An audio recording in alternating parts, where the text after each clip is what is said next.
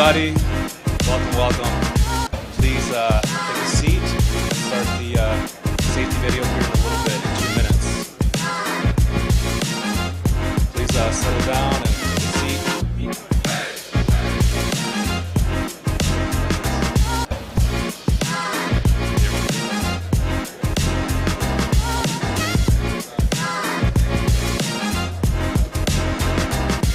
All right, the safety video will start here in a few seconds.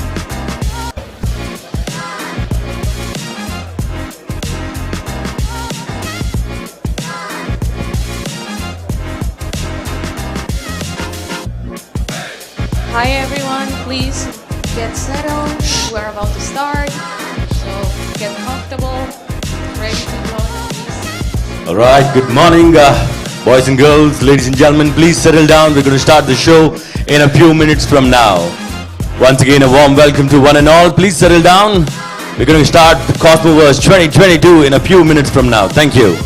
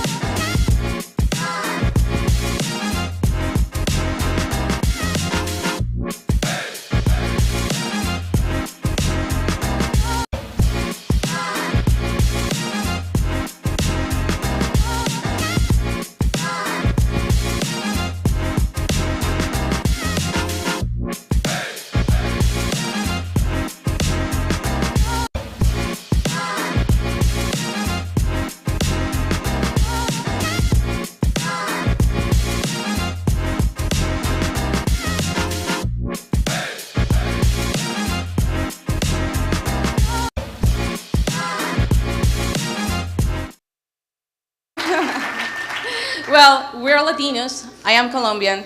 So I am happy to have you all here. I'm excited because every single time that we get together, we do magic. So imagine just the projects that we are going to create after this event.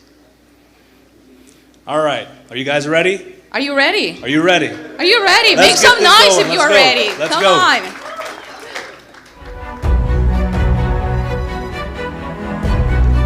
Let's do this.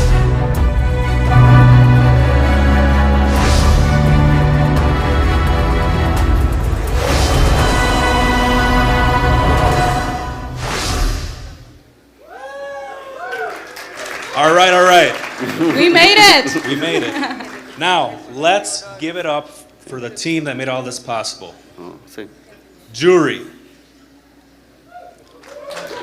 Some Fabian. applauses, please.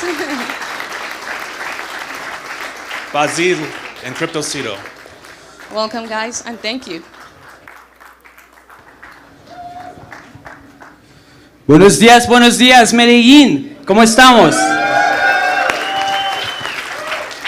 What is up? This is so surreal. You guys are all here. I appreciate it. We got... I'm shaking. I'm literally shaking. Yeah, it's all right. We're going to take you in the back. It's all right. We'll give you some water when this is done. Some guaro.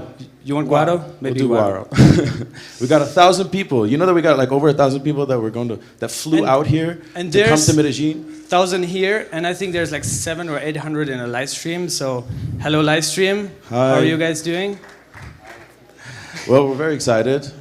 We got Yuri, Fabi, Michael, Cryptocito, and Basil, I guess. And, Yeah, and so, I mean, we started this less than a year ago, the first edition of Cosmoverse.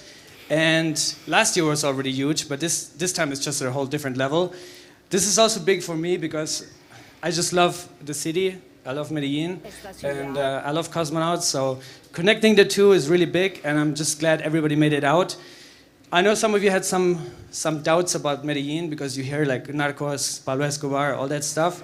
But now you're here, you have a good time. So enjoy the city, network the next week as much as you can. There's people from the mayor's office. I'm really glad that you guys are here from the city of Medellin. They will talk about the transformation of the city, how they managed to change it from the most violent place on earth to the software valley of Latin America. And big announcements. Obviously, everybody is looking forward for Atom 2.0. Who's looking forward for that? We got Zaki already lined up, so he will break the ice, and Ethan as well. But yeah, I'll let Yuri speak some words, and then Fabi as well. Yeah, and once again, thank you so much for traveling for like partially such a long time. We heard about people who flew in from Fiji, from Vietnam, from everywhere in the world. And I know traveling right now is kind of tricky. A lot of you guys experienced that they lost their luggages, and still you made it. Thank you so much. And with that, before we really kickstart this, today is a very, very special day. Not only because of Atom 2.0, but Dale. it's my best friend's birthday. Happy birthday, Fabio. Happy birthday, man. How old are you today? 24. Thank you so much.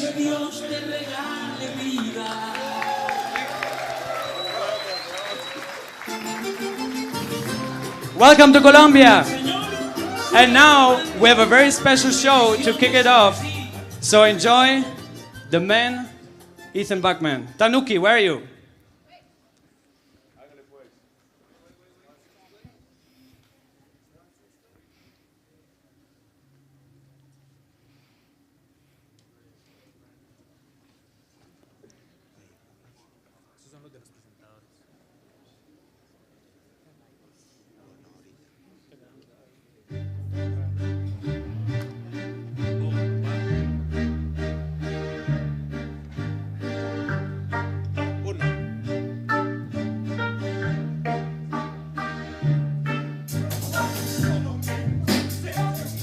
Low-key, working on what's all this wicked Cosmo thing? So clear that it's king, no fear, a bad king. More votes for Interchain. staking. Mad at me, cause we can finally afford to provide ourselves with crypto financing. Got a chain with some simple rules and it's all full of stake for the interchain security. Feel the cross-chain love with the Cosmos Hub and the Stargate breeze. Y'all think we wouldn't ship that new release? Crypto, please, you better bow down on both knees. Who do you think taught you about BFT? Who do you think brought you the IBC? Dave and Sonny, Chris Goes, Marco, Bez and Zaki, Jack said AMP, and the group that said interoperable sovereignty. Gave you a stack with a modular piece to assemble however you would. And when your gas usage wasn't looking too good, who's the team that freed you from solidity? Y'all better listen up closely. All you tokens that said we weren't cream of the crop, that Cosmos flop, y'all the reason that Tanuki ain't been getting no sleep. Build y'all, all of y'all, and if y'all don't like it, you can fork for free. Y'all can keep working on this with me and free the world from the fiat tyranny. Nowadays, every token wanna talk, they got some use case. Nothing shows up, tell you to buy the dip. Just a bunch of gibberish, motherfuckers act like Cosmos isn't great. Nowadays, every token wanna talk, they got some use case. Nothing shows up, tell you to buy the dip. Just a bunch of gibberish, and motherfuckers act like Cosmos isn't great. What do you say to someone building a chain? Anyone trying to build something today? Wanna resolve things in a sovereign way? Start building with the Cosmos SDK. One day I was walking by at a hackathon when I called a guy give me an awkward eye, so I just showed him how to rock the ABCI. I don't give a fuck if it's in Go or not. What's hardest for me is that EVM call when I'm flash loan jacked right next to a humongous stack of brand new yield bombs. Hopping out from getting rug pull wrecked, trying to shrug it off. Uniswap 2 shit called to ruin. I'ma mine you until this airdrop heroin rainfall stops. And when it all came through, who was left with the chains of the IBC gang? With a sovereign heart, each doing its part. You know the interrupt thing? So from here on out, we sing a Cosmos tune. Cosmoverse today, Adam 2.0 soon. We still focused enough to ship a Cosmos up that'll take us to the roof. Cosmos IBC. Hotter than a fat diva treasury. A gang of interchain friends with an airdrop cup when new chains stand up to cement a legacy. Cos Muhammad, Bitcoin, Jazestein. Sorry, Doc, but we've been crazy. We decentralized the whole gang, see? And you're not gonna make it, Samani. Nowadays, every token wanna talk, they got some use case. And nothing shows up, tell you to buy the dip. Just a bunch of gibberish and motherfuckers act like Cosmos isn't great. Nowadays, every token wanna talk, they got some use case. Nothing shows up, tell you to buy the dip. Just a bunch of gibberish and motherfuckers act like Cosmos isn't. If it was up to me, you motherfuckers would stop speculating with your alpha leak, looking at me like it's some VC. But you know all I care about is local currency. Now that we got some more company, everybody wants IBC to connect seamlessly. It's all about sovereignty, celebrating in Medellin. Told them all them little blockchains who you think help mold them all. Now you wanna run around talking about fees like you ain't got none. Can't you think long term at all? We about to lift off. Now all I get is hate mail all day saying value captures off what? We don't seek rent, we build with intent. Whatever's most valuable, I ain't having that. This is the millennium of atom stacks. There's a whole Cosmos hidden up to bat. Give me one more tungsten plaque and drive off in your Cadillac. So where's all the hype developers at? It's a new world full of meta crap, and all you savage Chaz know it's time to stack your raps and get validating Cosmos apps. Nowadays, every token wanna talk, they got some use case. Nothing shows up to you to buy the dip. Just a bunch of gibberish and motherfuckers act like Cosmos isn't great. Nowadays, every token wanna talk like they got some use case. Nothing shows up, tell you to buy the dip. Just a bunch of gibberish and motherfuckers act like Cosmos isn't great. Nowadays, every token wanna talk like they got some use case. Nothing shows up, tell you to buy the dip. Just a bunch of gibberish and motherfuckers act like Cosmos isn't great. Yeah. Woo! Cosmoverse! Yeah!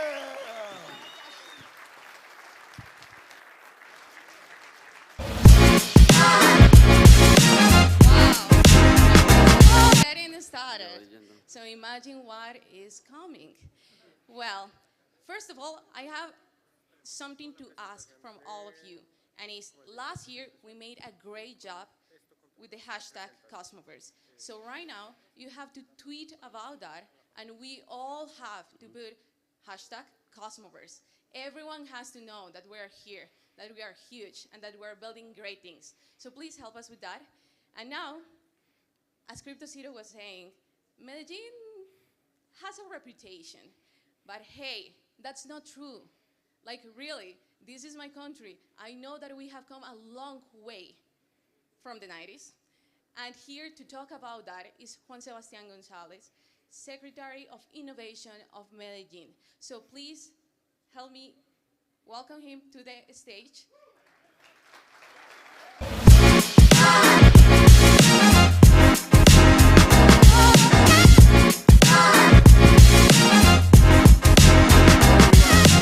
Thank you very much for being here today. Thank you very much for the organizers. This is an amazing event. Thank you very much for coming to my city, Medellin. I used to live in Ireland, in Europe, for many years. I was very happy and amazing country. It was like the Silicon Valley of Europe. I am a software developer. Don't think that I am here a politician. I'm going to talk about politics. No, I am a software developer. This is my passion. And I want to let you know about the real Medellin, because Medellin is not just the history of Pablo Escobar. Medellin is about the Silicon Valley of Latin America. And the only risk that you have here in Medellin is willing to stay. So my invitation for you guys is not just come to visit, come to stay here. This is an amazing place. I'm back here in Colombia because in Ireland it was very cold the whole year. It was raining all the time. Here in Medellin, we have the best weather in the world, which is very important. So if you guys, many of you guys probably work remotely, you can work remotely for your companies from Medellin. It's an amazing place. I'm gonna tell you the story of how Medellin passed from being the most violent cities in the world during the 90s to being today one of the most innovative cities in the world. Medellin is a city located in the north center of Colombia. It is the capital of Antioquia department. It has 2.5 million people, 4 million considering the metropolitan area. It has a very difficult geography. When you come from the airport, you see Medellin is a valley. It's surrounded by mountains. And there is the river Aburrá, which is crossing the city from the south to the north. It's really a complex region. Actually, at the beginning, people thought that Medellin was not a viable place to live because of the geography. But here we got 4 million people. Medellin started growing in a very disorganized way. Without proper urban planning, it started growing from the center of the valley. And it was even worse during the Civil War of the 1940s. From 1940 to 1960, there was a civil war here in Colombia between the political parties, Liberal and Conservador. 300,000 people died in Colombia. And this caused the migration of several people from the countryside to the main cities. In Medellin, many people came to the city from the same department, from Antioquia, but they were treated in the city as migrants. So the people already living in the city, the rich people, moved the migrants that were actually from the same region, Antioquia, to the north of the city and to the top of the hills, where there were no access to proper public services like health, education, transportation. They didn't have access to proper employment. So this caused that in the city they were creating sort of mini cities, rich mini cities and poor mini cities. The rich cities had access to public services, to employment, while the poor mini cities didn't have access to education, to transportation, to health. This caused that these mini cities started seeing each other like enemies. They thought they were part of different countries while they were all in the same city, Medellin. This social gap that was created between these mini cities caused the worst crisis of Medellin in the whole history during the 1991. Medellin was the most violent city in the whole world. 7,000 people died in that year. This is around 20 people per day.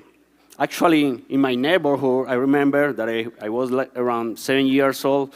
10 people were killed because there was a sort of group that was cleaning the city, killing people that were just smoking, for example, any drug.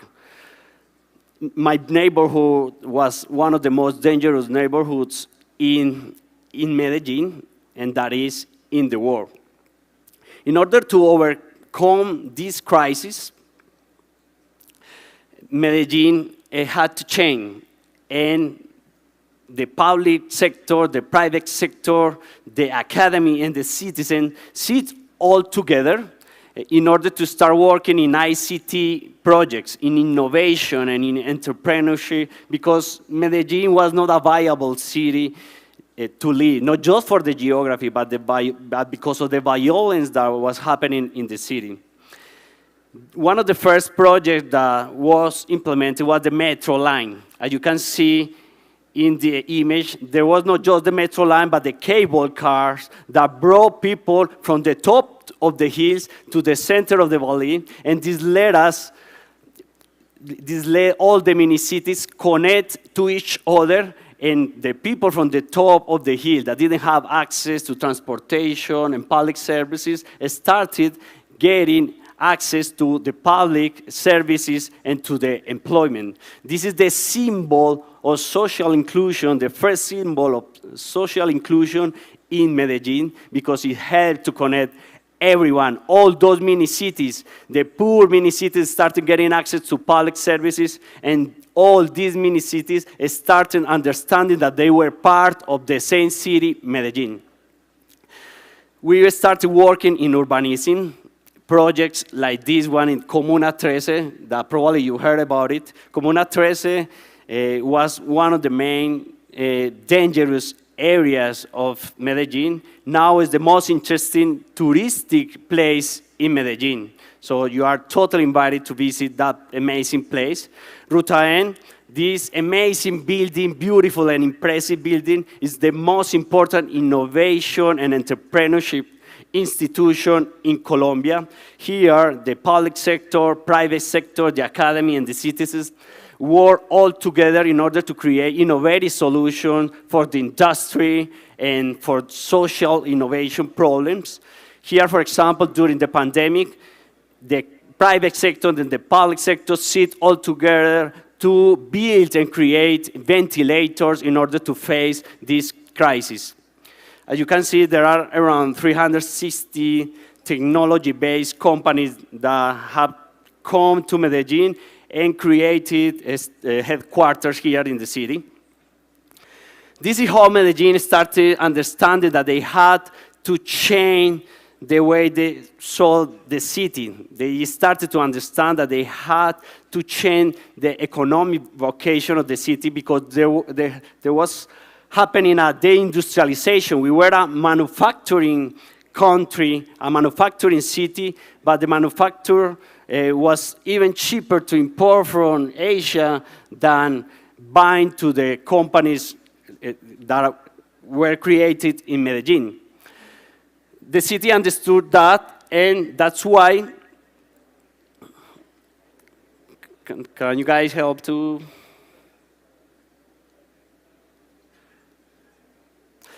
That's why the city elected a software developer as the mayor of the city. Daniel Quintero has been the youngest mayor of the city in the whole history. He's a software developer, and I am a software developer as well. He selected me to lead the Digital Innovation Secretary, which was created in 2020. It's a new secretary, and the main objective of this secretary is to help in the digital transformation of the government, but in the digital transformation of the territory.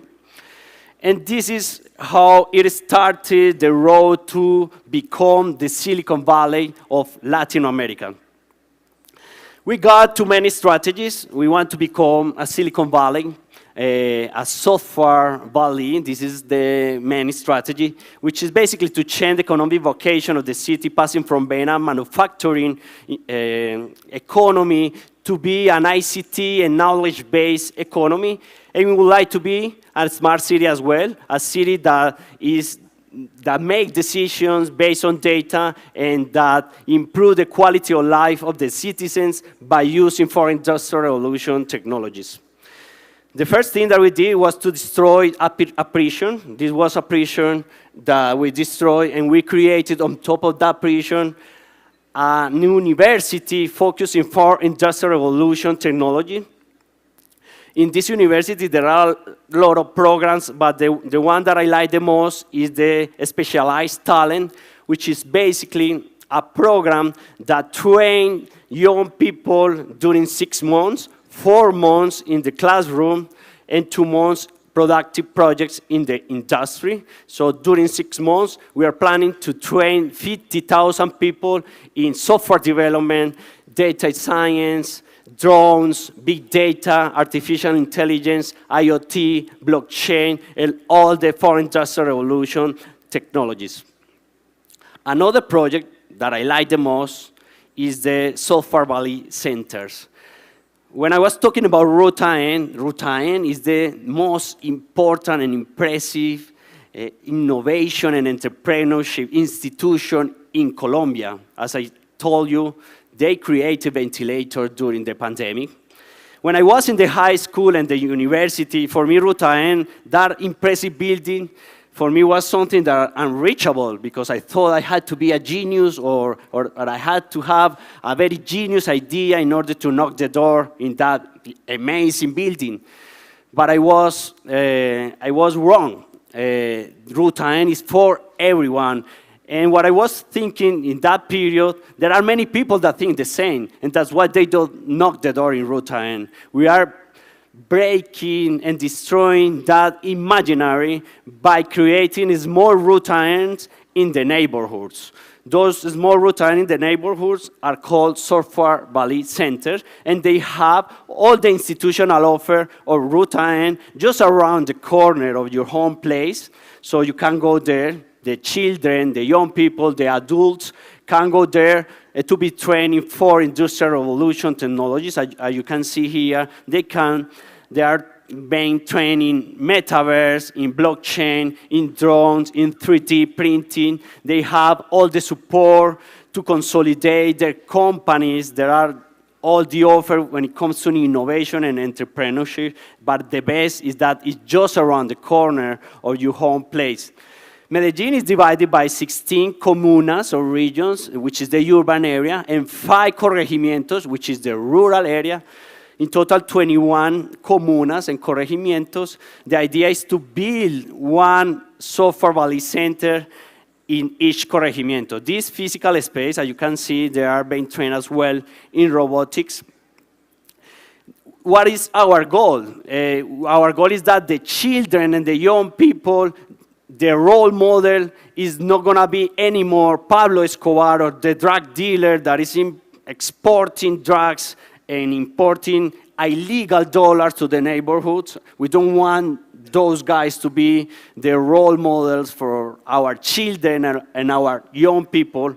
We want the role models to be the software developer, the young people that go to these Software Valley Centers to study software development, data science, and start exporting services abroad, importing legal dollars, and being the richest people in the neighborhoods. We want those to be the role models for our children and our young people. We are giving 200,000 computers to the most vulnerable education institutions in the city, 200,000 computers. And apart from this, we are giving digital culture with courses, training.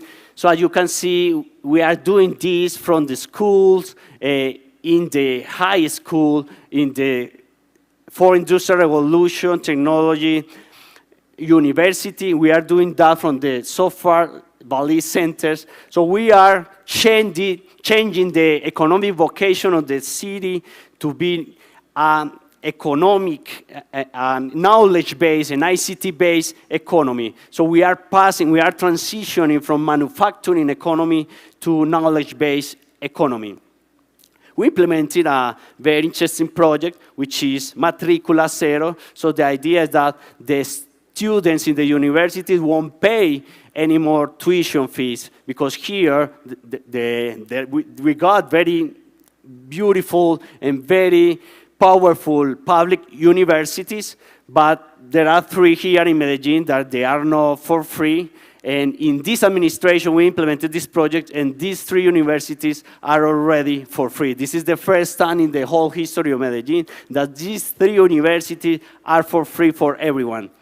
We are implementing an innovation district, which is basically to create innovation nodes specialized in different topics, for example, circular economy, health, GovTech, climate change. And the idea with this node is to bring together the public sector, the private sector, the citizen, and the research groups in order for them to create innovative solutions for the smart city problem that we got in the city. So the idea is to start creating an ecosystem of innovation in the city. And this is the root of the future Silicon Valley that is gonna be Medellin.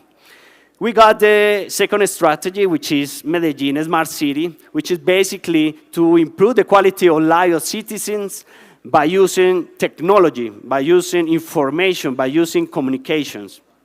These are all the technologies that we are using in the city in order to improve the quality of life of our citizens. This is how we conceive a smart city.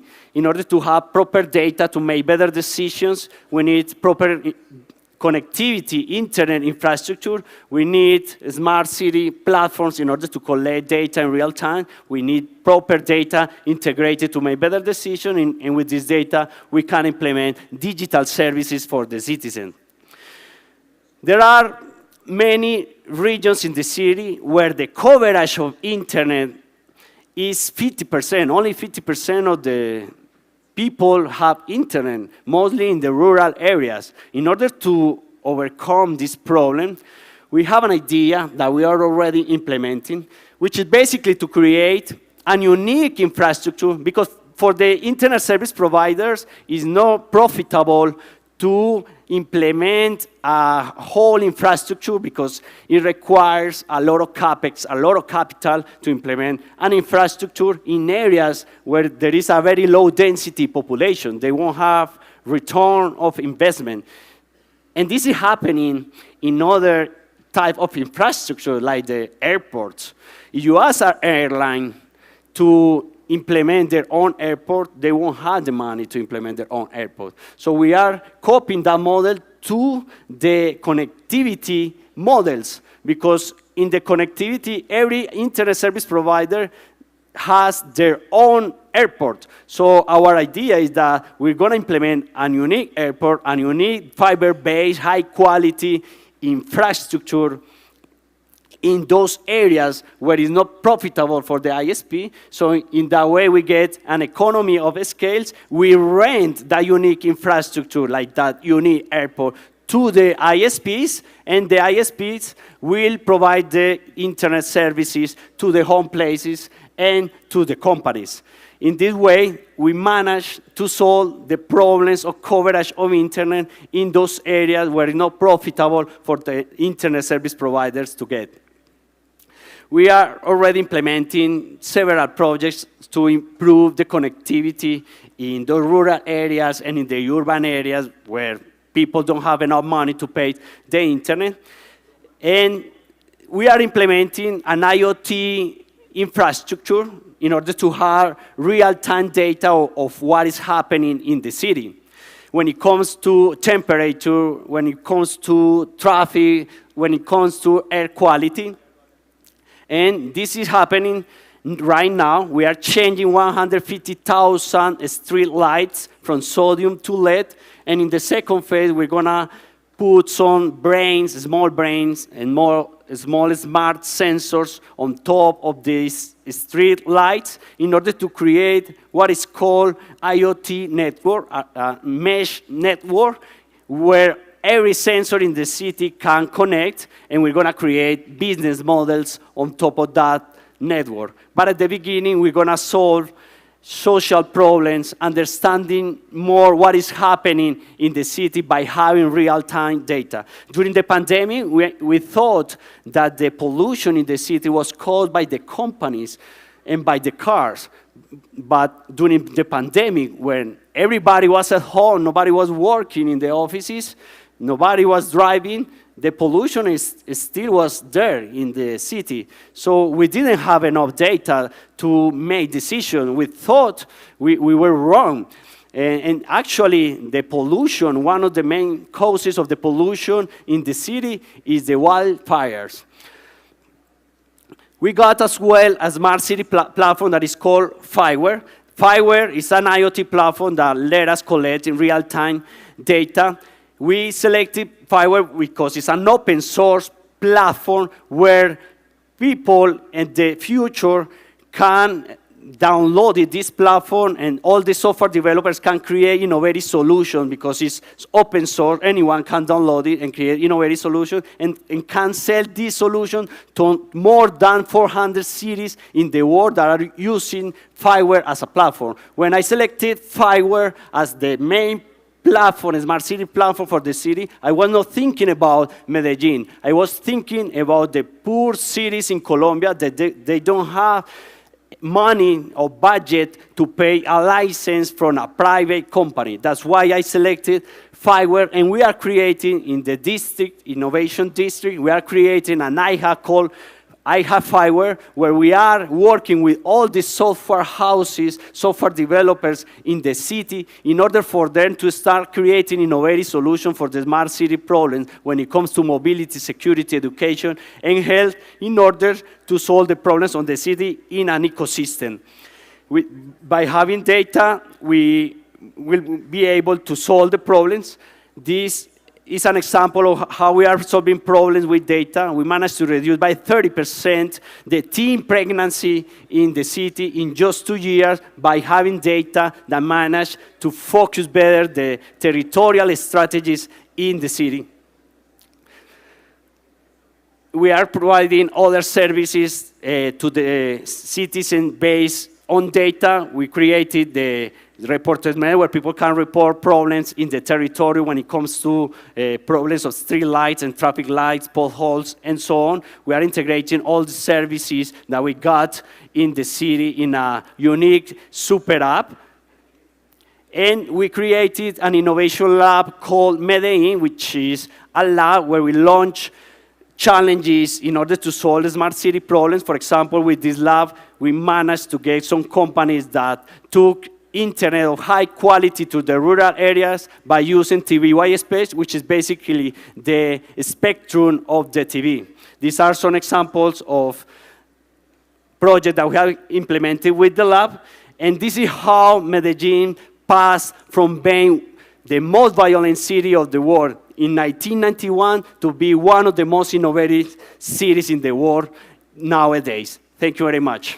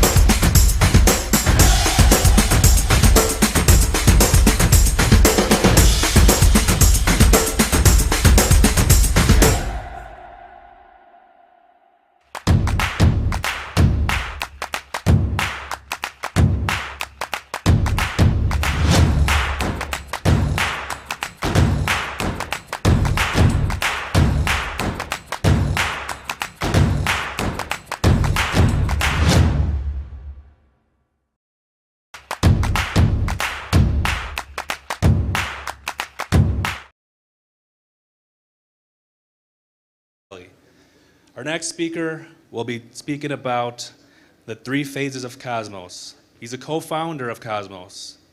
Everybody put your hands together for Ethan Buchman. All right. Wow, look at this. Awesome. This is amazing. Cosmoverse! Yeah! Woo!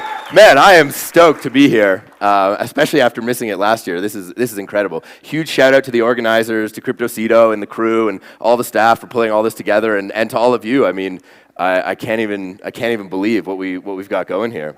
Do I have slides?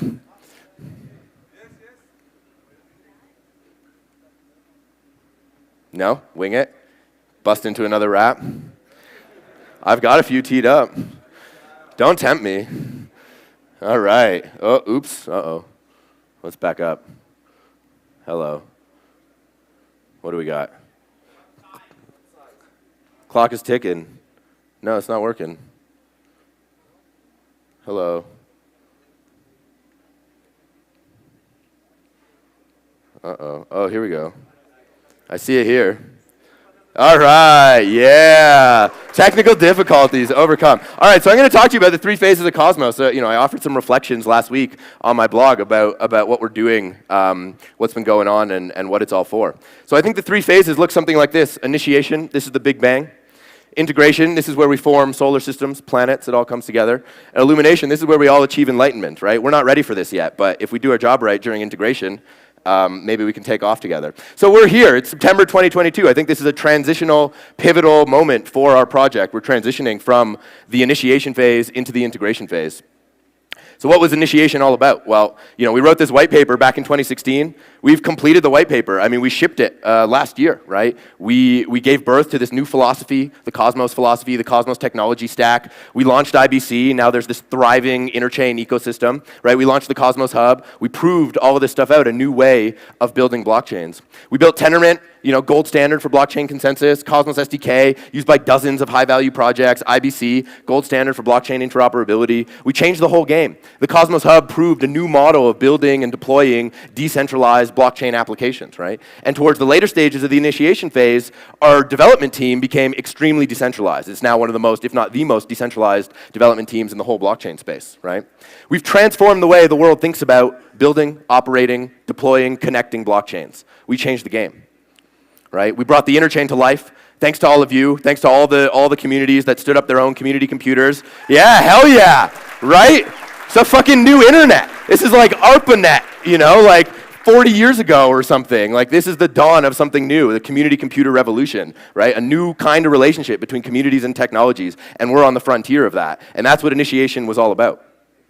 Cosmos, we're in a league of its own. I mean, of our own. Like, is there any other ecosystem like this? I don't think so. We're not competing with other blockchains. Other blockchains are out there battling for adoption. Cosmos is a struggle for self-expression. Sovereignty, interoperability, we say it all the fucking time, right? We're not competing with other blockchains. We're competing with legacy institutions of political economic expression. These institutions are thousands of years old, right? We can't be naive enough to think we're just going to change them on a whim like that. This is a long-term project, right? And we can't pretend we know exactly what needs to be done. We don't. These are complex institutions. But we're going to learn, we're going to move slowly, and we're going to upgrade the whole institutional structure of the world for better sustainability. That's what this is all about. All right. That's the past. Now we're entering integration. What are the tasks ahead of us in integration, right? I think at a high level, we have 3 broad things, and this is what we're going to talk about in the rest of this talk. First, better social coordination for public goods and for building institutions. Second, we need a strong Cosmos Hub. And third, we need to prepare together for illumination, which requires us to mature our understandings of political economy, trust, the promises we make, money, and so on. So let's dive into it. Better social coordination. So as I mentioned, we've had a extremely decentralized development team, massively growing, rapidly growing ecosystem. We have far outpaced the capacity of the institutions that we set up during the initiation phase to keep up and to steward things, right? One such institution is the ICF, the Interchain Foundation, the nonprofit we all know and love, right? And I've been leading, the ICF has a mission to be a long-term institution, to be around for the long term, has a mission to steward a secure, scalable, sustainable interchain supported and bootstrapped by the Cosmos Hub. And I've been leading an effort to professionalize and upgrade the structures of the ICF to make it more transparent, more operationally resilient, to bring in more community engagement, to work with the broader community. And I'm proud to announce we are setting up a new top-level governance body at the ICF called the Technical Advisory Board. It's going to be chaired by my good colleague, good friend, Zaki Manian here, who you're going to hear from very soon.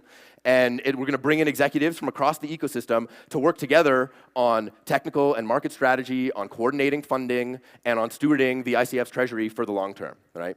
And this is all about the public goods we're developing together, right? The Cosmos Hub community, the Atom community has funded a huge amount of public goods that have created all this value for the whole ecosystem, right? And the time has come now during the integration phase to expand that table, to bring in additional communities to come in and to support, to add resources, to support the strategy and the funding of these public goods so that we can work together for the long term, right? To build really sustainable, resilient, decentralized technologies to make all of this, to take us all to the next level.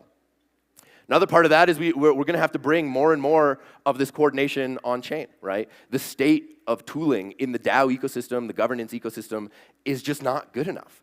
And I don't know about you, but I don't feel like we can trust the other blockchain communities to take care of it. This is something Cosmos is going to have to do, because who else is going to do it, right? I mean, just like we transformed how we build blockchains, we're going to have to transform how we do governments, how we build organizations.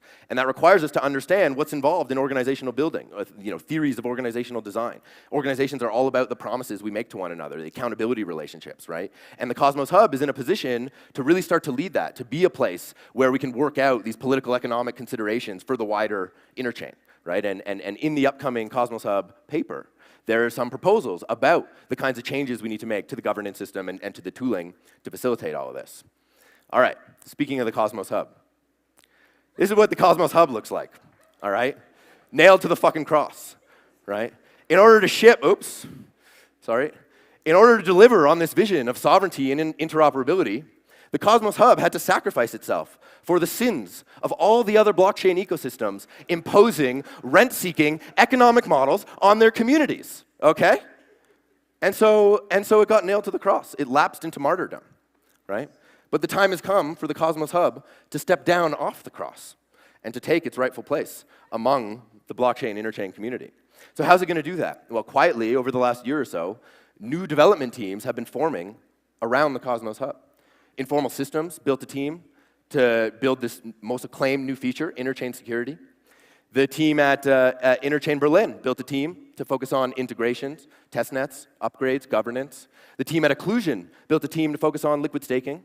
And together, we've excited new development, renewed velocity around the Cosmos Hub, and more teams coming together, Haifa and Strangelove and many more, and we're inviting a broad contributor set to work together to take the Cosmos Hub to the next level. Part of that has been the development of two key new features that are going to change the game for the Cosmos Hub. Informal Systems built interchain security, and Occlusion built liquid staking.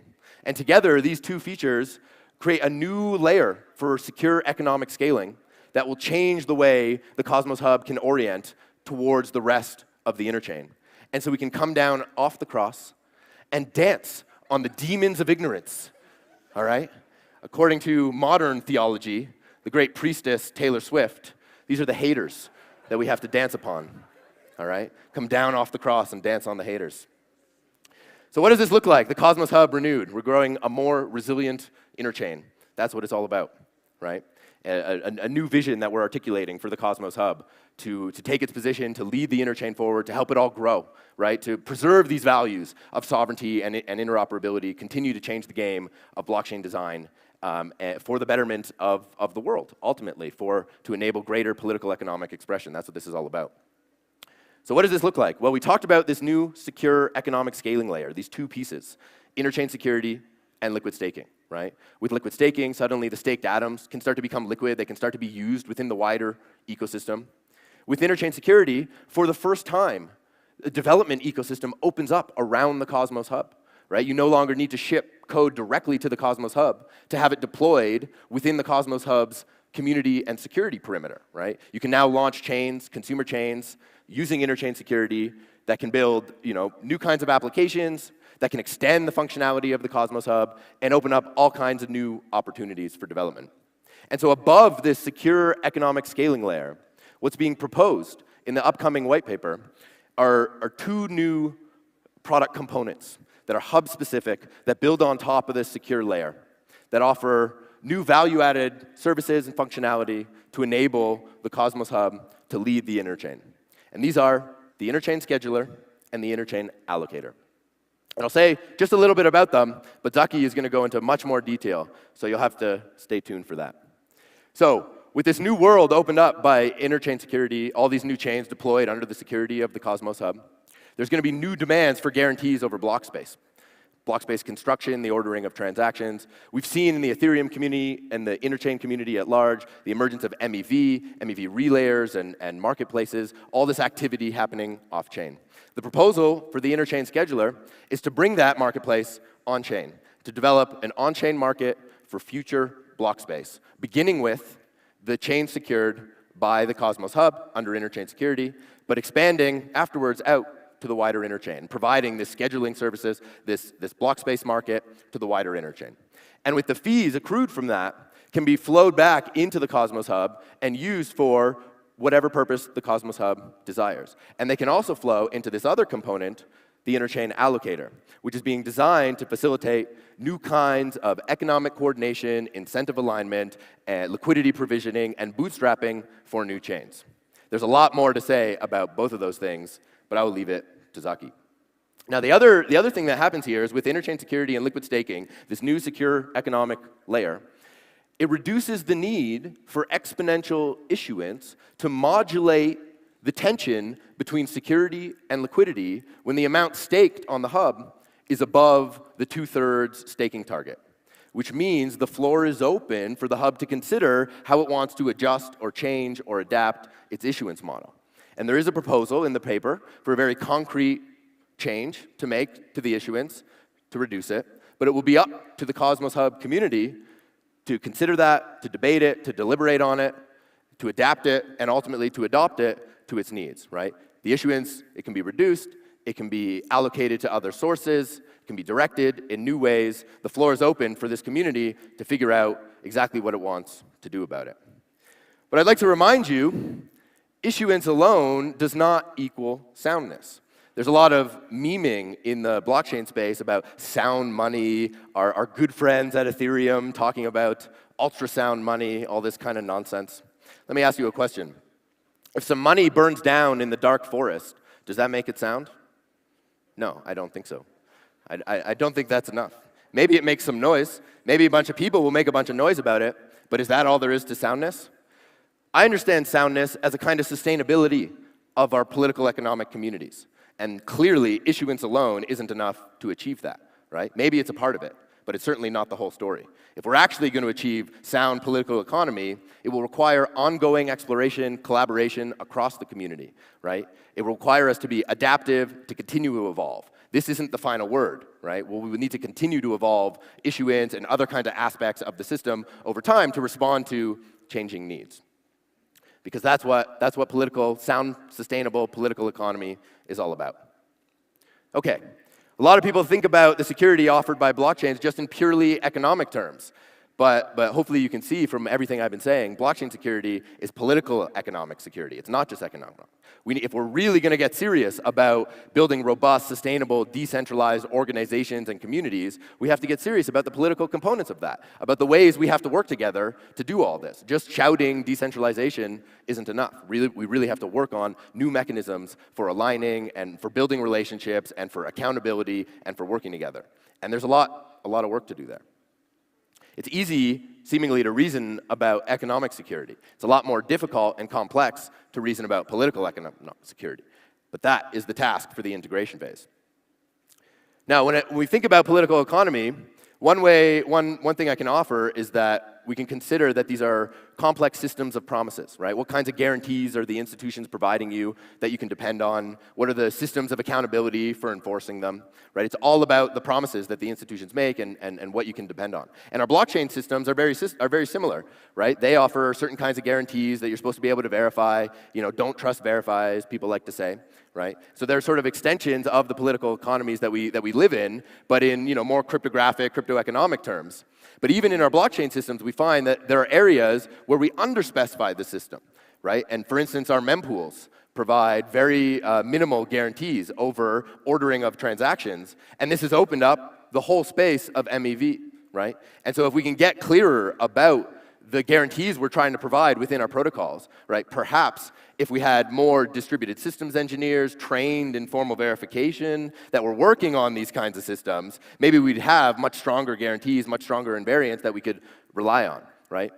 And that's what thinking about promises is all about, the invariants that you're offering, right? But this is not just about our blockchains, our societies, it's also about our organizations, right? Organizations can be understood as systems of promises. And at our own organization, Informal Systems, we've been developing a language for talking about promise-making, accountability that allows us to iterate and understand our expectations, our shared consensual expectations that we're all operating under, right? We put up a guide, workflow.informal.systems, and I think a big part of the integration phase is adopting language like this and using it to better coordinate, better align our expectations and our promises to one each other so that we can actually build great things.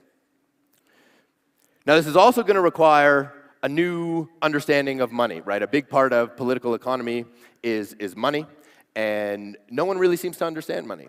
And I've been trying. I don't understand it yet, but we're getting somewhere. And at Informal, we're taking a new approach to understanding money that also rests in promise-making, right? You understand money as a system of promises that weaves together communities, right? And allows them to express obligations to each other and other kinds of promises. And we're looking at where those promises occur within the broader economy. And we're calling this approach collaborative finance, CoFi, right? Moving away from DeFi, decentralized finance. It's not just about decentralization, it's about collaboration and community. And we believe this new approach, it will be the foundation for future political economies that will be much more sustainable, and that beginning with Cosmos and the Cosmos Hub, we can work towards by really taking seriously this process of integration and understanding the promises we're making to each other and how we need to evolve this together.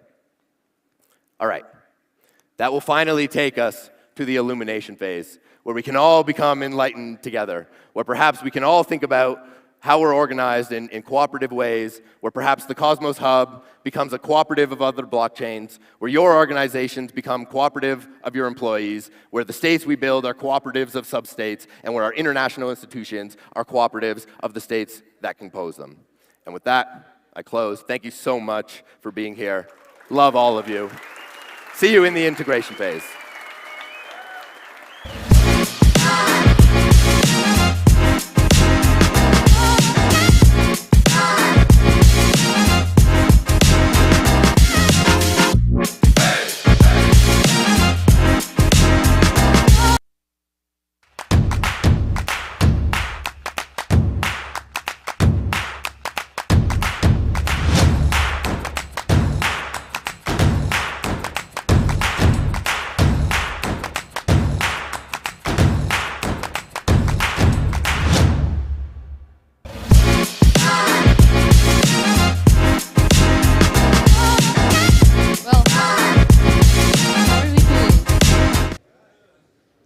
Nice. Oh, wow, this is still full. This is great.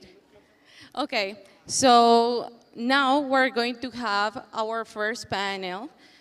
We have Jehan, and we have Billy, and now we have Danku as moderator. So please help me with a big applause for our first panel.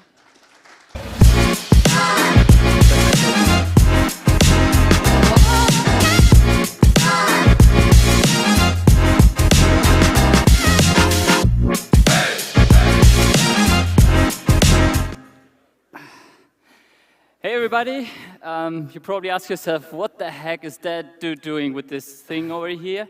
And well, I had the pleasure to talk to both gentlemen yesterday, and we were at the bar, and they said, you know what, we need a good time, so they ordered some whiskey. And for me, it's great. Usually when I do podcasts, I don't see the people, right? I need to get the alpha by making you feel comfortable. But I can make you make drunk right now, so that's the easier way, right? So both of you, please get one. There you go. Thank you. There you go. Thank you. Cheers, everyone. But then I thought we were in Medellin, and he was talking about that the city is changing, and now I'm giving you alcohol. Maybe not the best, but hey, we'll see. Great, so let's talk about interchain security, right? That's what we heard earlier from Ethan. It's right now one of the interesting topics that we see out there. And maybe for everybody, it's easier to understand if we start with an Eli 5 take. Jehan, can you maybe try to explain it? Like, Eli 5, what is interchain security? Yeah, so interchain security basically allows the Cosmos hub to run many blockchains in parallel, all with the same security attributes. So they're secured by the validator set of the Cosmos hub, but they're individual blockchains. They're on their own release cycles, and they run in parallel. Okay. That's kind of the ELI 5, but if you were like maybe 12 years old, the ELI 12, I like to think of it as really like validator set replication. So you take the validator set of the Cosmos hub, use IBC to send that set to other blockchains so that they don't need to have their own staking token, they don't need to have their own validator set. It's the same people as the Cosmos hub and the same security as Atom. Cool. Why is this now a game changer? So what is so special about it? Well, first of all, it allows for much greater scalability. So you have the ability for one blockchain to scale by running in parallel, and it also allows for different teams to build different chains with different release cycles, and they're all able to coexist within one kind of shared security zone.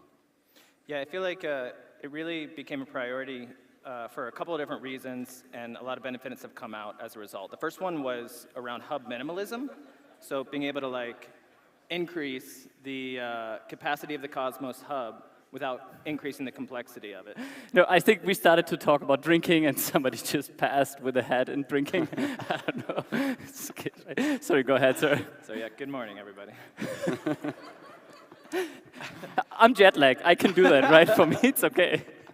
And so you're able to really turn the Cosmos hub into this multi-threaded blockchain that has a bunch of different actions, utilities, features, without putting it all onto a single blockchain. So that's already beneficial to expand and scale the Cosmos hub. But what comes out of that is this offering for other blockchains that aren't necessarily features that would be on the hub natively. They're able to offer the security of the hub to do the same thing, but for completely new blockchains. And so it really just expands the scope of possibilities with launching secure, decentralized networks.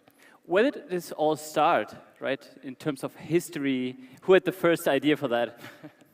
It's been, people have been talking about interchain security for much longer than I've been working on it personally. I think there's ideas about it from Jay as far back as 2016 or something like that. But we really saw it reprioritized and picked up at the end of 2020, I think, coming around for what is the future direction of the hub. It was really hard to decide what goes on to the hub. And a way to sort of make everybody happy is to keep this hub minimalism story, where the hub is very lean, mean, block-producing machine, and push the innovation out onto these new blockchains that are secured in the same way. And so you're able to have the best of both worlds. Yeah, so we have a bunch of blockchains that are going to be launching with interchain security that are separate projects with their own, their own teams, and it's kind of people who would maybe launch a smart contract or a sovereign app chain on Cosmos, but instead they've decided for their applications they want the highest possible security. So two of them I can mention are Quicksilver and Neutron. Quicksilver is liquid staking, you've probably heard of them. And Neutron is creating a smart contract zone of their own, which is secured by the hub. But then also, in Ethan's talk there, he was talking about the new stuff in Atom 2.0, and most of those features are going to be developed as consumer chains as well. And that's really going to allow the hub to add stuff more quickly, iterate more quickly, because each feature can be tested independently, it can be deployed independently, but with the same security as if it was directly on the hub. Yeah. Can you maybe help me also to understand the different companies that are right now working on this, right? Informal, how is it connected to the Cosmos Hub itself? Maybe you can quickly start and give some insights there so everybody understands it for the involvement.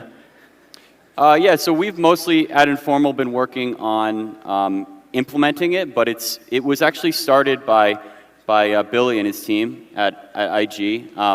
Aditya, who's on the IBC team, actually wrote the first version of it. So we picked it up, and we've been filling in over the past year, filling in all the gaps and testing it very heavily, which continues. And we've been also working in collaboration with Billy and Sam on business development, and yeah.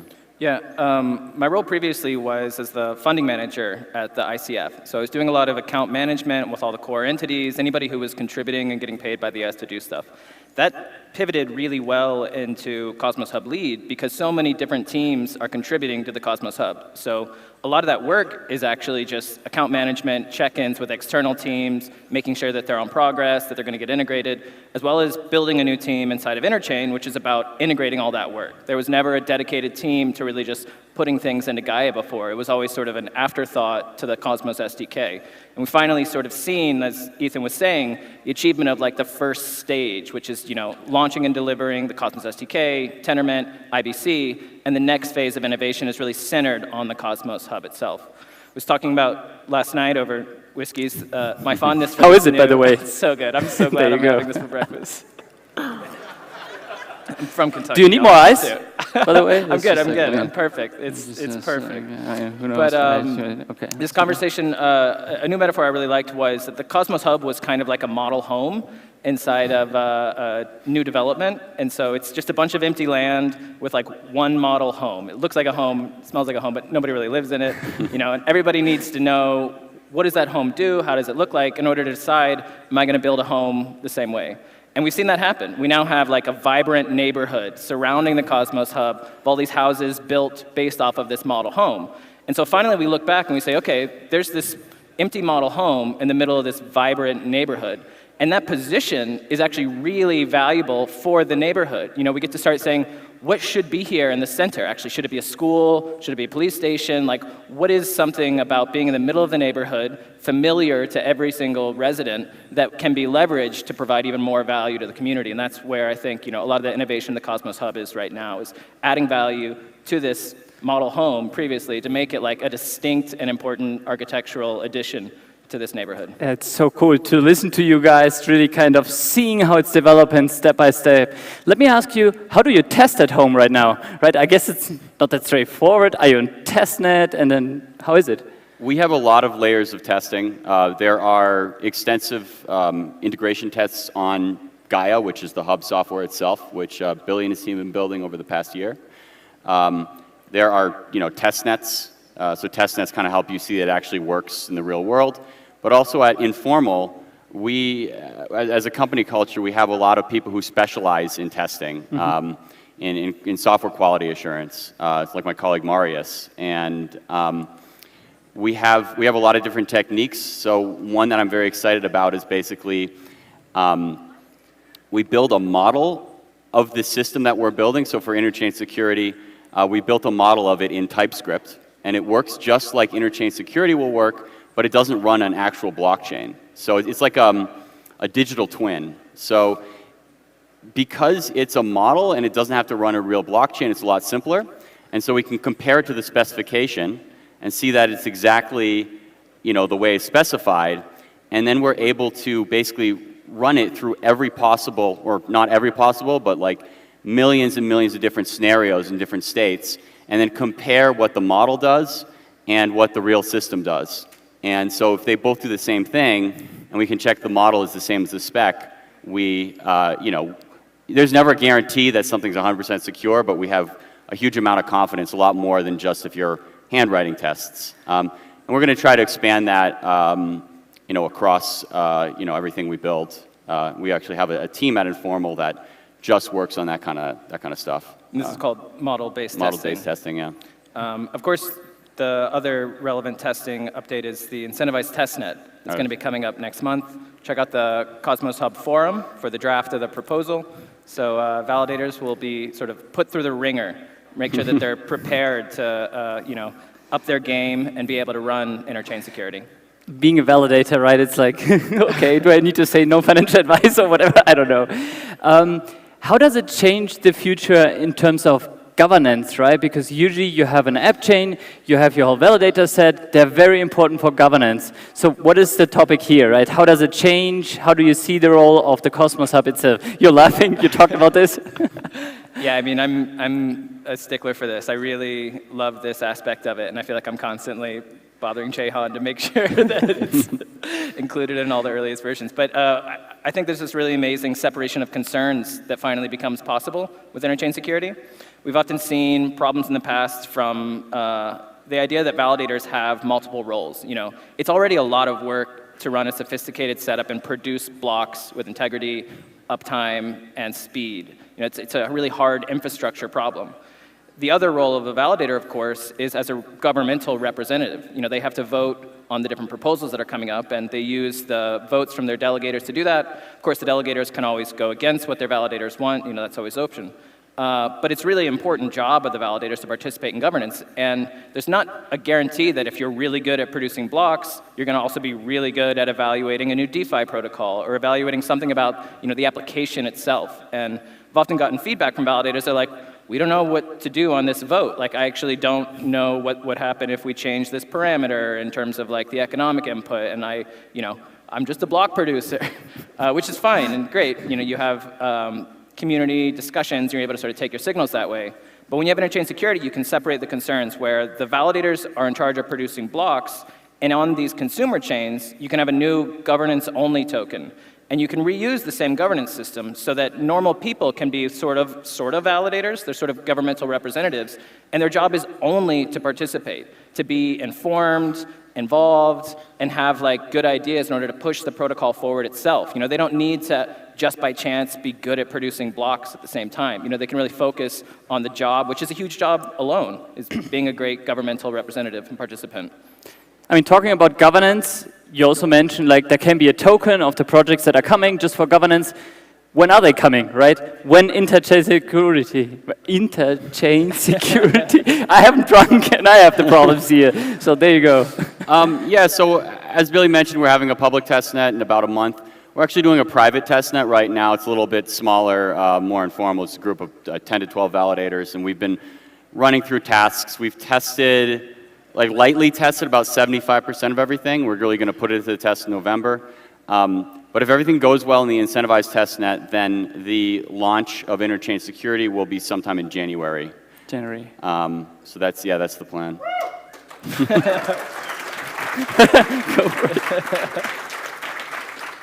So, interchain security, version 1. What's next?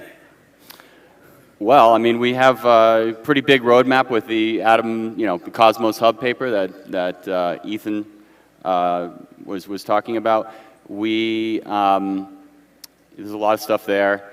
So we're kind of deciding, at Informal, this is like not specifically the Cosmos Hub, but we're kind of deciding what we want to focus on, because there's a lot of different pieces, but there's all that good stuff.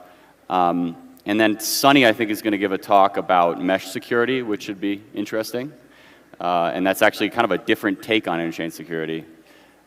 So if that works out well, we might add that as well.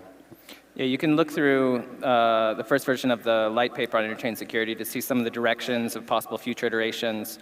Even within those, there's variations. There's a lot of sort of possible exploration space there. We're definitely going to prioritize making sure that the initial and simplest version, which has a lot of mileage and a lot of work to do, is able to be sort of fully leveraged and utilized, and that's really just focusing on expanding the capabilities of the hub and providing security in the sort of most straightforward, full validator set kind of way. We've used the term V2 and V3 to talk about variations of that are potentially possible in the future.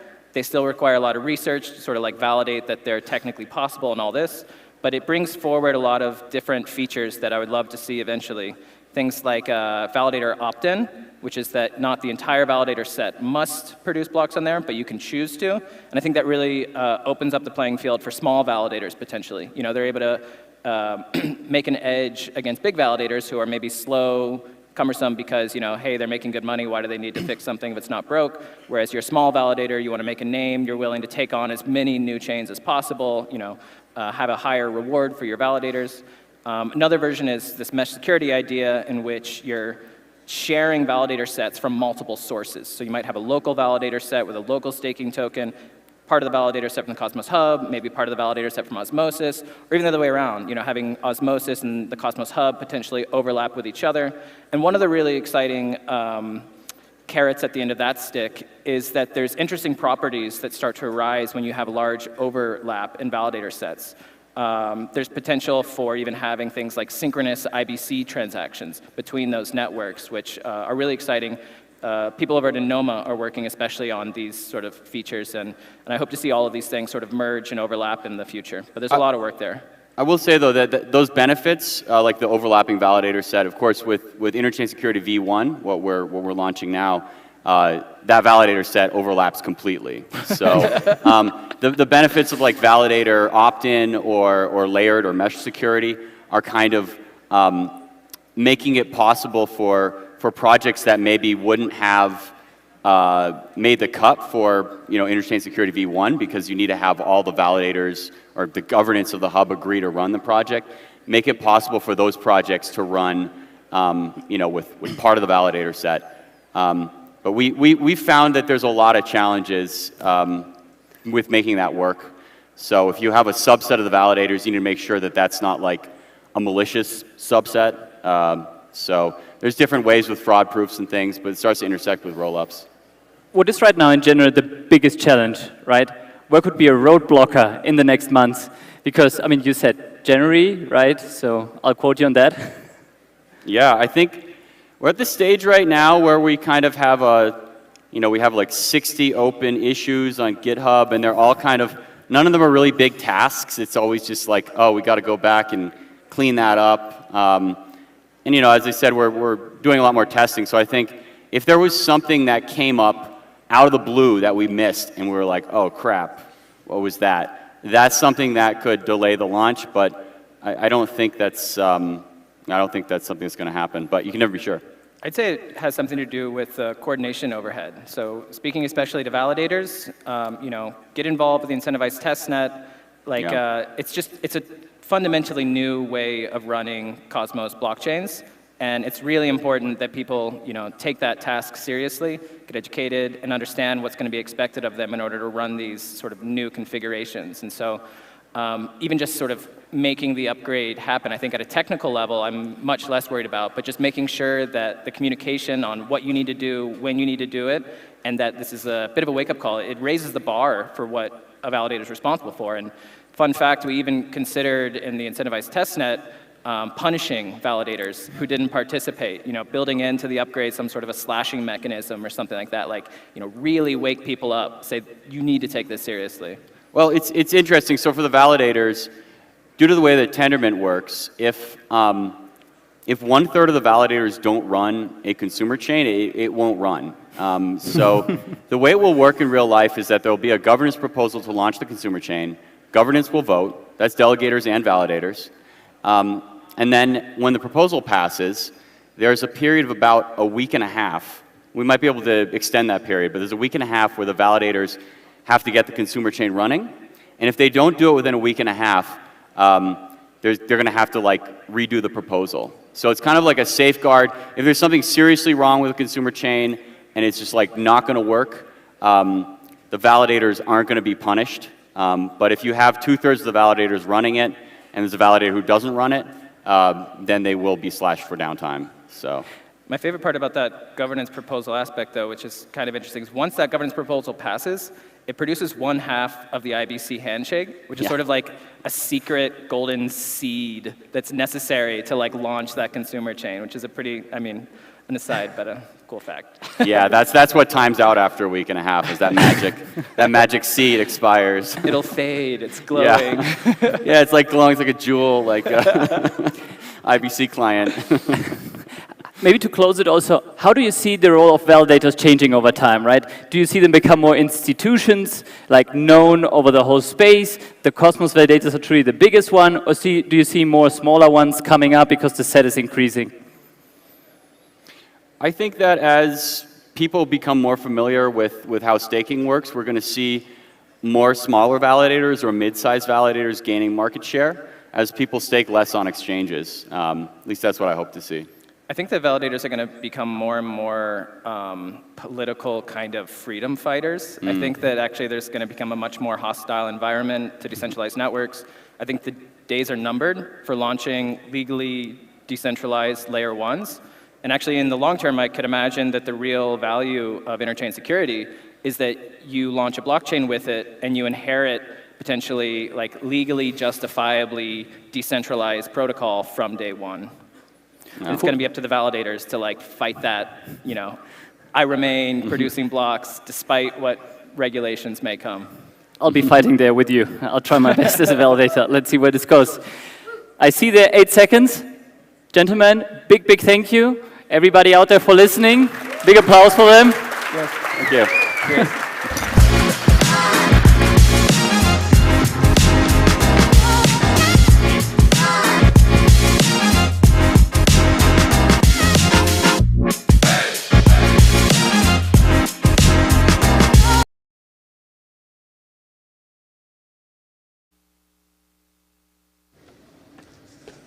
Thank you very much, Danku, for that awesome panel.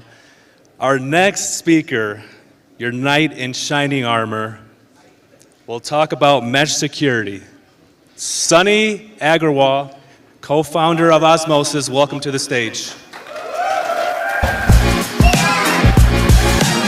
Thank you.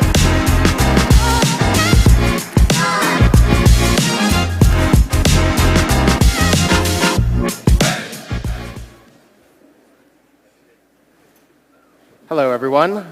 I hope you guys can hear me. My name is Sunny Aggarwal. I'm one of the co-founders of Osmosis. But you might be wondering why I'm wearing chainmail.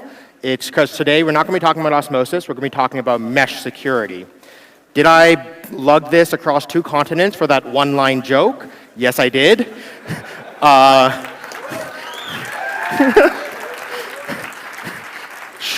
Should I have practiced giving a 30-minute talk wearing a 40-pound suit of armor? Probably.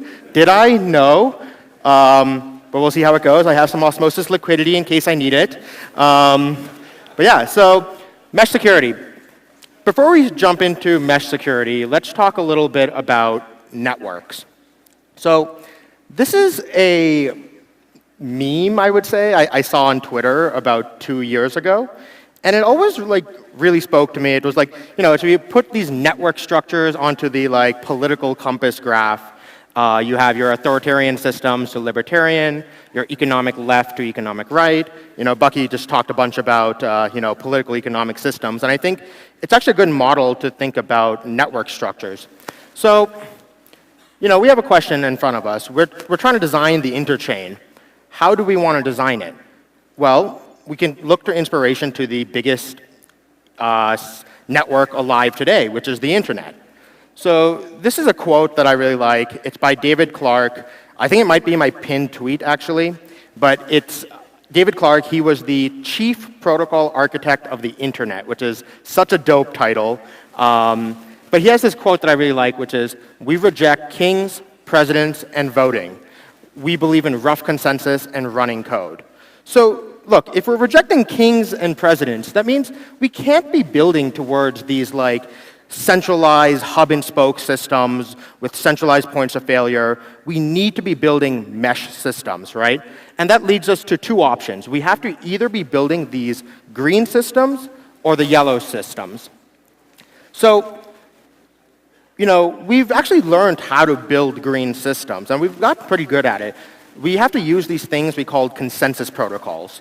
And we've invented a couple of consensus protocols over the, millennia, some more recent, like Tendermint BFT consensus, some older, like democracy. But the thing is, these green systems don't scale very well. They require n-squared communication. So, anyone who's familiar with the Tendermint consensus protocol understands this. democracy, you know, when I'm talking about democracy, I mean like true democracy. This is from a picture from the canton of Appenzell-Innerrhoden in Switzerland, where they do open air democracy like 4 times a year. And how they solve the n-squared communication problem is they have a synchronous communication system, which is line of sight, right? But this doesn't scale. And we knew this when we were designing Cosmos, that this doesn't scale. So how did we account for this? We knew we wanted green systems of local sovereignty, but we needed a way to have these interoperate and scale. And so we basically invented this thing called IBC, a system to allow green subsystems to talk to each other. And it works. But now we're left with the question, what is the meta topology of the system going to look like? You know, is it going to be this red hub and spoke system? I don't think so, right? Like, I mean, if it is, you know, this is what Polkadot is building with their parachains. Ethereum is building this with their rollups. If we just end up recreating this in Cosmos, I think the entire Cosmos experiment was like a waste of time. We didn't really accomplish anything. We need to be building mesh systems. So, okay, maybe we end up building a green system, right? You know, there's this crazy idea, can we run Tendermint consensus over IBC? And we have this like meta Tendermint. And I think it could work. This is a bad mic. Okay.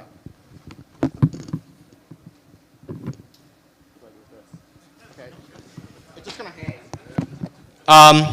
Oh, so much better. Wow. Okay. Yeah, so we're gonna run this green system of, you know, we could do this. But if you look, thank you. But if you look at the, you know, the quote, right, we reject kings and presidents. We also reject voting. Because, and you know, these green systems, you know, they require these like voting systems to work. And we know that like, you know, voting systems work, but they don't work at internet scale. They don't work at interchain scale. So we're kind of, you know, rough consensus, that's what we have to rely on. And that means we're basically left with these yellow systems. That is the way to scale the interchain. And you know, you look at these yellow systems, it's actually what we've actually created over the last 2 years, right? We have this very mesh network design of interchain communication where every chain connects to the chains that it wants to talk to. It's not a, you know, not end-to-end communication, right? Because not all chains need to talk to all other chains. So this is cool. This is valid for interchain communication. How does this apply to security? So to look at that, let's look at some real-world security meshes. So what is the greatest security system in the world probably? It's probably the NATO alliance, right? And what is NATO? NATO is a network of sovereign nation states that have a mutual defense pact, right? They all have their own internal policies. They don't meddle in each other's internal affairs. But the famous Article 5 says if any one of them is attacked, they all rush to each other's defense. And basically the world is secured by this like mesh network of security alliances that has basically kept the world extremely safe on like the scale of human timescales, like extremely safe for the last 100 years. And you know, we can use this when we think about interchain security. So let's walk through the stages of interchain security and how where it is, where the ideas are today, and then where mesh security comes in. So I'm going to provide this key. So, you know, if there's a hexagon, that's a blockchain. A circle is a validator set, and an arrow pointing from the validator set to the hexagon that means that validator set validates that blockchain. So if we have sovereign blockchains, you have the Cosmos Hub has its own validator set, atom holders, securing it. Osmosis has its own validator set, Osmo, securing it. We can have interchain security v1, which is, you know, the atom holders, the validator set of the Cosmos Hub fully validates another blockchain, let's say something like Neutron. And, you know, this, as you add more chains, it turns into this hub and spoke system. But really, this is not that different than like a block size increase, right? There's some benefits because you have some like parallelization going on, but you have the same validators sort of validating just more and more chains. There's not really any sovereignty going on here. We have the V2, which is the idea that, hey, a subset of the Cosmos Hub validators can choose to validate a new chain. Let's call this one Electron. And this is cool because, what it is in other crypto ecosystems, we call this idea sharding, right? And this is nice because it's more scalable. You don't have to use governance every time you want to add a new chain into the system. But, it's still no sovereignty going on here. Where things get really interesting is when we move towards interchain security v3. Interchain security v3 is the idea that Osmosis can have its own sovereign validator set defined by Osmo staking, but its security can get augmented by security it gets from the Cosmos Hub, from Atom stakers. And this is actually really interesting, because when you expand this out to more chains, you get actual sovereignty in each chain. Each chain has its own validator set and token holder set that defines its system. But this design right now is still like a red hub and spoke system, right? How do we fix this? It's simple. We take the ideas of interchain security v3, but you run them bidirectionally, right? Yes, Osmosis can be a consumer chain and get security from the Cosmos Hub, but can also be a provider chain and lend security to the Cosmos Hub at the same time. And really, what's going to happen is all these chains, all Cosmos chains, are going to be both provider and consumer chains. Osmosis is going to provide security to Juno and Cosmos Hub. Juno will provide security to the Cosmos Hub and Osmosis. It's going to be this mesh network of security. So how does this actually work? How is this actually going to be built out? So, people may have seen this graph that I tweeted out a couple weeks ago, or a week ago, and it's really cool. What it does is shows the overlap of validator sets between chains. So, just really quick, I want to give a huge shout out to Numia. Numia is a new,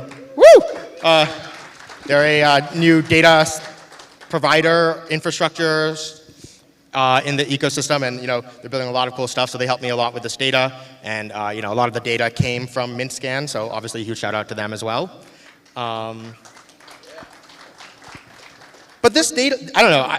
I'll share this like Excel sheet later. I think it's such a fascinating data set to like explore. But some people ask like, hey, isn't this a bad thing? Doesn't this mean there's a lot of centralization in the validator sets? And I see this as, no, this is a good thing. This means there's very high overlap in the communities and stakeholder sets of all these Cosmos chains. And we should be taking advantage of that. So for example, 75% of Osmosis validators are also running validators on Juno, while 72% of Juno validators are also running validators on Osmosis. This is really cool. So how would we take advantage of this in the system? We use something called, before that, I'd say we actually do have something I'd call soft shared security today already. What does that mean? If a bunch of validators did something malicious on Juno, or let's say on Axelar, stole a bunch of money, are you telling me we're not going to use governance to slash them anyways? Like, of course we will, right? And I think it's this like social norm that's like unspoken rule. And what we should be doing is taking this concept and actually, instantiating it in the code using this concept called cross-staking. So how cross-staking works is, imagine a validator like Notional. They're running validators on both Osmosis and Juno. What they can do is they can submit transactions on both these chains and correlate their identity across both of these chains. And what will happen then by correlating identity is if they do something malicious on Osmosis, let's say produce a toxic block, they're going to get slashed on both chains, right? And so this means that they're putting their risk up. But why are they going to do this? Well, you can use IBC to send the information about cross-staking to both chains. Both chains know that that stake is being cross-staked, and it can give a boost in staking rewards. And this will economically incentivize validators to correlate identities across chains.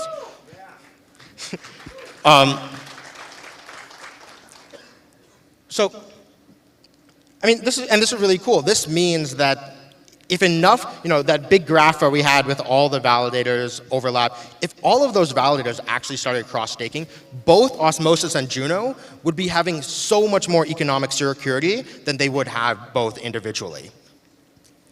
One question that we often get is, hey, doesn't this lead to validator centralization? Doesn't this, let's say you have two validators, Notional and Figment, they both run on Osmosis, but Notional is cross-staked on Juno.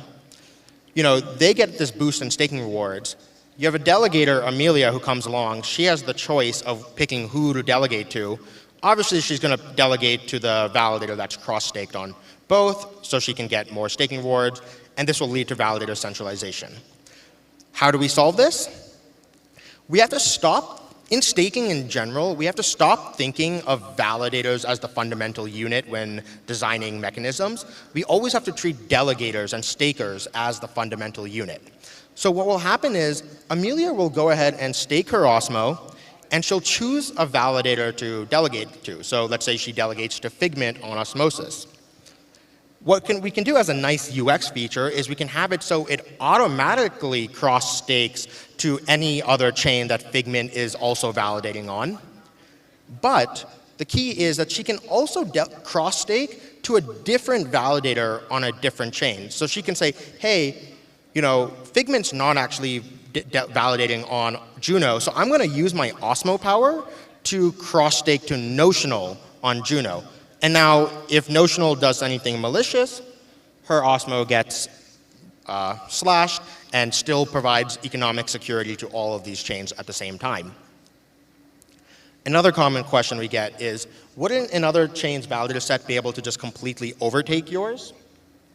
So imagine, Binance, one of the biggest validators on the Cosmos Hub. If it was the only validator to cross-stake on a really small chain, wouldn't it be able to just, take over that chain with 67%? The solution is that chains have to make decisions when entering cross-staking relationships with other chains and choose how much to cap the voting power they get. So let's say Osmosis wants to cap the cross-staking voting power that Atom holders can get on Osmosis to 10%. So as more Atom starts to get cross-staked to Osmosis, the voting power goes up and up. But once it hits the cap of 10%, more Atom can keep getting cross-staked, but it dilutes the voting power that every Atom gets to cap it at 10%. So there's more economic value continuing to be cross-staked on Osmosis, but it's not actually increasing the voting power that Atom holders have on the system. And that's a way of ensuring the sovereignty of each system.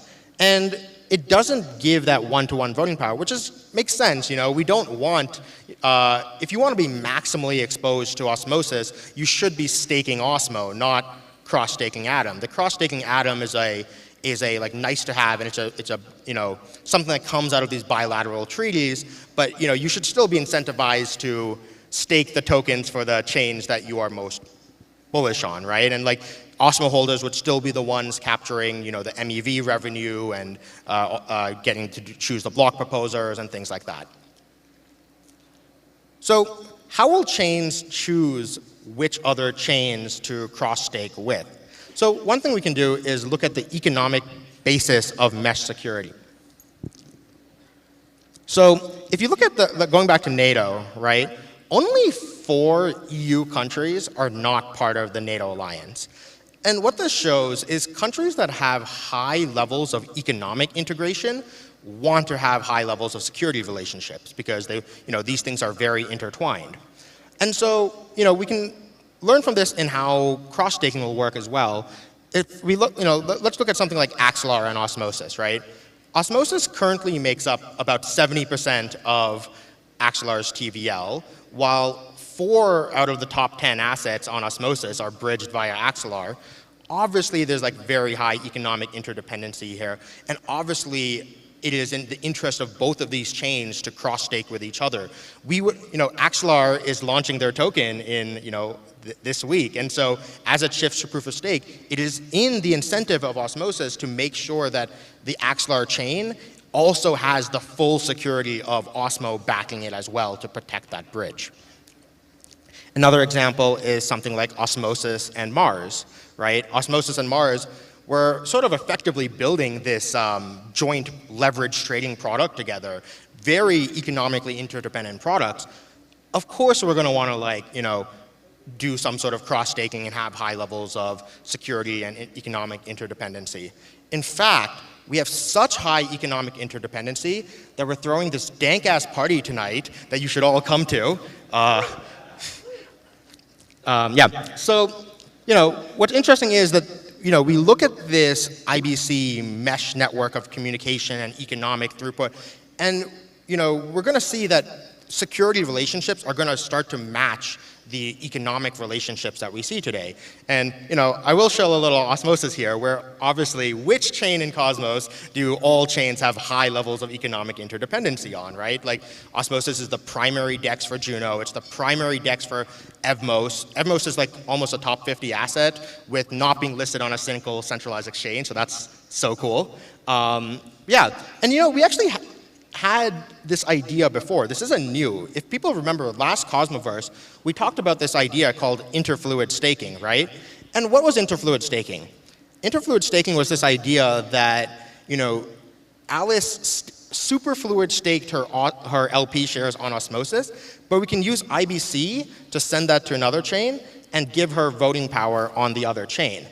If you think about this, all interfluid staking is cross-staking applied to superfluid staking, right? And so, what's really cool is liquidity will be an important basis of how security forms in the future. And so, interfluid staking, mesh security, coming soon to an interchain near you. I think Jake, Ethan Fry, and I, we're going to try to hack on a MVP at Hackwasm this weekend. So, let's say no to kings, presidents, and voting, and let's build yellow, rough consensus mesh network systems. So, thank you.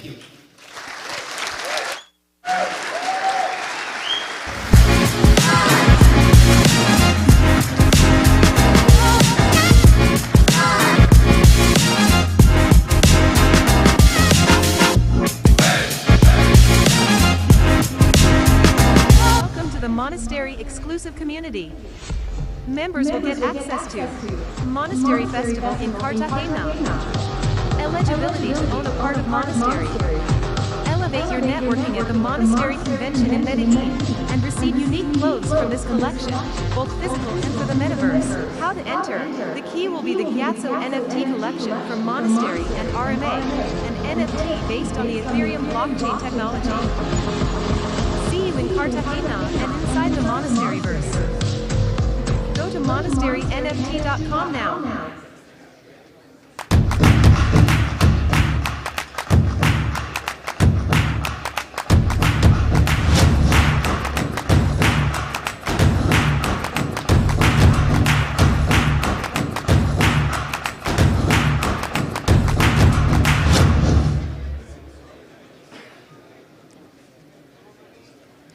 Well, guys, I have a serious question for all of you. Who wants to see Atom go to 1K? Come on, that's not the energy. Who wants to see Atom go to 1K? There you go. Well, then let's welcome Zaki Manian, who's going to talk about that.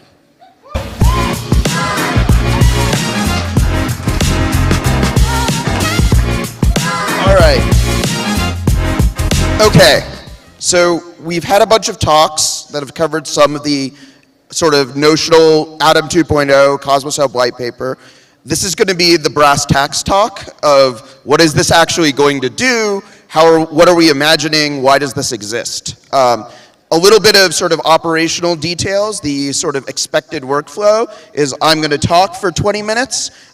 When I'm done talking, the new Cosmos Hub white paper proposal will be on the Cosmos Hub forum at 11. And so, again, this is still going to be high level. There's going to be a lot more details in the paper that has, we've really put like almost 9 months worth of work into. So, we're going to be writing this for a little bit, and I'll be around to answer questions for the rest of the day. Okay, so like, why do this? So over the last year, Cosmos has gone through like a lot of sort of amazing things. We had this entire crazy ride with Terra that did demonstrate that the ecosystem could withstand such a large disaster. We've had major new projects come to the Cosmos stack. We've had this amazing thing that Delphi has written about sort of deductively reasoning by go through every possible blockchain platform to build DeFi on, and there's really only one answer for building DeFi for the masses, which is Cosmos. So this is all wonderful. In comparison, Atom has been an underperforming asset. And without a doubt, I think we sort of understand intuitively why. That Atom was not the priority of the original development of the Cosmos Hub and the Cosmos ecosystem, building this ecosystem, building all these enabling infrastructure technologies. The second thing that I think was very clear to us when we sort of started to create Cosmos was we didn't really know what the right set of tools and primitives for coordination were going to be to make an asset like Atom valuable until we could see the entire network running and living in the real world. So we've had, almost 2 years of, 18 months of Atom in the real world, of IBC in the real world. And now I think we know how to sketch out a future where Atom is not just a sort of meme coin in the IBC ecosystem, but actually has a purpose that is aligned with the growth of the rest of the ecosystem. So I'll start out first with the sort of core belief here, which is that ultimately Cosmos is about people, and Atom is about people.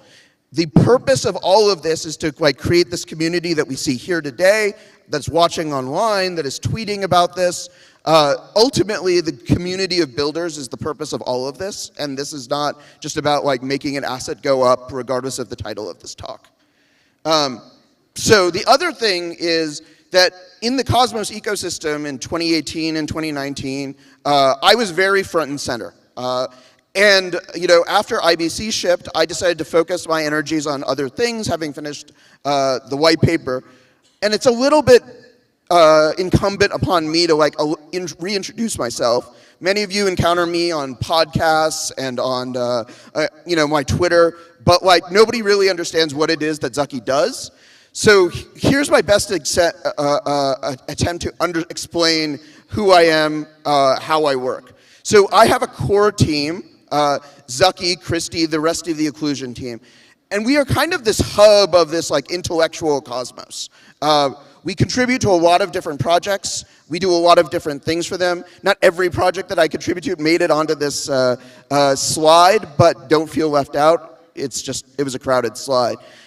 There's this myth that there's more than one Zaki because he does so many things and he holds so many contexts in his head, but it's really only possible through Christy, the core team at Occlusion, who are able to help me hold and we all work together to hold all of these contexts of all of these different projects sort of in our heads and together, and sort of make sure that the Cosmos continues to advance as a whole. And really no one else does this, and this is sort of what our unique value proposition is, and sort of why we are in a position to be giving this particular talk. So yeah, this is sort of what we do. We have a new Occlusion website that sort of seems to explain better what we do, but this is hopefully makes it a little bit more make sense who I am and what is going on. Okay, so with that out of the way. The core values of what we're trying to do is one, is expand the number of ways to build on top of Atom. The panel on interchain security Ethan's talk really touched on this. I also think Sunny's talk really touched on this. Whereas right now, our primary selling point to builders in Cosmos for the last year has been launch your own token, get it on Osmosis and other dexes in the Cosmos ecosystem, join this interchain economy. And if you wanted to build on top of Atom, well, the answer was pretty much you couldn't, or it's incredibly difficult. You have to like closely coordinate with the core team who works on Atom at IG. It's very painful and slow going. Interchain security, Atom 2.0, mesh security, all of these things are intended to change all of that, to allow every builder in the Cosmos ecosystem the opportunity, if they want, to be building on top of, aligning with, taking advantage of the network effects of Atom. So what this will do, if we are successful, is expand the world of contributors to the Atom ecosystem. Again, to move us out of it. And I think with both Prop 72 and with Neutron, we have sort of taken the first steps to expanding this universe. So we are moving so one of the things that we think we need to change is the way proof of stake works in Cosmos. We laid out in the 2016 white paper this like sketch of a interchain ecosystem. That system, of adaptive inflation, targeting a certain staking rate that sort of tried to balance the sort of competing use cases for the assets with the need to maintain security has been the basis of many other proof of stake chains. But this has a number of downsides, and we are trying to explore what they are, but it's going to change Cosmos from what people are sort of typically used to now. Like, we branded ourselves as like these high APY staking reward driven chains, but that's not really a viable or sustainable path to the future. So where we are right now is, again, we have a chain that is, a very highly ranked asset in terms of market cap, but generates almost no protocol revenue. Part of the reason for that was we couldn't figure out, or the toolkit to generate revenue without being adversarial and excluding potential users of our ecosystem has only recently become sort of something that we understand. So the key thing to understand about Atom 2.0 is it's not a secret project. I think that the meme that we've sort of propagated is that Atom 2.0 is the secret project that we've been dreaming up.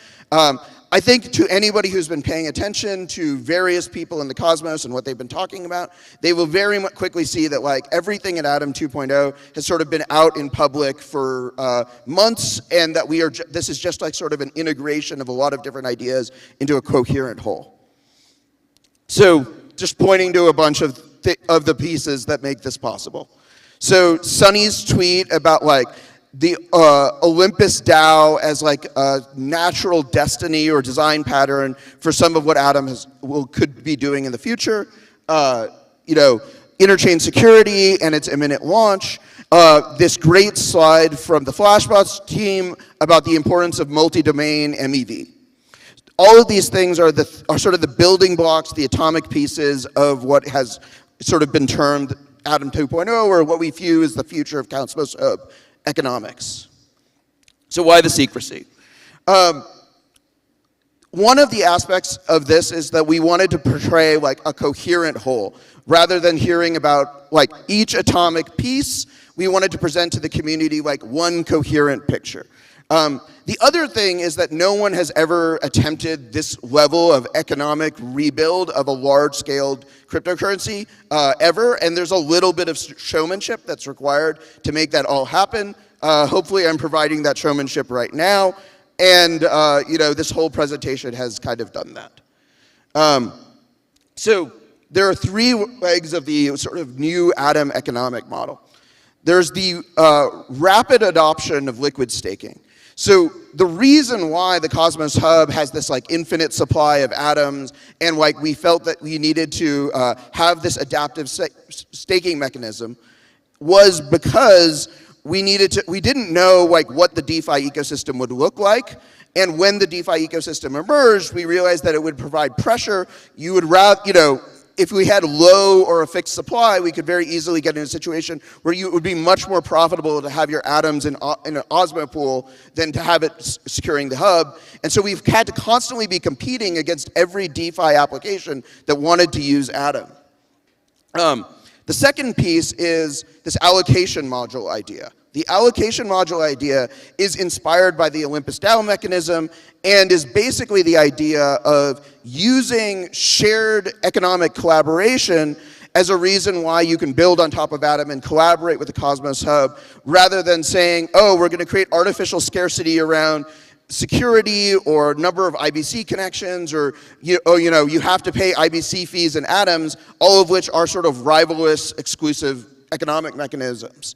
And then the final thing is that what we've realized is that after theorizing about MEV for like 5 years, it is actually a real market that people will actually value block space and will participate in markets for them. And this gives us a really unique opportunity to, again, align the economics of Atom with the people who are deriving the most value from the Cosmos Hub infrastructure. Okay.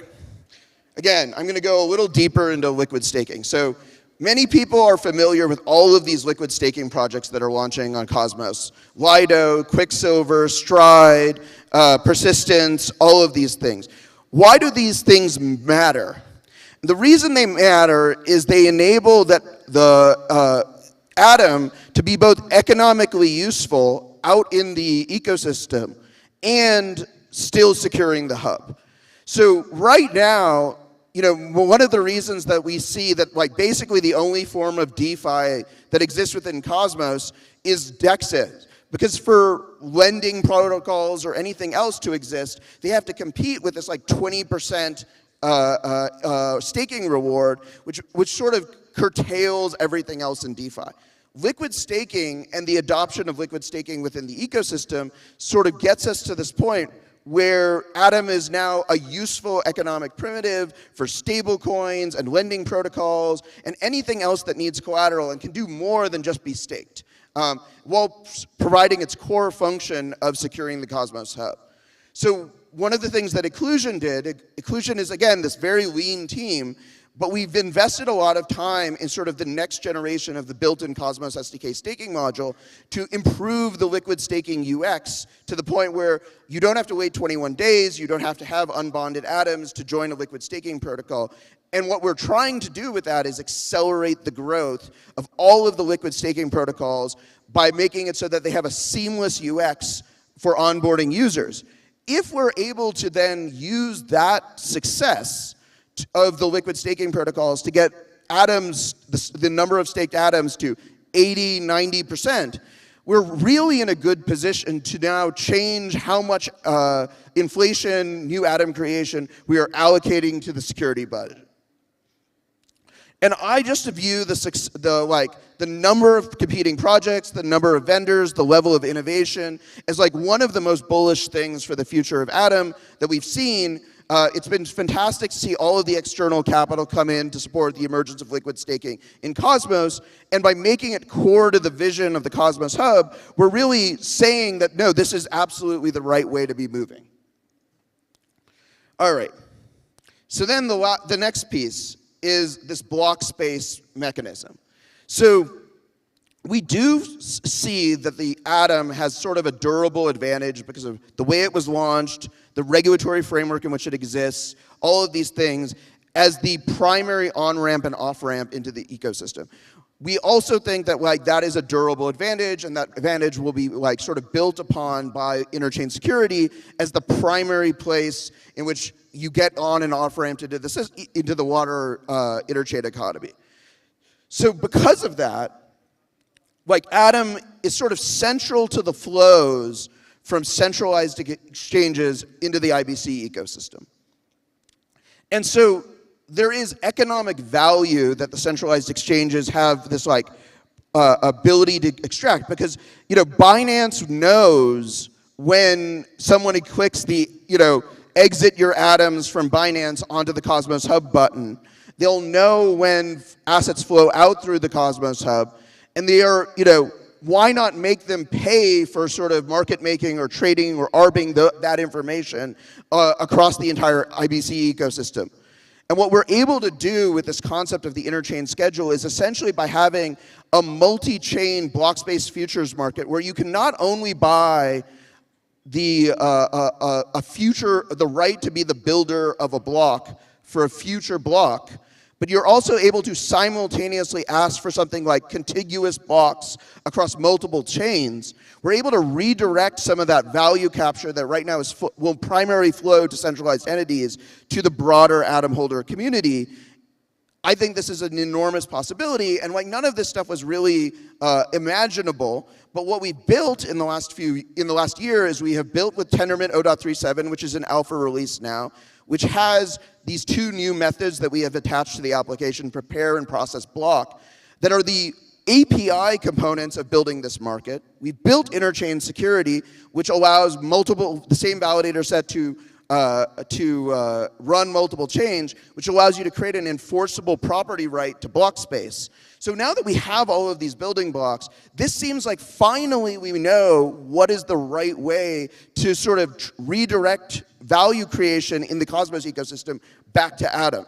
And so this is what's very exciting about this potential design, and why I think it beats everything else that has been done in terms of fees, et cetera, in the interchain, and basically is a much better design than like the idea of, oh, let's make Atom the IBC fee token.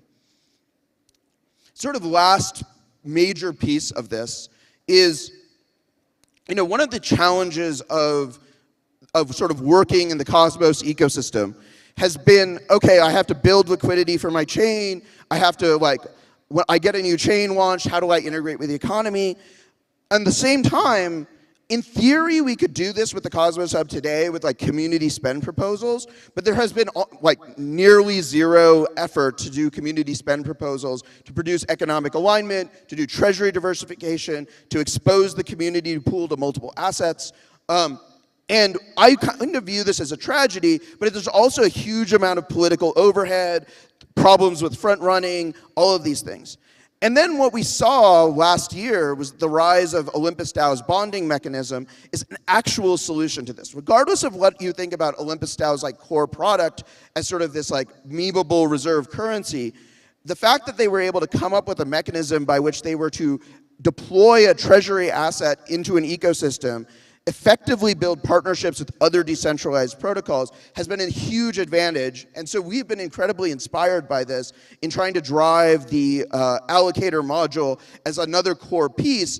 Again, we think this is better than parachain auctions. This is kind of the missing piece of what it takes to have the sort of foundational element of an ecosystem and then link it to everything else. So just to close everything off, our dear departed friend, Blue Kirby, has been memeing all of this stuff for quite some time until he deactivated his Twitter account, which is quite sad. Blue Kirby, if you're out there, we miss you. But what we are saying is we are trying to make EIP 1559 look like a joke. For people who don't know, EIP 1559 was this idea of this in-protocol fee burn that ETH added last year. And it was this idea of, and one of the things that it does is it does align sort of MEV extraction and block space utilization better with Ethereum than their original fee model. But what it does rely on is this idea that block space is somewhat scarce. And in a world of interchain security, in a world of roll-ups, in this interchain world that we're going for, where it's very easy to bridge your coins between chains, block space is not scarce. And block space will never be scarce. So what we are trying to do with this white paper is really look beyond even the current state of the L1 ecosystem to really where the world is going when the sort of interchain future is fully mature, and actually figure out what is sustainable value capture, what is a sustainable asset, what is a sustainable mechanism. So that is our sort of key place. And so why has no one else done this? This is a level of, one, you need a level of decentralization to even consider doing this. This is not something that can be executed by one team. Only the model that we've seen in Cosmos, where new teams spin up their own projects, but also are economically interconnected with all the existing projects in the ecosystem. Could this ever be possible? The level of coordination that's going to be required to pull this off is something I think only the Cosmos ecosystem could possibly achieve. And so this is something that I'm very excited to be pursuing over the next couple of years with all of you. Thank you very much.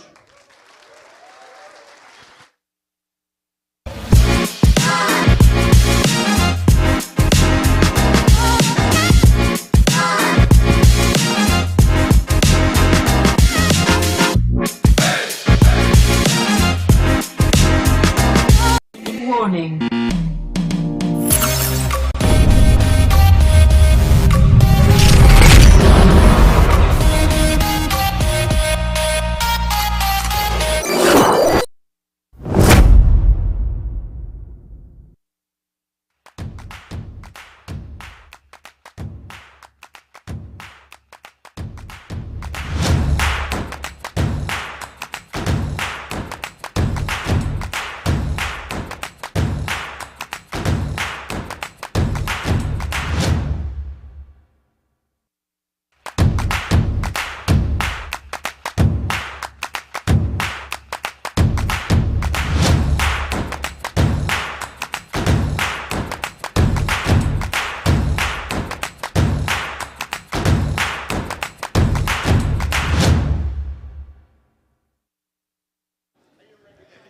All right, time for a coffee break.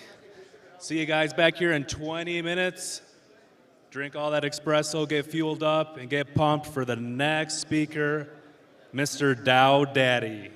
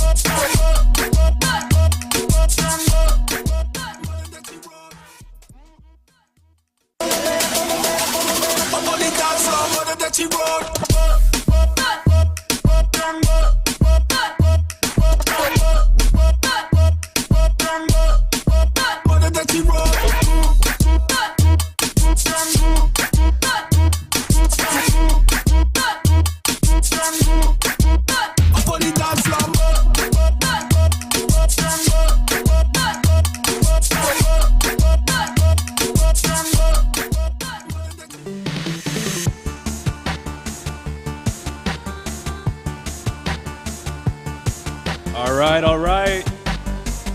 We got a few minutes until we start the next presentation. Let's get settled in. Get your coffee, snack.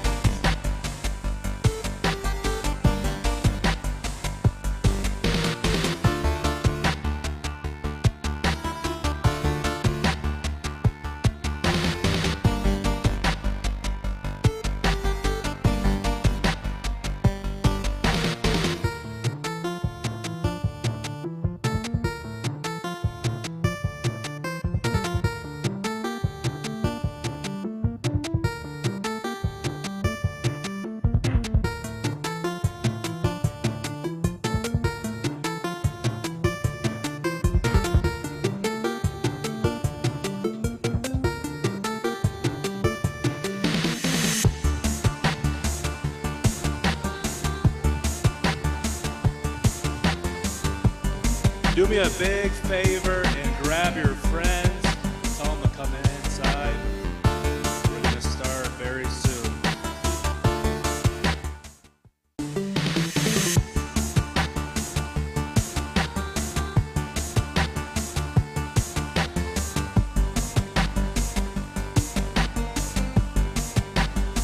You're going to want to come in and hear about Interchain DAOs, Interchain protocols, and see really dope DAO V2. The DAO Daddy.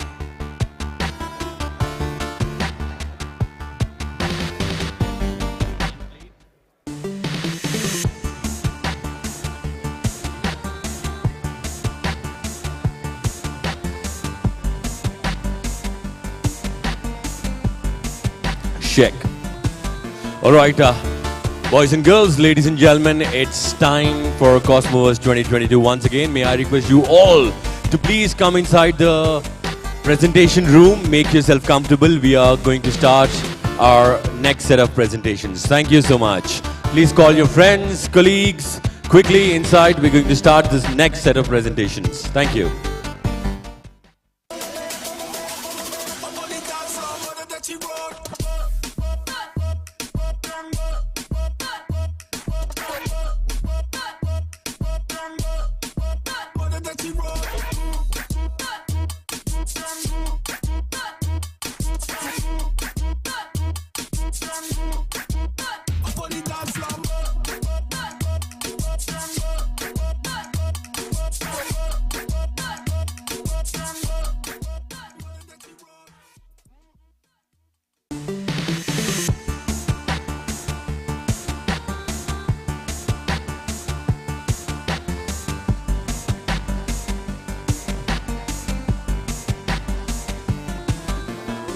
Yo.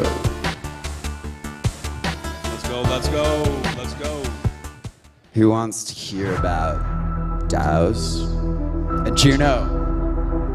Maybe some more alpha?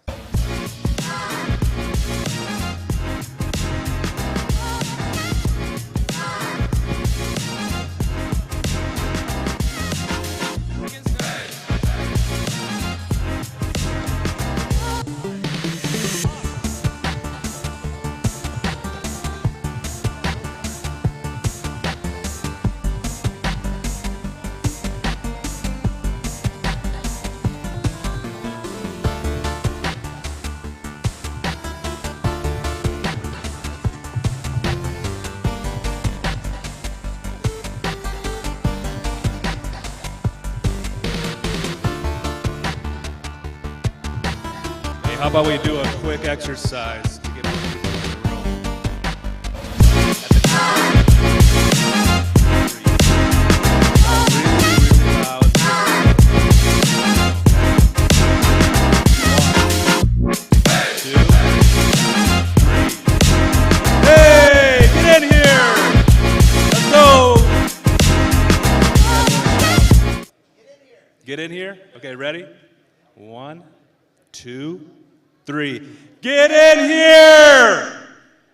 Okay, one more time. 1, 2, 3. Get in here! All right.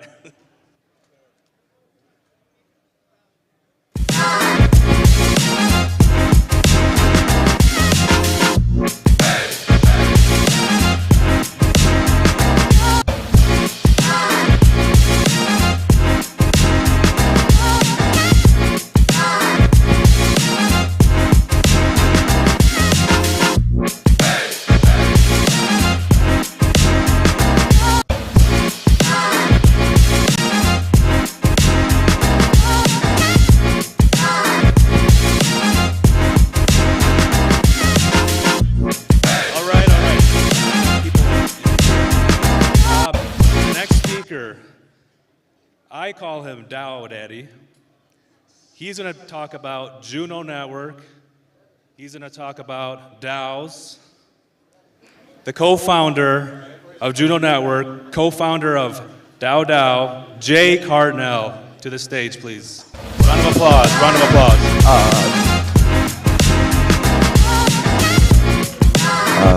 This is great.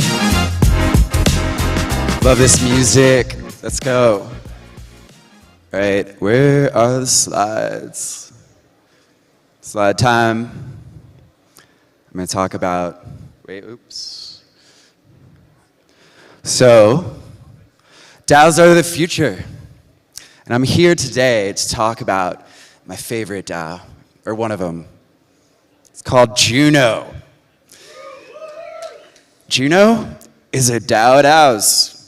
It's a loosely collected group of organizations and individuals and projects. It's fully community owned and operated. This is not VC chain, not like Solana, nope.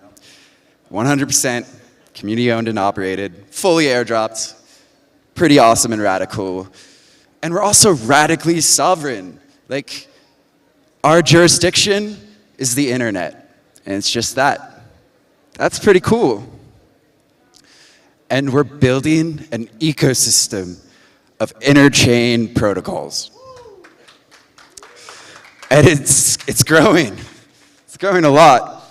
Other people are going to do Twitter threads about all the different projects. I'm here to talk about more interesting stuff, the big opportunities. The secret that I want to tell you is that Cosmoverse is a Chad. It's like, seriously, it's the best thing out there. The best thing out there for building interchain protocols. We'll unpack that in a bit. But yeah, it's the future of smart contracts. You can use languages you already know, like Rust or Go, soon TypeScript, or C# or C++, or if you want formal verification, you can use Scala. It's easy to write secure smart contracts with Cosmoverse. You can use existing libraries. Get this, if you want to use a cool math library, you can just use it. You don't have to rewrite it from scratch in Solidity. And it's highly extensible, and my favorite thing is it's IBC ready. We're IBC ready. Yeah, you can write custom IBC applications. And the performance is actually really good where it matters. Like, a lot of people think about just transactions per second, but how much compute can a smart contract do? Each Fibonacci number is a lot harder to compute than the last. Cosmoverse blows away the EVM, it blows away Solana, and it blows away Polkadot. Now, what might this be useful for? Well, things like zero-knowledge protocols. Like, that's a cool buzzword, right? We like privacy, like real privacy. Rust has great ZK libraries, like ArcWorks, that compile to WASM, or WebAssembly. And we have the first ZK protocols that are starting to happen, and they're happening in the Juno ecosystem. Things like Web Protocol, Vectis with like private membership through verified credentials, Juno Juicer. There's a lot of possibilities. Mostly Cosmoverse, and this is like the setup for the more interesting stuff that all of you degens will care. It's the best way to build IBC applications. You have an amazing developer experience. It's way easier than building a Cosmos SDK module. You can just write a smart contract. Really fast go to market. You just upload a smart contract versus having to upgrade an entire chain and convince the entire chain to upgrade. So if you want to deploy your protocol everywhere, you just have to upload smart contracts everywhere. It's not that hard. And you can even do it via DAOs. And the cool thing about Cosmoverse is you can deploy it on non-Cosmos SDK chains, like composable finance. And who knows, maybe there'll be more chains. And you can interact with native modules if you have to. So we're committed to advancing Cosmoverse in a big way. We're funding these awesome core teams to build the core technologies to make them the best that they can be, as performant, as secure as possible. And we're really happy to be working with Confio, giving them the funding they need to like build the future. Notional DAO and Strangelove. Like, seriously, they're amazing teams. Like, so Juno's got a lot of firepower now. Now, I should also talk about the rest of the funding ecosystem, because what we're building is an ecosystem. The name of Juno is Juno Network. It's not just one chain, one block space. It's a network. So we have a funding ecosystem. We have the Juno Growth Fund, which is going to launch soon. That's investing in interchain protocols and early stage projects. We have launch pads, multiple launch pads. We have dev grants for like public good kind of stuff that might not be profitable. We have bounties. We've paid out actually some huge bounties that have been contributed upstream to the Cosmos SDK. We still have a network of private investors. Like, you know, just because we are not a VC chain doesn't mean that we don't have a network of people that want to invest in protocols around us. And we have sub-DAOs, marketing, delegation, documentation, more. There's these emerging movements of sub-DAOs. They're each going to have their own budget from the community to invest in projects that fulfill their mission. This is how you scale a DAO. And there's one more thing, is there's going to be a proposal on Commonwealth, like today or tomorrow, for specific developer incentives. Someone told me that this is going up, so I wanted to hype it. So there's going to be developer incentives for people that use your dApp on Juno. Stay tuned. But really, there's also Hack Juno. Over $2 million in prizes. If you're participating in Hack WASM, you're also eligible for Hack Juno. So like, let's go. Yeah. We're making such large investments as a community because the future is interchain protocols. What does that mean? Interchain protocols exist across many chains. Like, if you're a protocol you want to deploy on as many places as possible. That's how you get network effects. We aim to create, fund, and incubate and house as many of these as possible. Here's a few examples. Wind protocol. They're building awesome interchain DeFi protocols. Protocols that live and have total value locked across multiple chains. Things like DEXs, order books, lending, stable coins, and more. Really excited about Wind. And they've decided to make their home for their DAO on Juno, which I love. White Whale is another one. Yeah, shout out to White Whale. They're one of the first interchain protocols. They're capturing arbitrage across the interchain. And currently they're deployed on Terra and Juno, which is great. We're happy to have them. Awesome. And we're also happy to potentially fund them from the Terra development funds. So Juno holders, you might be getting some White Whale tokens. Mars protocol, they haven't come to Juno yet, but they need to. I love them so much. Seriously, they have a really cool model with having a central hub chain and then these outposts. They deploy their contracts everywhere, so they have a presence everywhere. Interchain protocols are the future, and we're just getting started.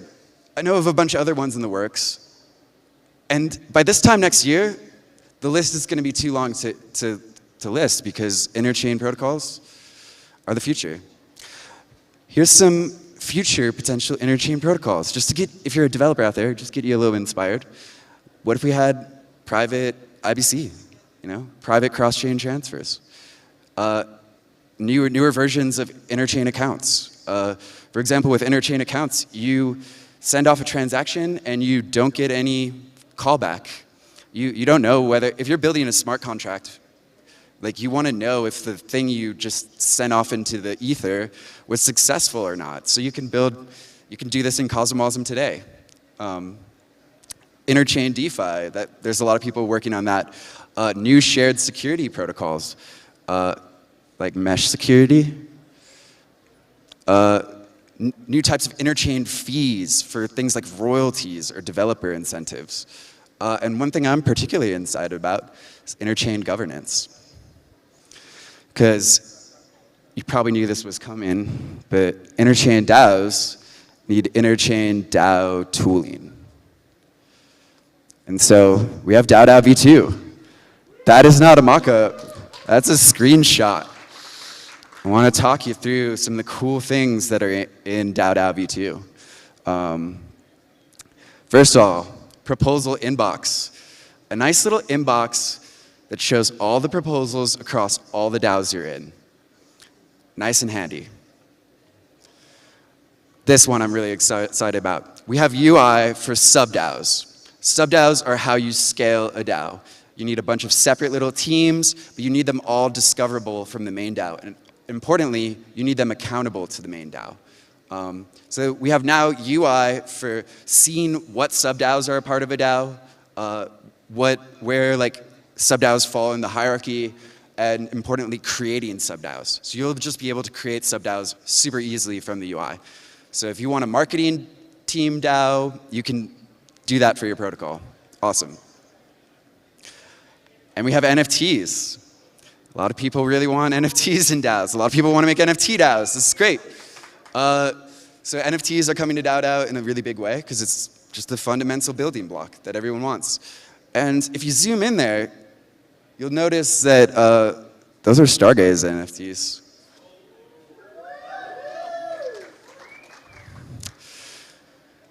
So we have some more features. I'm just going to list them off because we've got to get moving. Auth-Z support. You're going to be able to grant permission on a specific contract for a specific message to an individual, another DAO. This is the most powerful permission system in DAO tooling. I'm really excited for Auth-Z and DAO. DAO run validators. You can run a validator as your DAO. Jack Zamplin already leaked this. But yeah, we've done this successfully on testnet, and it's going to be launching with DAO v2, and it will allow you to create a validator as a DAO so that the income from people staking to that validator go directly to the DAO, which allows for a bunch of new exciting economic models for communities. Awesome. We have interchain accounts. So we've been talking about this for a while, but it's real. DAO v2, it's going to happen. Interchain accounts. You can LP your treasury on Osmosis. You can launch a server on Akash. This is the interchain future that we want to enable. We have custom proposal flows, native token support, and we have more on the roadmap. So coming very soon, we have payroll, being able to manage payroll for all in smart contracts. Roles are very important for how we understand our position in a DAO. If you give someone the role of secretary, they're gonna just step up to take notes at the meeting, even if no one told them to. Give people roles. Roles are really useful for organization. Legal wrappers, that's a big one. We have a lot more integrations on the way. I forgot to list the most important thing. We're also working on fundraising contracts, fundraising tools for your DAOs. It's one of the fundamental things you want to do. And finally, we're going to be implementing private voting, private membership, and private treasuries, because privacy is important. And we're already seeing interchain protocols using DAO for their governance, for managing their cross-chain deployments. And so I'm excited today that DAO is partnering with WinDAO, who's actually a great contributor to DAO, to use their DAO tooling. And we've been talking with some others as well. So interchain DAO tooling powers interchain DAOs. And I might have said this before, but interchain is really the new paradigm. People need to wake the fuck up to this. And we almost face some hard truths. For example, competition is going to increase. Everything's going to be copied. Protocols just want to be everywhere. So if you're launching a layer 1 chain and you fund a protocol, you're going to try to lock them in. It's going to be like holding water. They're going to want to go to all the other chains because that's what's best for them. Block space is cheap and will be cheaper. If you're you're not that special anymore. This is the interchain. There's going to be thousands of chains, Newcomers will beat you with incentives. They're just going to launch a token. There's going to be 1,000% APR, and they're just going to be beating you. And moreover, the meta and the tech are constantly changing. Your Cosmos SDK chain that was state of the art early this year, well, guess what? There's going to be new kids on the block. And how does your project thrive in such environment? Well, to thrive in a new paradigm, we must evolve. Yes. I see Juno transitioning from just an app chain, it'd still be that, to an interchain DAO. So for example, Juno will build and invest in interchain protocols, things like DAO. And we're going to spread them throughout the interchain. But I think we need to think even bigger than that. We're going to push Cosmwasm everywhere, because this is what will make these interchain protocols really valuable. We need as many places for these interchain protocols to go as we can get. Cosmwasm everywhere, even on the hub. I'm going to put up the proposal again. Seriously. It needs to be on the hub. It was the people footing the security thing, they're wrong. Permissioned Cosmwasm, completely safe. Look at Stargaze uptime. Fucking perfect. And guess what? We're going to create more Cosmwasm chains. This is a crazy idea, but what if we create more Cosmwasm chains for the benefit of Juno stakers and the Juno DAO? Because there will inevitably be Cosmwasm plus Celestia. It's inevitable, It's two good things, of course. There's going to be Cosmwasm plus Ava X. there's going to be experimental Cosmosm chains using really cool things like maybe Narwhal, or like there's like a million cool things to play with. Like, and here's the point. If these Cosmosm chains are inevitable, why not launch them ourselves? We got to think interchain. So, explain like I'm 5. That was a lot of stuff. How will this make number go up? How will this provide value to Juno stakers? Well, we're going to build cool shit and give it to the Juno community. What kind of shit? We're going to build new Cosmosm chains. Cool, yeah. Would you like a Cosmosm Celestia chain? I would. We're going to build interchain protocols. Things like DAO and oh wait, there's this DAO token.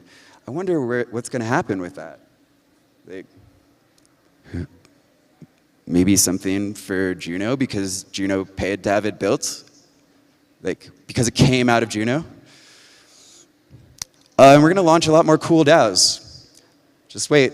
When you make cool interchain DAO tooling, when you allow DAOs like new ways of raising funds, or whether that's selling NFTs or running validators, we're going to see a lot of cool DAOs. So be on the lookout for that. Moreover, we're going to be working to make Juno widely adopted as an interchain fee token. If you want to build complex interchain smart contract protocols, you want your fee token accepted everywhere. Now the flip side of this is that we're also going to accept other tokens as fees, but you know, free markets, they're great. Free markets won out over mercantilism a long time ago, because the idea of like trying to protect everything and trying to like guard everything off so that like only like Juno projects stay only on Juno, and that like we only have Juno as the fee token and nothing else, like it's kind of short-sighted. It's like trying to hold water in your hand. Eventually it's gonna like flow out or evaporate. But like here's the big announcement, you know, is that we're going to secure the interchain through mesh security.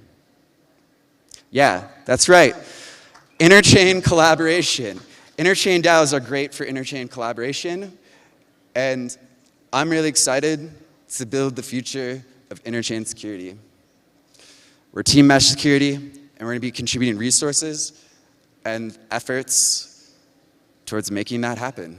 In fact, at HackWasm, which is October 1st through October 3rd, we're going to be hacking on this. Sunny, me, Ethan, if you want to join, come hang out with the cool kids. So to wrap it up, my vision for Juno, and it's just my vision. You know, we're a DAO, so I'm not like a dictator. I have to convince people that these are like good ideas, and the community will vote. But I think we should fully embrace being an interchain DAO. And because, you know, we don't really have a company or anything like that, I think we're best positioned for that. I think we're going to continue to build interchain protocols, and we need to really double down. We're going to invest in and incubate the future. And we're going to launch more chains. Why not? It's a great way to create value. And you know what? Because we have the interchain protocols that people want, because let's be real, like Neutron, they want DAO. They want, you know, the protocols that like are being built on Juno.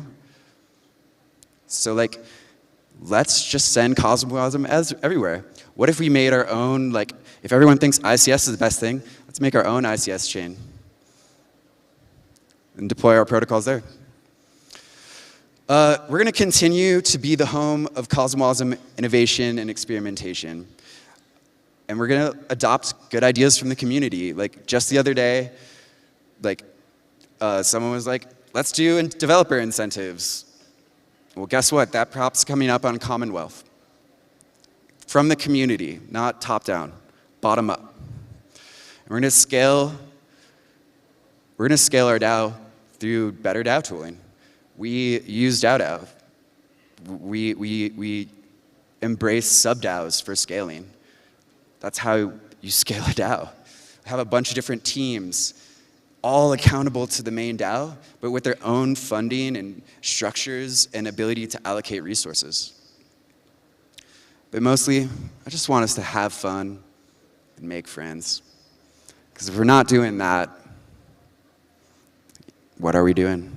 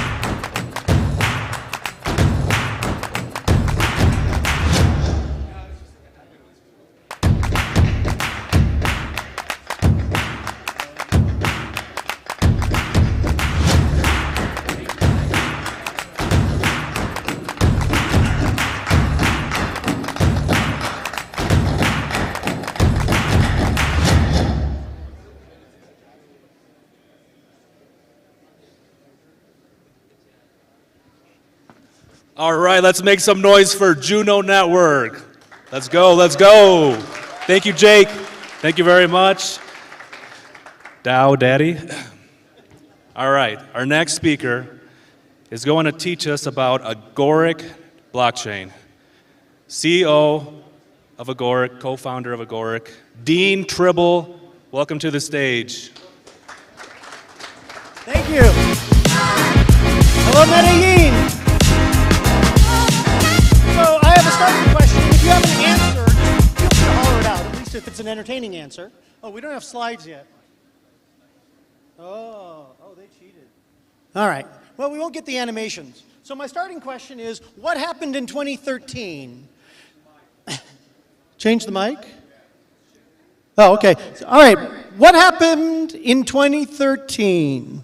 And what happened in 2013 that impacts IBC, impacts the Cosmoverse a lot, is my co-founder, Mark Miller, and another of our co-founders, Bill Tuller, our economist, published a paper called Distributed Electronic Rights in JavaScript.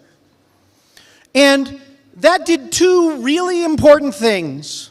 It showed how JavaScript could be used for DeFi and showed us what we needed to drive into the JavaScript standard for DeFi and for smart contracts. And it inspired the core architecture of IBC, right? It articulated the notion of independent sovereign machines, servers at the time, connected with secure protocols sending asynchronous messages in order to accomplish cross-machine finance. And this was presented at Financial Cryptography. Now, since then, of course, we got blockchain, and that, from our perspective, creates machines out of agreement rather than out of silicon, right? Out of consensus rather than hardware.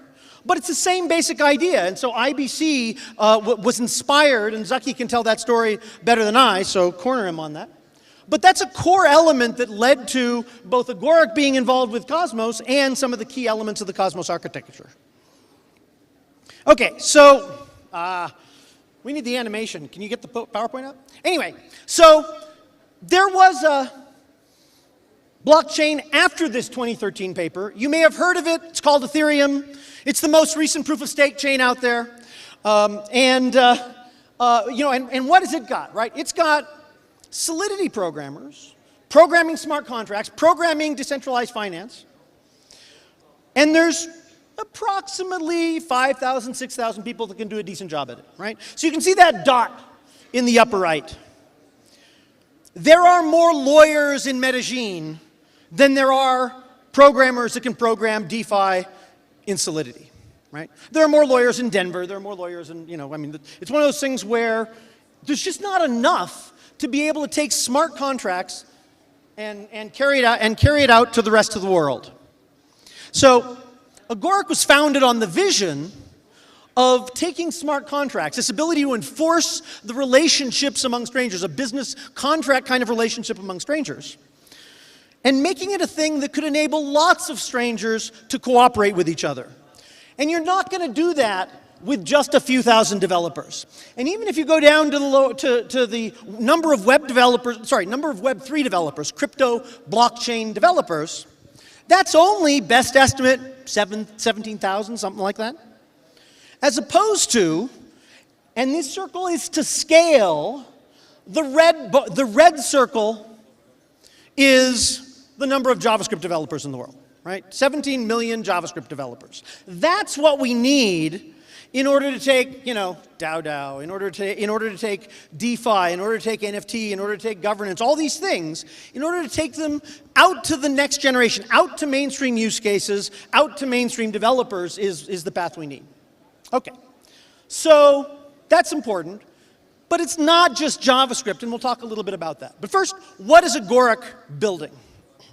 Okay, so we are a proof-of-stake chain using the build token, built on Cosmos SDK,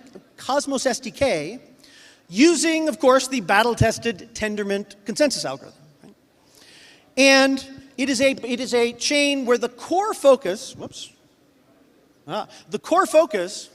ooh, I'm getting another picture, right, is building contracts in hardened JavaScript. These are the features, the lockdown, the key elements that we identified in that paper from 2013, and have driven into the JavaScript standard since. And this is what has made JavaScript be the thing that secures trillions of dollars on brokerage terminals. It's the core to the next generation of MetaMask extensible wallet. It secures Cosm.js. It's in light bulbs. And it's, of course, in the core of our smart contract execution model. Okay. Now I'll take us back a ways, because just for entertainment value, I got to do this, right? 6,000 developers, right? 14,000 lawyers in Medellin, right? 18,000 web developers, and a whole lot more JavaScript developers, right? Thank you. So, that's what we're building, is smart contracts, a platform for smart contracts in hardened JavaScript. But just like JavaScript was out there in browsers, and experts could do cool things, it's not about the language. There are other platforms that have tried to do the language, and they did not have the security elements we'd have. They did not have the ability to execute JavaScript deterministically like we do. There's a bunch of things they did not have that are essential. But the important thing that let JavaScript take over the world of application development is the frameworks, right? When React.js came out, or Vue.js, you know, those are both architecturally frameworks to enable building applications.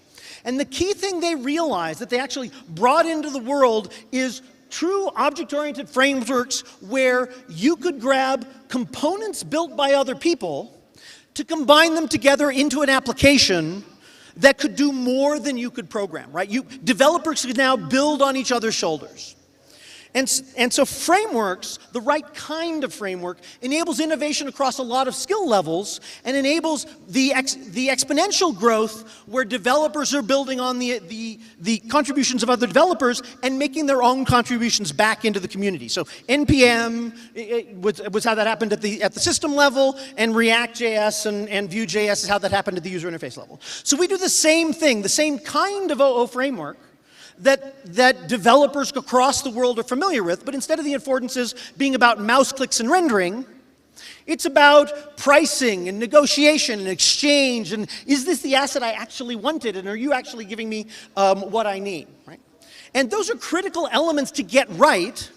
And it's clear that in lower level programming languages, programmers do not get it right, to the tune of something like $9 billion in losses to battle test the relatively small number of contracts currently functioning and controlling vast amounts of money. So framework is important in order to enable the next generation of developers, and that's the primary thing and the primary architectural thing that JavaScript brings to the table.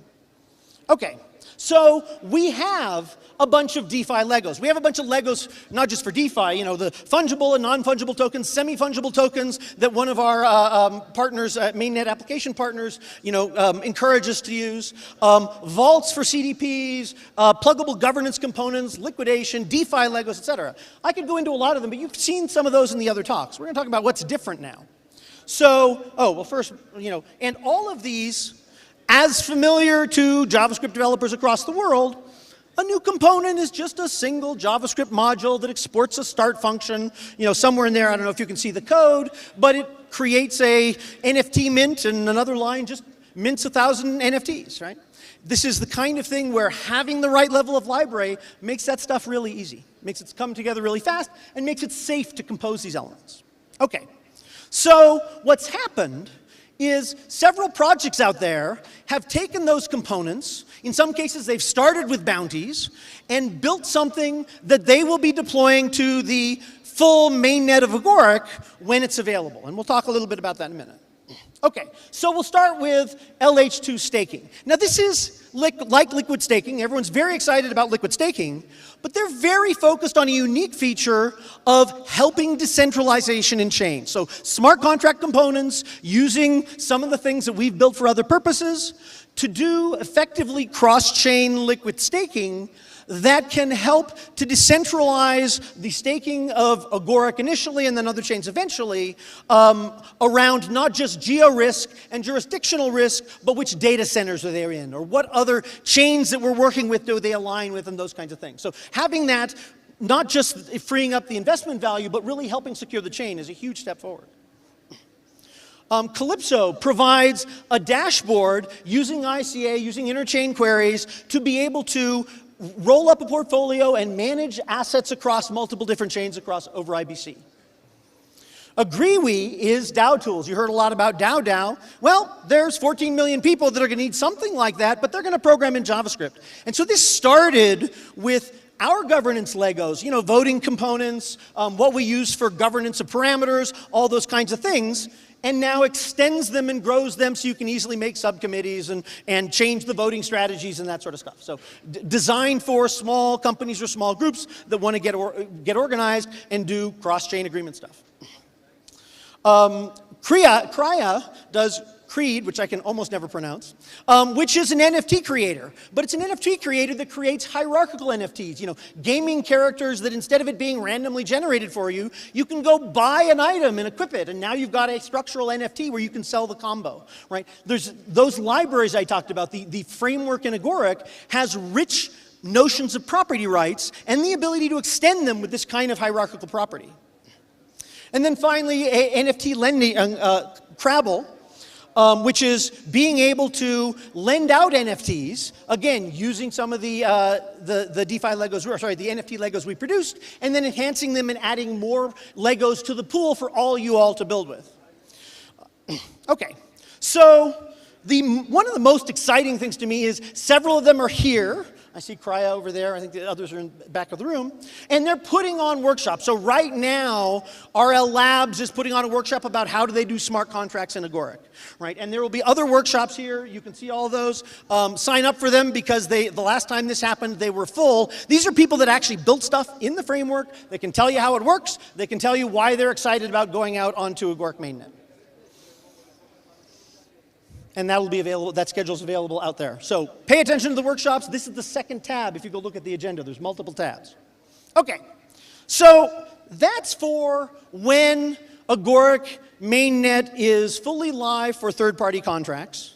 There'll be there'll be a permission phase, and these are the ones that are sort of slotting in. There'll be competitions to add more, but getting these guys out, they cross a broad spectrum of the programmability, and we'll be adding Legos that are really useful for people to add their own businesses in all of these spaces. But we are in the process of mainnet 1, which is the first round of the Agoric chain. The first round of the Agoric chain, and the answer to when mainnet 1 is BC883B. For the geeks out there in the room, the other developers, this is the hash of a GitHub commit that is formally named that, colloquially named release Pismo for peg stability module or something, right? Or parity stability module.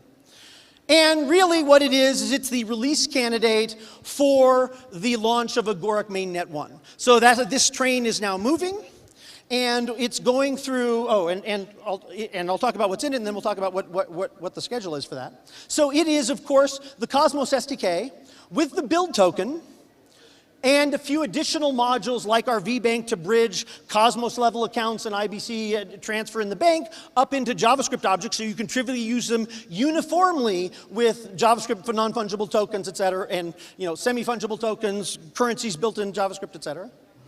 The Agoric JavaScript VM, so this will be the first launch of the Agoric JavaScript VM for hardened JavaScript, with all the checkpointing and restart and all that kind of stuff. The Zoe smart contract platform that provides offer safety, we've talked about that elsewhere, these features about it to reduce risk, to make it easy to build components and put them all together. And then finally, the interprotocol. Now, this talk, I'm mostly not going to talk about the interprotocol. Zaki and I have a session about that on Wednesday, to make sure not to miss it. But that is the interstable token. This is the stable token that is built using these same frameworks. Several of the components in IST and in the interprotocol are being used by third parties.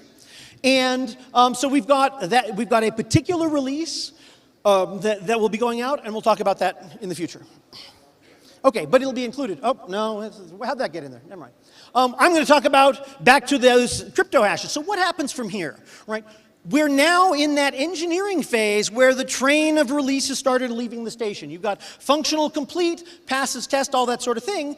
And now one of the cool things about using the most common programming language with standard development tools and all that sort of stuff is all the standard practices and tools work. So we have performance engineering, we've got profiling that gives us breakdown and details of where time is being taken in various transactions. We've got lots of metrics on all of our data centers and multiple chains up and multiple test nets up for different purposes with flame graphs to look at where all the time is being taken of contracts on chain or of systems that we're running or of particular test configurations using standard testing tools, right? The ability to do the normal engineering that millions of developers are used to doing in large-scale service stuff is just amazing. And so we're now in that process of going through, and it goes all the way through to testing our offer model on hardware like ledgers, where this is sort of the entirely readable and understandable worst case, and we're working with others in the community to build up what's called sign mode textual to make this experience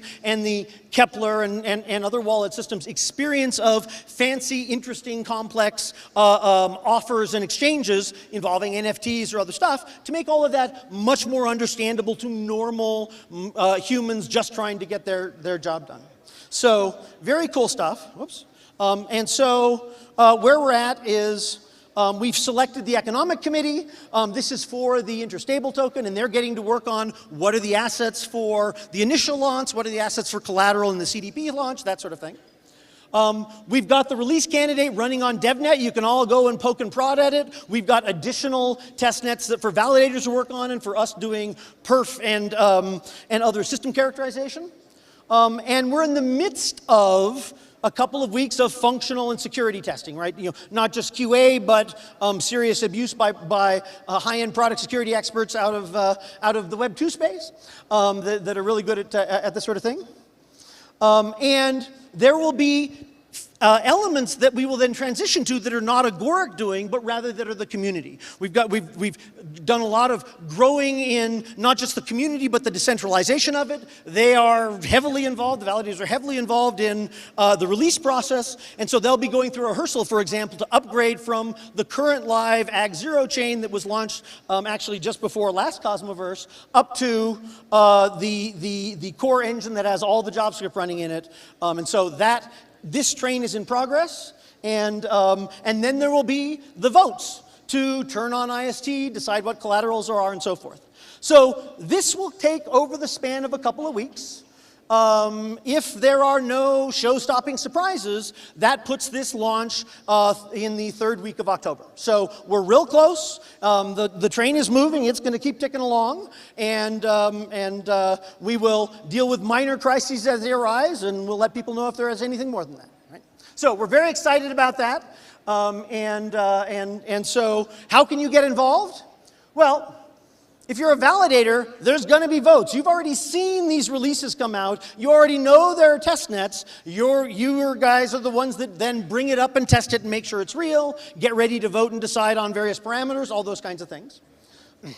If you're a developer, there are workshops happening right now, and there are more. They're quite worth it. Many of those businesses that are setting up to launch on mainnet once we get past this mainnet 1, those started as bounties, they started as projects, and they leverage our components, and they've contributed back components that others have used. So it's a very exciting interaction that really ties into the growing component community that will be the primary bridge or the significant bridge to these millions of developers into the cryptoverse, is being able to build and program the way they used to.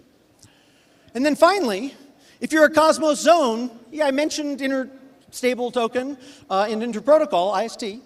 And that will be coming out. That will be launching in this mainnet 1 release. We're going to talk a bunch more about it later, but several of you know about it. I know I'm excited about it. I'm really excited not just to see the first real production contracts in this hardened JavaScript, but also to have a stable token that is really focused on unlocking the asset value of the Interchain. And so come talk to us at the booth. Come give questions that will be answered for answering in the Fireside chat Zaki and I have on Interstable token. And let's talk about how we can bridge IST to your zone. So, thank you all very much. I'm Dean Tribble for Agoric, and I look forward to talking to you guys in the rest of the conference.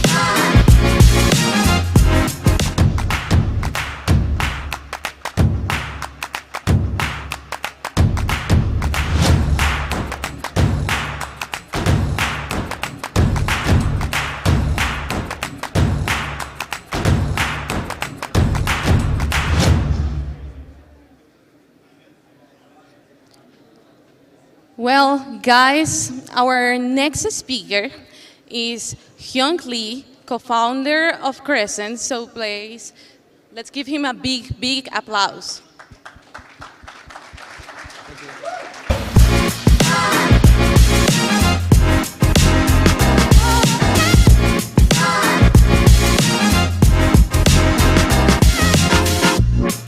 Yeah, so hello everyone. I'm very excited to be here, like all the pivoting time for this Cosmos ecosystem, like growing fast as ever. And I'm very honored to be here to be a responsibility for this, all this financial application and all this support for the Cosmos ecosystem. So today, let me explain a little bit about Crescent Network, where we are, and all these products we are shipping, and also, interestingly enough, Crescent Boost future. So let me restate our vision. So first of all, for the Crescent DEX, we pursue smart liquidity. So there should be a sustainable way to provide the liquidity for the ecosystem. And also, we support diversity of assets. Now, like in Cosmos, we expect like more than 100 projects coming in every year in Cosmos ecosystem. And all of these new projects, they need liquidity. They need to raise fund. And all this financial demand should be met by all this infrastructure in Cosmos ecosystem. And we are here for them, support this growth for this Cosmos ecosystem. And also, we support DeFi composability. There are lots of DeFi product growing in Cosmos. And it will be amazing within a year, lots of different kinds of DeFi products coming into Cosmos. And they need all of this ingredient of this DeFi. So a lot of liquidity in DEX should be utilized for these different DeFis. And it should be IBC transferred to these different kinds of DeFi so that they can be used as a collateral. So we support that. We want to use it, reusable liquidity for different kinds of DeFi in Cosmos. And so, like in whole, we are here for Cosmos ecosystem, not for Crescent, but for Cosmos. So now we have 3 significant features, including AMM order book hybrid, which is maximizing liquidity efficiency. And the other one is range liquidity, which is making AMM free. And also, liquid staking is built in for inexpensive security. So I want to talk more about our feature in the future. So this is our roadmap for next quarter. Farming version 2, liquid farming, market maker incentives, and sequential type orders. So let me explain more about farming version 2. Now the farming is targeted to each pool, but we have multiple pools within one token pair because of range liquidity. So we provide this liquidity incentive computed from multiplication of amplification factor so that we can fairly distribute this incentive among these different pools so that we can free the liquidity provider to provide liquidity with different range of the predefined price of this each liquidity. And also, we are going to launch liquid farming next month, which is providing minting of liquid farming coins from LP farming positions. This is very necessary because most of the DEX, it lock all this capital within the liquidity pool. It cannot be reutilized for other activities. We allow this to be tokenized so that it can be sent over to any chain like UMI, Kava, and other DeFi blockchain so that it can be used for other activities. So we value this interchain connectivity of financial application so that we can connect with each other, grow each other, and support each other. Also, we are going to launch a market maker incentive soon. We already have order book, but it is not fully utilized yet because of this lack of liquidity coming from market maker. Now, market maker incentive will be alive. Our functionality lies on this score system with bit spread, liquidity depth, and liveness considered so that we can calculate the quality of liquidity provided by market makers. Our team is the best team who can design and support all of this financial calculation and efficiency for this market maker incentive. So not only for the major tokens, but also minor tokens can be well provided for the liquidity with maximized capital efficiency by partnership with other blockchains. And also we are going to support sequential type order. This is very unique context of ours because our DEX does not allow MEV because all these orders are transacted without any prioritization within a block. But now we introduce sequential type order, which is like very usual thing in any kind of DEX. So we have two kinds of it. One is pre-batch order, and the other one is post-batch order. So pre-batch order is for MEV feature. So all the arbiters are taking profit from this MEV action. And we are auctioning this slot, prioritized transaction slot, so that we can receive the fees from the arbitrators and not sending them to validators or delegators, but accumulating that into our community and ecosystem within the protocol so that all these users providing liquidity, they can be benefited from this fee. So this is our philosophy. MEV profit should be stayed within protocol and not goes to validators or miners. So let me also explain more about our new features for the first quarter of next year. So managed LP, fundraising, liquidity bootstrapping, and trading fee, and DEX aggregator. So let me explain why managed LP is necessary in this context. So if you see other ecosystem, basic AMM is extincting right now because it is not very efficient. So more freedom to AMM is the future of AMM, and this will be definitely happen very soon in Cosmos ecosystem also. But it brings freedom, but also it brings complexity. So if you pursue this efficiency, then there's always coming this complexity of like decision making and like all this freedom. This is really difficult for retail investors to understand and research and manage, monitor this kind of risk and return profile for all this DeFi position management. So we provide this fund management feature for Crescent DEX LP, so that if you invest into LP and if you want to use this range LP for this capital efficiency and leverage farming, then you can use this feature so that this professional fund manager can rebalance your position so that you don't have to worry about all this detailed decision making along the way with all this price volatility. Also, this fund token can be tokenized so that it can be utilized for other DeFi activities, especially outside Crescent. And also, we think that this is a pivotal time for Cosmos.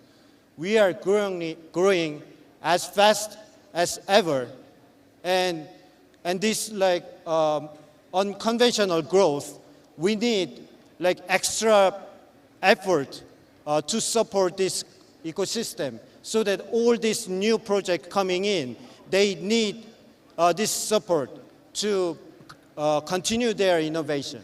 So like all these projects, they're coming with like 2 co-founders, and they need a small amount of money to continue their work. There are like very potential innovation coming into this Cosmos, but like not every DEX is very friendly with all these new projects because it is very small, and like until it getting big, they don't care. But we here for them. We need to support this new project, very small project, with a little bit of money for this development proceeding so that it can be the future of bigger Cosmos ecosystem. So we need this feature, connected feature, from fundraising to liquidity formation so that they have enough fund to continue 6 months or 1 year to provide the POC, and then they can fundraise later in any other platform. So also providing liquidity for the initial investors so that they can plan and execute on this liquidity.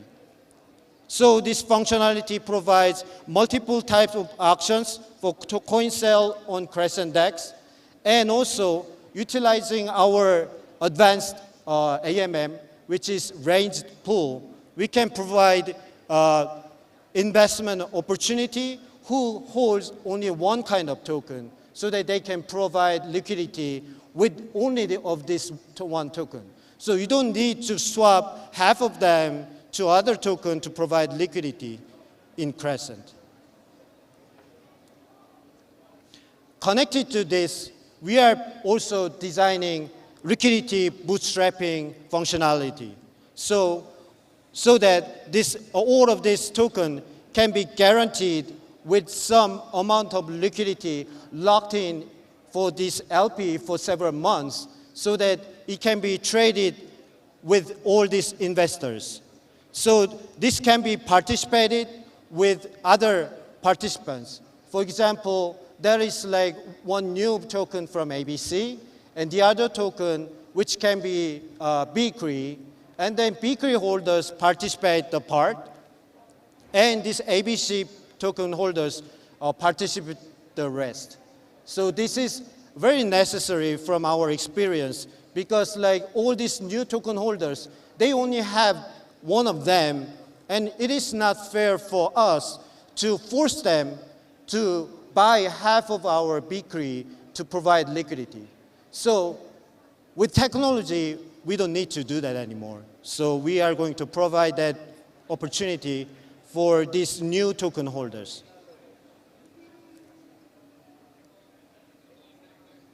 And currently, our platform does not have trading fee right now, but we are going to implement that in early next year. So we are a little bit special on this trading fee design because of the existence of order book. So order book has different category of participation, which is liquidity taker and liquidity maker. Those are having different characteristics on this platform because some of it are consuming liquidity, but some of it are providing liquidity. So we need to differentiate this so that we can support more traders using more providing liquidity than consuming liquidity so that there can be better liquidity quality over time. And also for the market makers are kind of partnership for all these DEXs using order book. And we need to be win-win situation each other. So we are going to incentivize a lot for these market makers, but in a very fair way, so that all these smaller market makers can also participate in this competition. And they need specific condition, like they are not gonna perform well if the condition is not really good, if the cost is too much for providing liquidity. So we need discount fee rate for market makers. So this kind of, all of this design should be well considered before developing this kind of characteristic. And also, in the far future, this fee will be the main source of farming for LP and also market makers. But we are opening this competition across this methodology. And LP and market makers are doing the same thing, providing liquidity in a different way. So comparing this like effectiveness or liquidity providing with these two different methodology, we can fairly calculate the effort and result of liquidity provided from both methodology.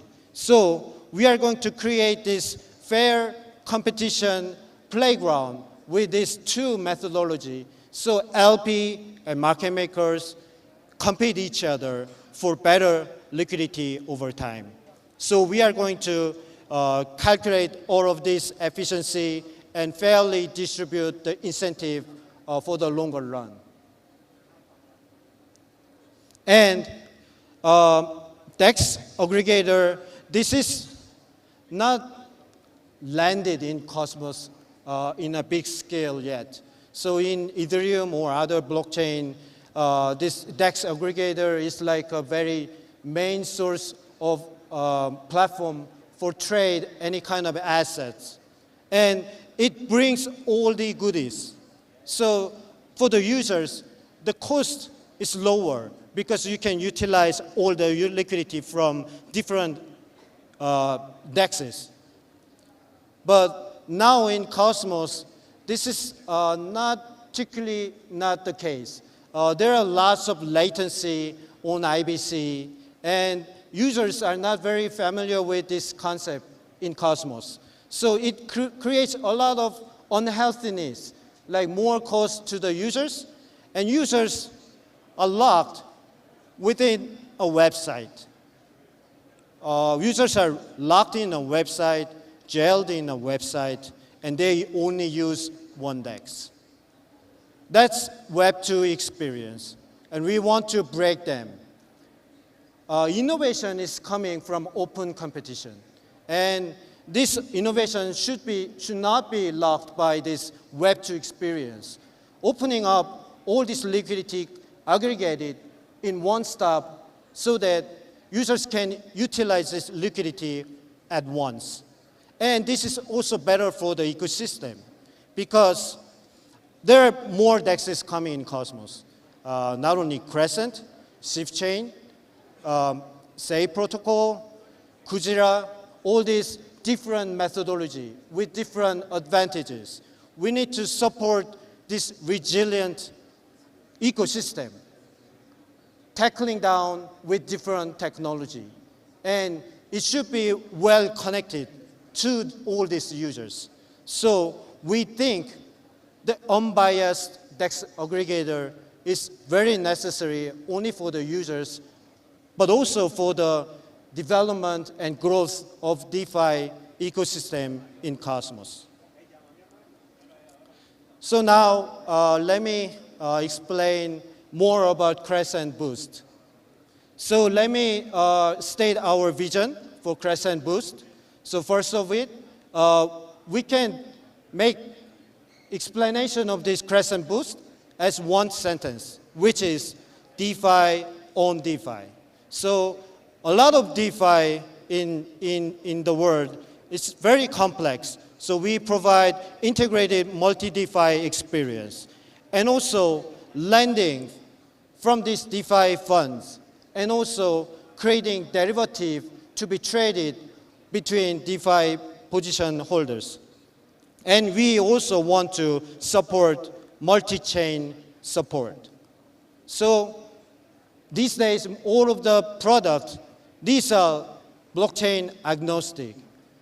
The barriers are breaking down, and there are like connected ecosystem coming in the near future. So Crescent team is breaking the barriers of blockchains, bringing a broader ecosystem to the Cosmos.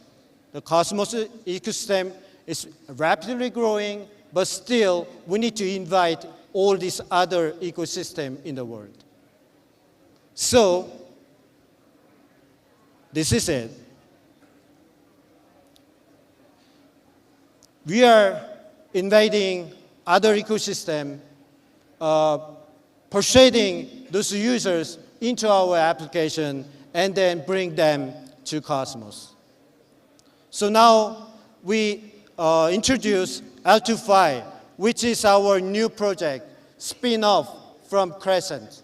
So L2Fi is layer 2 DeFi, which is a blockchain agnostic dApp operating upon layer 1 DeFis to serve an integrated DeFi gateway. So let me explain this when bootstrap. So all of you will be very excited about this information.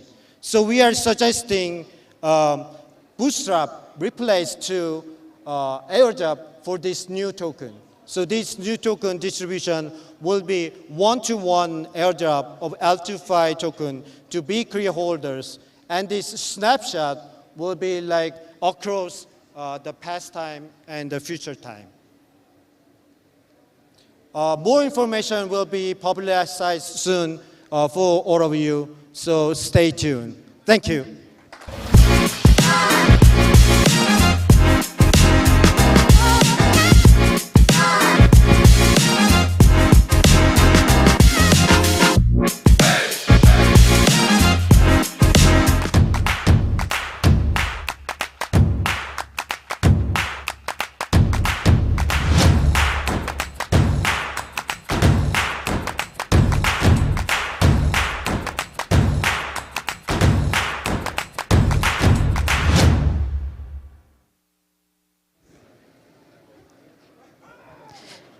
Well, One of the biggest barriers for mass adoption in LATAM is the language.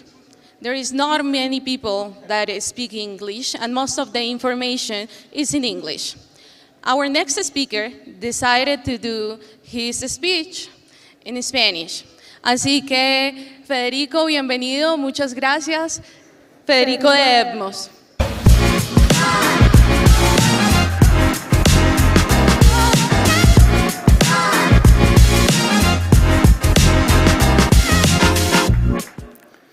¿Todo bien, Medellín? Bueno, hoy día les voy a presentar, acerca del pasado, presente y futuro. You about what Evmos is, the past, the present, and the future. Excuse me, just a sec. There's something going on with the mic.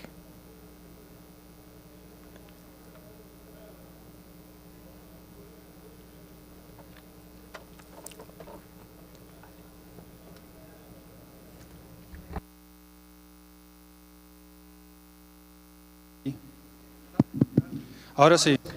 Now we're good. The other mic was not working very well. My name is Federico. Today I'm going to speak about the past, present, and future of Evmos. Here I'm going to start with a timeline about our project Evmos. First, Ethermint. Those that don't know this is the precursor of Evmos.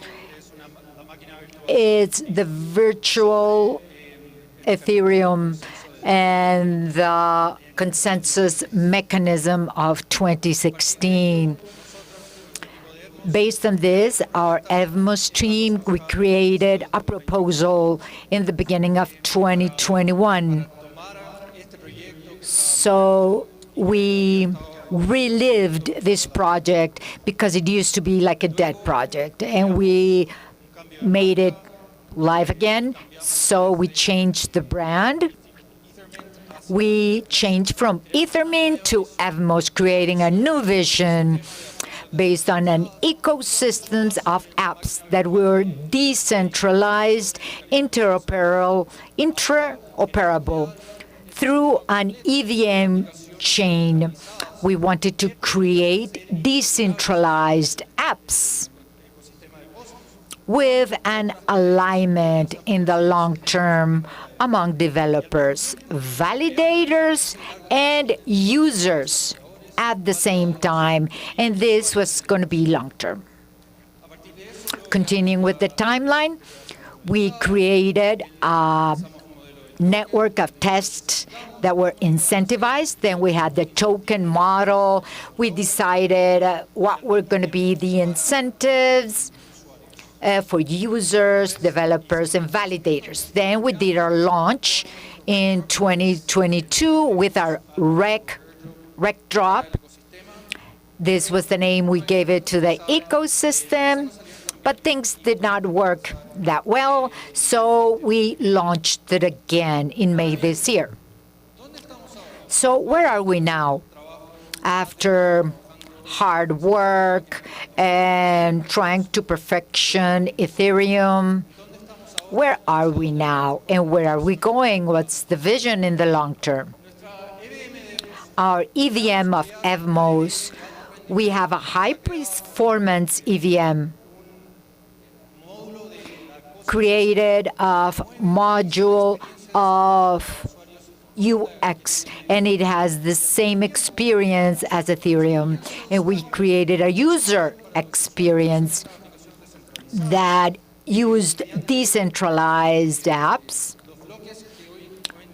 The blocks, we have it in less than 2 seconds. This promotes a more user-friendly and more users that are included in this. And we have customers that are using EVM platform and Cosmos, and they are integrating them both. That way we can have the best user experience for Cosmos and Ethereum. Two specific examples are SCAN. It's a browser that we can see IBC and EVM transactions and smart contracts that we have in IBM. This is the first explorer or browser that we can see the consensus of the smart contracts. On the right hand, we can see the meta transactions that we can have with Cosmos, but using digital wallet, EVM, or MetaMask, or any other digital wallet that can be connected through Wallet Connect.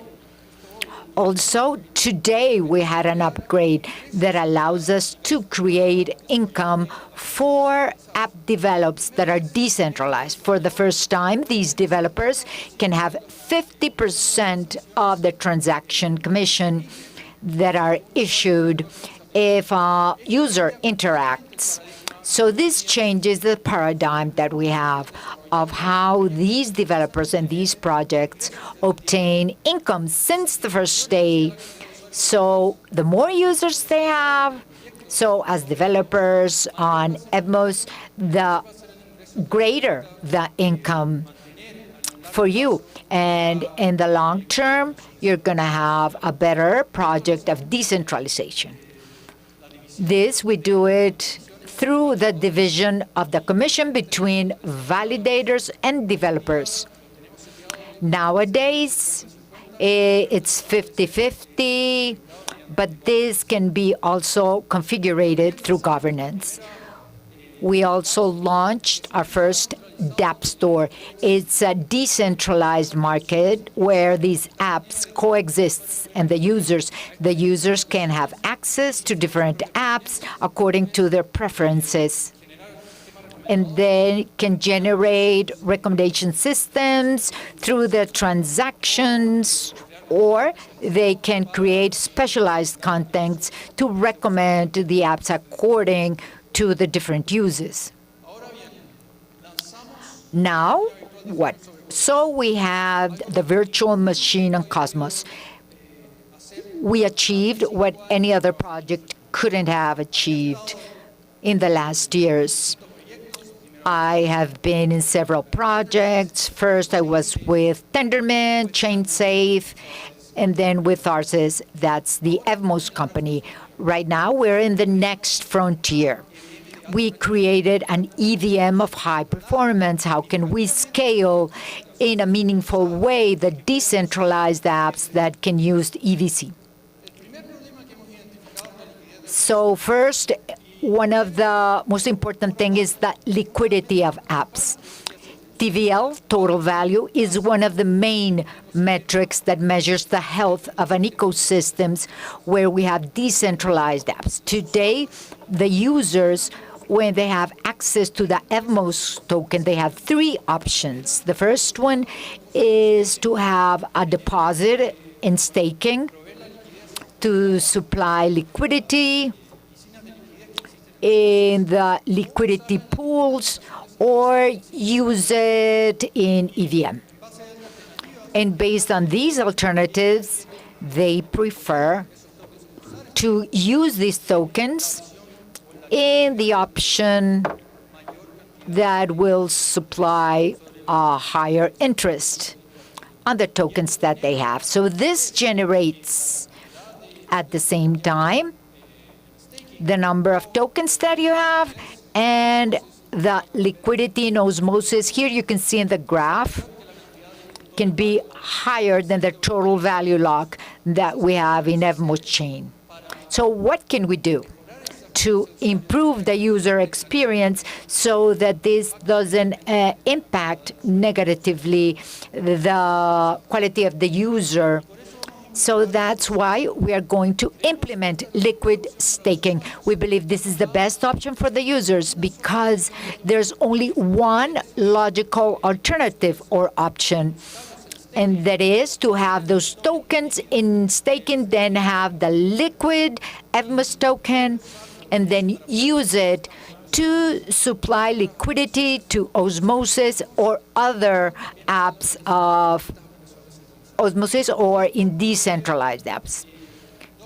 This will give two basic things. One, liquidity for the apps, and second, security, because it will allow us to position us as the main hub of IBM in Cosmos.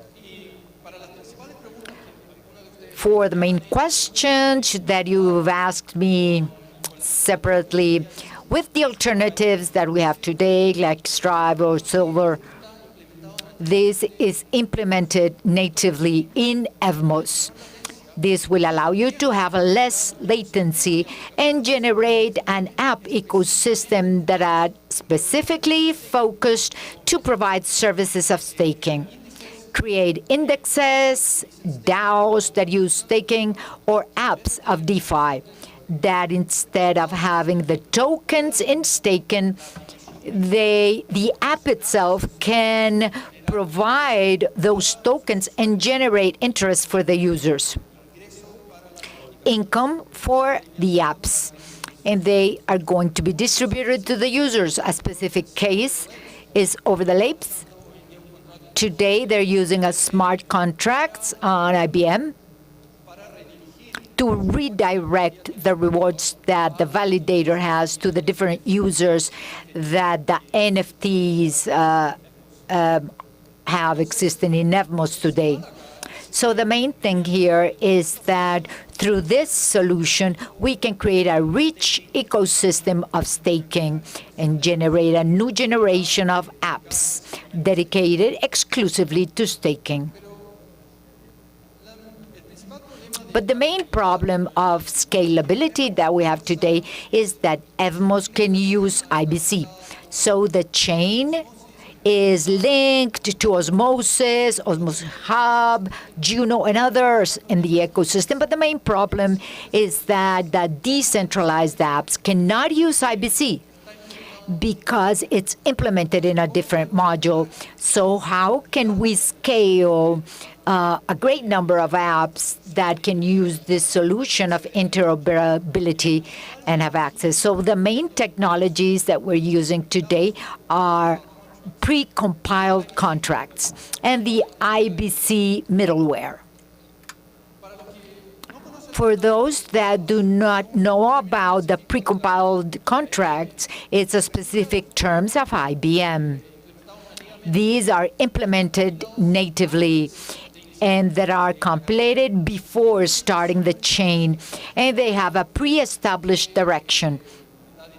Here, the address 001 is specifically focused in IC recover to have a public address through a message. So these fusions allow you to generate new contents, new solutions that are specifically implemented natively, for example, Go. In Ethereum, nowadays, by default, they're used for cryptographic functions. The main difference is that these pre-compiled contracts are going to be able to change the state.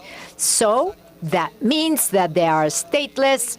They can use staking, IBC, slushing, lending apps without having collateral, and many other functions that I could say. So it works like this. Here we have Evmos and the world of EVM that we developed. And on top of that, we have different contracts, smart contracts. And several of them are pre-compiled. For example, the cryptographic functions that I mentioned. But nowadays, we can also have a smart contract that speak IBC. So the apps are totally connected with the Cosmos ecosystem and Interchain. The other solution that I mentioned previously are the intermediate layers of IBC middleware. So in the IBC app is built upon the core NIBC ecosystem, so we can have middle layers that we can modify the content of the message and redirect it to IDM. So an app that can send a token of Cosmos Hub, Juno, directly to IBM. We can redirect it like RC20. One of the main things that we want to do additionally is to consolidate Evmos as the EVM hub. This is going to promote more movement of tokens and transaction volume among the different chains. In the chains that use different solutions of interoperability, like IBC, this can give access to Cosmos to these bridges and have access to the dApps through bridges of IBC, like the pre-compiled contracts and IBC middleware. This is going to increase liquidity for the apps and an improvement in the user usability UX. So let's see how you do a transference of IBC and use the Atom token, for example, here in IBM. Here, we do a transference from the hub to Evmos, where the balance is kept in the bank module. Then the user has to do a conversion to change that token to an RC20 of IBM. Through the IBC middleware that we are implemented, we reduced the need of doing a manual conversion. So every time the user sends a token to Evmos, it's going to be represented as an RCV20. So you can use all the tokens that exist in the internet directly in EVM without doing an extra step. So from Ethereum to Evmos,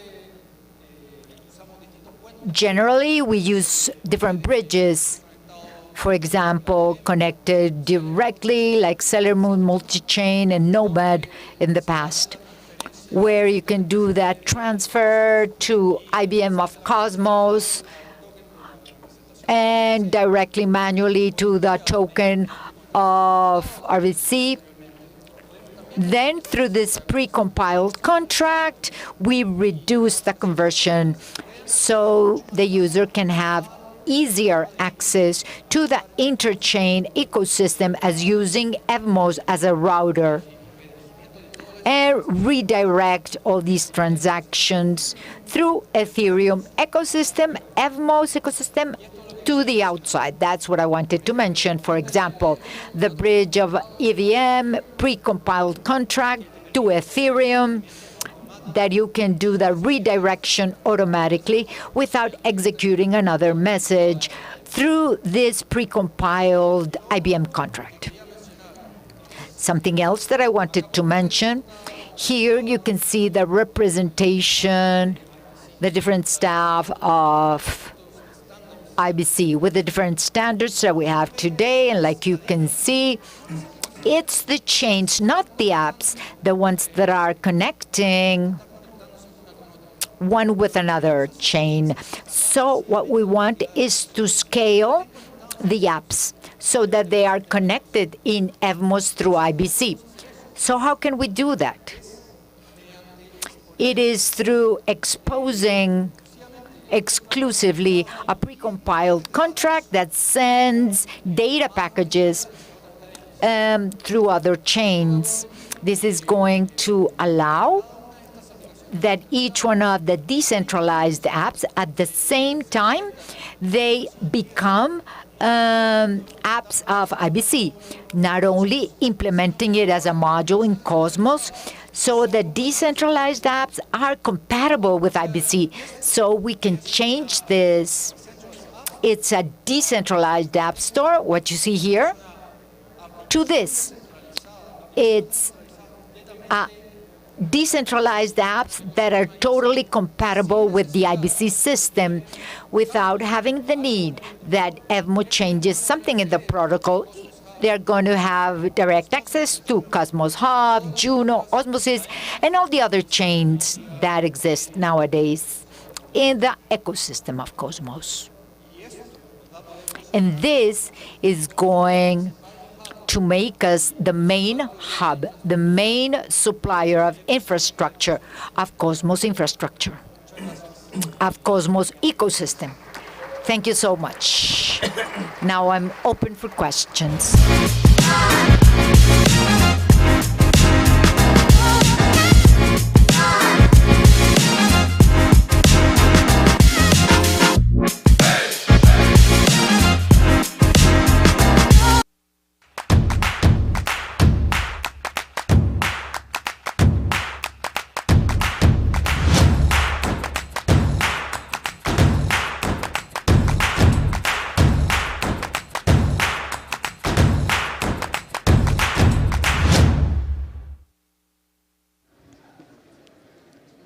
Now, our next speaker is Eric Chen, co-founder of Injective Labs. Eric, welcome.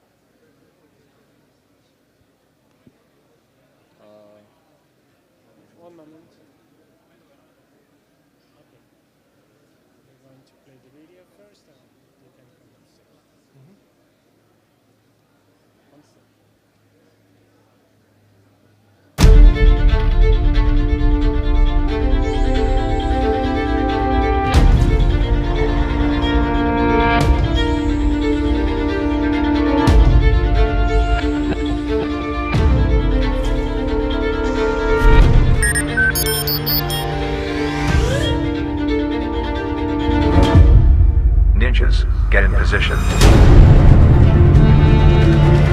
Engines engaged. 5, 4, 3, 2, 1. Ladies and gentlemen, we have liftoff.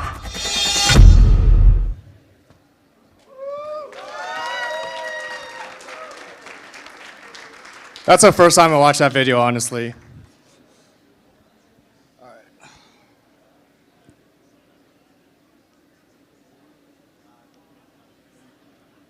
Hey guys, this is Eric, a co-founder and CEO of Injective Labs. We're core contributors to Injective blockchain. And today I'll walk you guys through a short overview of Injective and how we're pioneering a new age of connected finance. So Injective is the blockchain built for finance. But let's take a trip down memory lane and how we got here. Initially, we set out to create a fully decentralized exchange. No decentralized order book exchange existed back in the day, so I also wanted to create a solution to a pressing need that I wanted to address firsthand. Coming from kind of like a cryptography and also finance background, this is a very natural first step in combining two of my own personal passions. So when my co-founder Albert Chan and I tried to create this ideal solution and what we envisioned, we began by experimenting, like most developers, on Ethereum. But why didn't that work? So as of early 2018 or so, we've already noticed some of the initial hazards of front-running in MBV. And back then, there were initial papers published around it where researchers have heavily capitalized on it before it turned into a multi-$100-million industry. And more importantly, it's also very infeasible to implement an on-chain order book simply due to the cost of placing and canceling orders. And especially, and even in a generalized environment, the cost has to be both low and consistent to prevent the economic issues when it comes to market making. Now, obviously, off-chain order book would address this issue very easily, but at the end of the day, it still prevents composability and compromise one of the most critical advantages of DeFi over CeFi. And obviously, there are L2 solutions, which is a slight step up from the composability issue, but faces pretty much the identical problem as building on top of a generalized environment where gas economy is essentially shared with all types of applications. So during our long search, we kind of found the promised land of Tendermint and Cosmos. So Cosmos allows for high levels of customizability and also performance upgrades. And in addition, we saw very early on the great promise of the ecosystem as a whole as it tries to bring about a tightly connected network of blockchains. And this ultimately led us to create an app-specific blockchain for decentralized finance. And by being an app-specific blockchain, it has a few very easy and addressable properties. It prevents front-running right off the bat and also all MEV-related issues. It has a very robust and tightly aligned governance around the community that's focused around DeFi. It's also right off the bat highly scalable and secure with optionality and path to expand for the next billion users. And on top of that, and most important for traders, is that there's execution stability and safety. And with all that in mind, it led us to create one of the marquee dApps built on top of Injective, which is Helix. So it originally launched under a different name. Helix is one of the first on-chain order book exchange to also enable derivatives trading. It's really important and revolutionary being the first cross-chain derivatives-enabled order book platform where users can leverage the best of DeFi and CeFi. And more importantly, all of the features and bells and whistles of CeFi, like conditional stop loss, take profit orders, limit orders, spot markets, perpetual markets, expired futures, binary options, are all offered on top of Helix. And another really interesting part is that those are not offered by CeFi, like very exotic and interesting derivatives using price feed that are sent from IBC are also possible. And all of the things that are offered by Helix are only possible by building on top of an app-specific blockchain like Injective.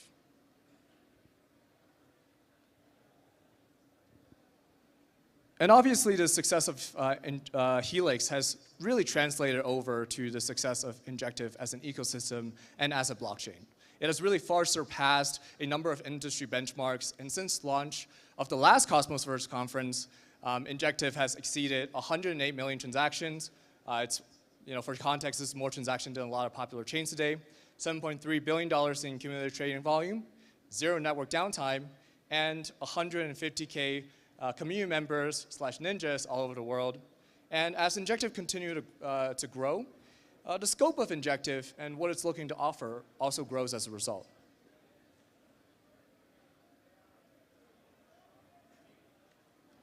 And this is very much in line with what we initially envisioned for the ecosystem of Injective. It began to grow beyond just providing solutions for one application, but began to providing solutions for an entire sector. What we ended up building was not only for one of the fastest growing exchange apps on the market, but also a set of very robust and composable financial primitives that can be used to create a whole host of very powerful interchain applications. Now we're looking into the future and working towards creating one of the best sector-specific blockchain for finance. But what does that even mean? And that basically means that Injective provides developer with a set of very powerful and a set of very shared and composable on-chain financial primitives that are not found elsewhere. Obviously, for start, there are on-chain order book, derivatives, binary options, and much more. You can combine these primitives together in order to build a truly innovative financial applications that would not be possible anywhere else.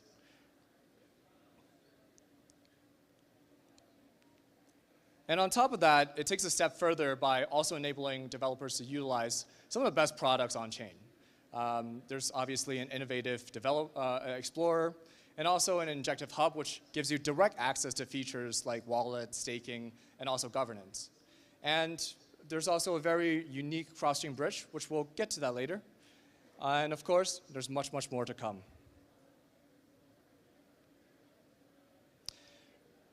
Another really important philosophy of the Injective ecosystem is that every new innovation for a chain is always built for the unaddressed needs and wants of DeFi developers, whether they're unsatisfied or constrained in a generalized environment, or they're facing issues or have a certain idea that cannot be implemented in anywhere else. For example, interoperability for us is at the core of every single product and application. The ability for the users to utilize any type of asset and to enjoy true composability across chain is very, very important. And Injective as a blockchain is perhaps one of the most interoperable blockchains out there.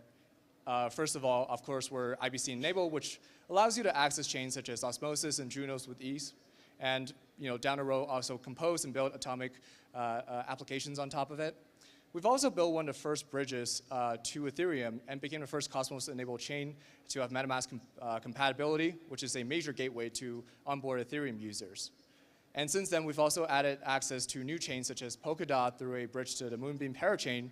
And with our upcoming integration with Wormhole, we will also allow access to a number of EVM chains such as Polygon and non-EVM chains such as Solana for the first time ever. Interoperability for us is not just for assets, but also data, as shown by our very novel Oracle module, which brings price feed natively via from the IBC world.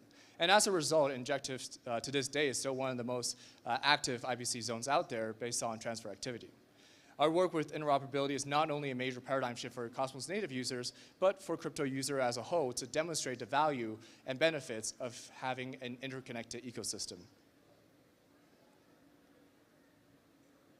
Of course, all of our work and gateways have led to far more interest from some of the largest financial institutions. In fact, to date, Injective has received backing of nearly $60 million from some of the leading institutions in the space who are aligned with our vision to creating a truly free and decentralized financial system. But we're not going to stop there. We're continuing to push out new innovations and new products and new features, and one of the biggest is our new Cosmoverse smart contract layer, which allows for a range of new applications to finally be built on top of Injective. Injective's Cosmoverse implementation is uniquely different because it allows Injective to be one of the only blockchain capable of supporting automated executing smart contracts. And with the primitives coupled with the Cosmoverse smart contracts, it allows for a number of new applications and new paradigms to be built. For example, Frontrunner, which is a really innovative, decentralized sports betting platform, it utilizes the binary options primitive, the order book primitive, the Oracle module, and many more. And new projects has been continuously entering the ecosystem through DAO government proposals, as have projects like Aperture has recently done. But not only new projects are building, the Injective Labs is also building as well to focus on a particular issue when it comes to mass adoption into DeFi. We understood and we've witnessed too much of the pain points of DeFi developers and decided to develop primitives and features like automated smart contracts to make it easier for them to build. And this also allows for Project X to be built. And for the first time ever, I'm excited to introduce Project X.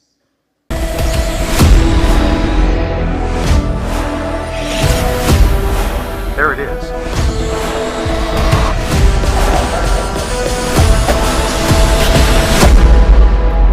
What is this Project X?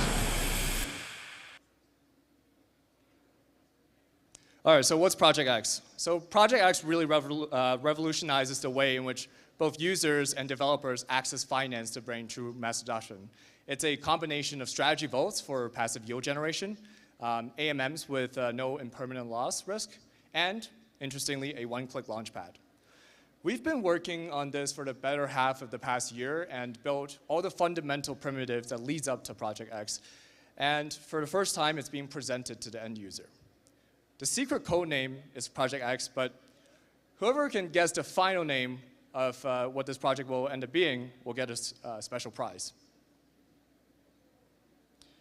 And for context, so traditionally, institutions and hedge funds pour billions of dollars into creating the most advanced quantitative financial modeling to generate insane rates of returns. But these type of returns are generally not accessible by the general public. And it's because it's for a good reason. Some of them are risky, some of them are way too advanced where sharing with other people with all those alpha, it probably doesn't even make sense. But one of the biggest innovations in DeFi is really to democratizing the access to these strategies and market making. And to really ensure that everyone has a chance to provide liquidity, everyone has a chance to bootstrap and generate liquidity, and everyone has a chance to access and deploy strategies. But the problem is that smart, sustainable strategies are really hard. These AMM and different types of on-chain strategies are extremely simple, and extremely easy to be taken advantage of. AMM does lower the barrier to create and access liquidity, but they're riddled with impermanent laws, and also 10 to 1,000x lower in capital efficiency. And overall, this is obviously bad for not only the LP, but also new projects where they need to put up a large amount of asset. And it's also bad for traders since the fees and slippage are higher. And it's for a good reason, and there's a reason why this is a consistent problem. It's because sophisticated on-chain strategies are extremely difficult to implement in any generalized environment. There's so much computation and access to data that's required to make sure that these state-of-the-art institutional models are applicable. Now, even let's say you're just someone who already knows how to operate a trading bot and has been leveraging or capitalizing on on-chain strategies like arbitrage and et cetera. It still requires a lot of active management, a lot of execution and networking risk, and probably years of quantitative background to understand what the hell is going on within those models. And honestly, sometimes people might just be lazy and you just want to leave it and forget, like all automated strategies. But with these trade-offs in mind, the purpose of innovation is to alleviate them and remove them completely. And that's why we built this.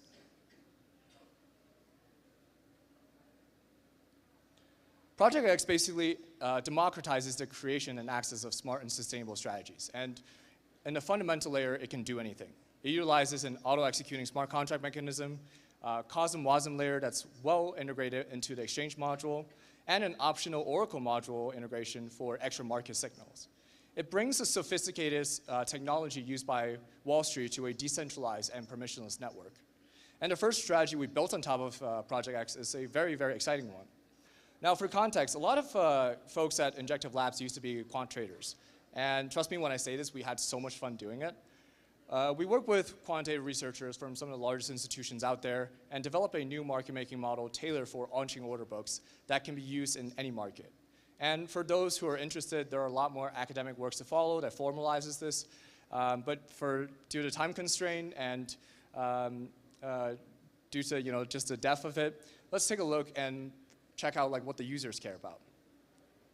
So in this interface, you're going to see Project X will mainly work in two parts. It first creates automated trading vaults that allowed end users to pull liquidity together and take advantage of trading strategies that are previously impossible or inaccessible.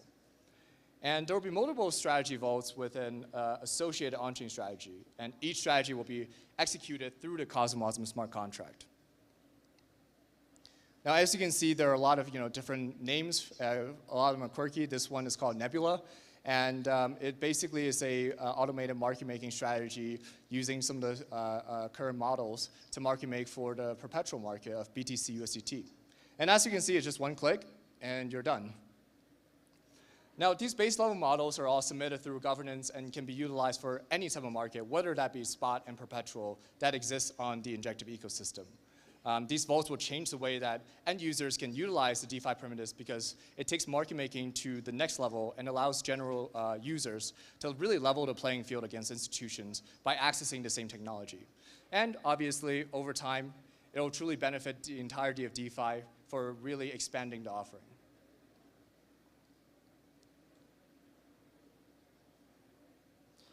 And the second portion of Project X is something I'm incredibly excited about, because it's essentially utilizing the same model and underlying primitive, but giving it a different twist and a different application for it from the end user's perspective. So Project X will also include a launch pad, which allows any developer to launch tokens permissionlessly in one click. Now, all you need to do is to specify the token denom, and for this case, let's say we're launching a token called Project Protocol. And there's some parameters to set up. Obviously, in this case, there are also different ways to offer out the token. Most people might be familiar with the Dutch auction mechanism, which is used by most DeFi platforms, but that's boring. Let's look at direct listing. And there could be optional fields for people to discover and explore these the launches on-chain. And within a few clicks, you basically get to initiate and launch a token. From an end user's perspective, you can access all of these things all in one place. And it essentially allows you to kind of explore and access it all in just another simple click.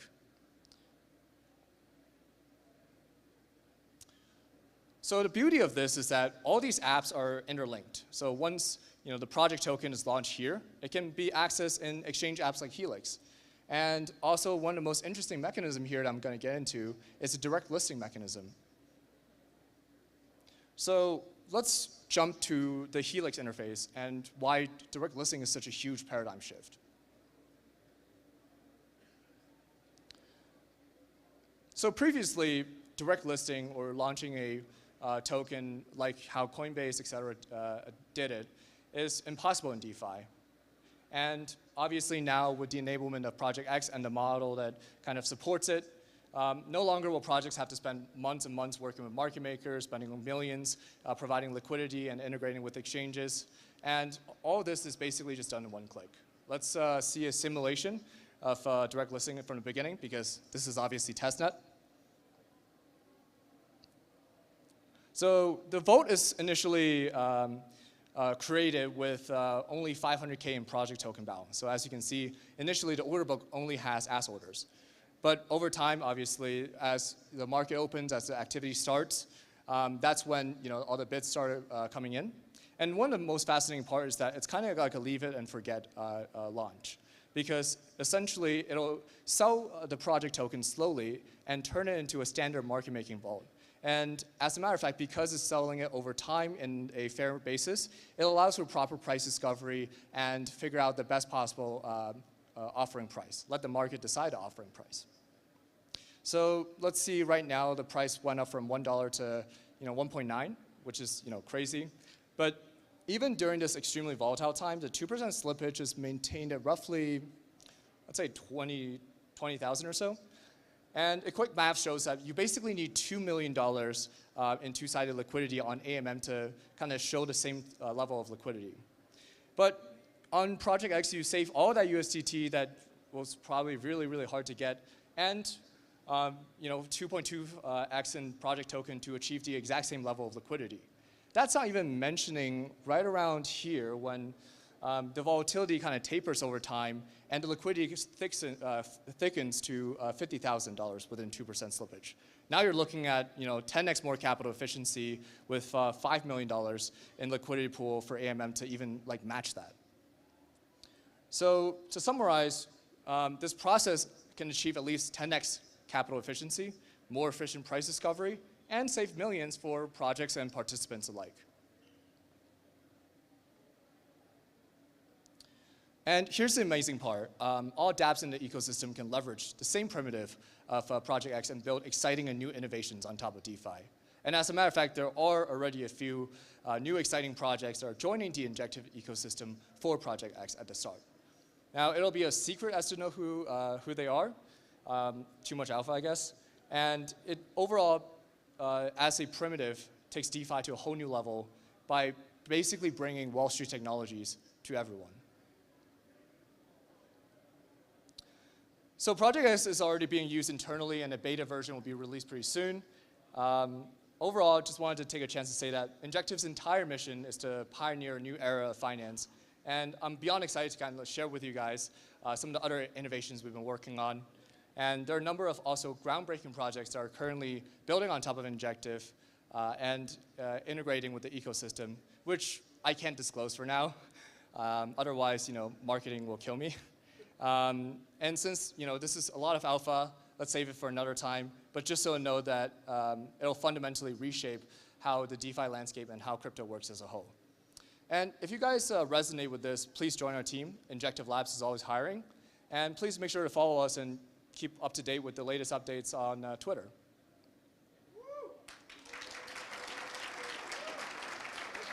Thanks, everyone.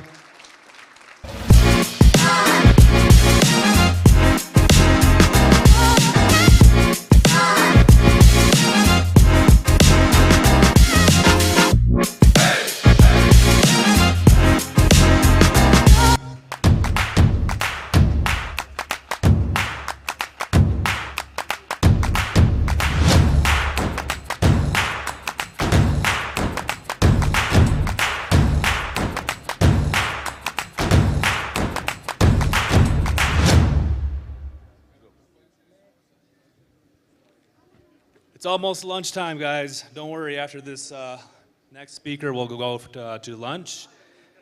One announcement to make also, anything that has been lost, you can probably find it over here on this side. There's a few items that they found. I think it's like a hotel pass. So if you lost a hotel pass, just head over here and grab it. And a few announcements. After this event is over, there's a few parties. We got the Mars Protocol and Osmosis event at 7 p.m. and also the OmniFlix FlixFest 2022 today at 7 p.m. at the Envy Rooftop in Medellin, Colombia. For our next guest, we have core developer at Noland, Manfred Turan. Please put your hands together for Manfred.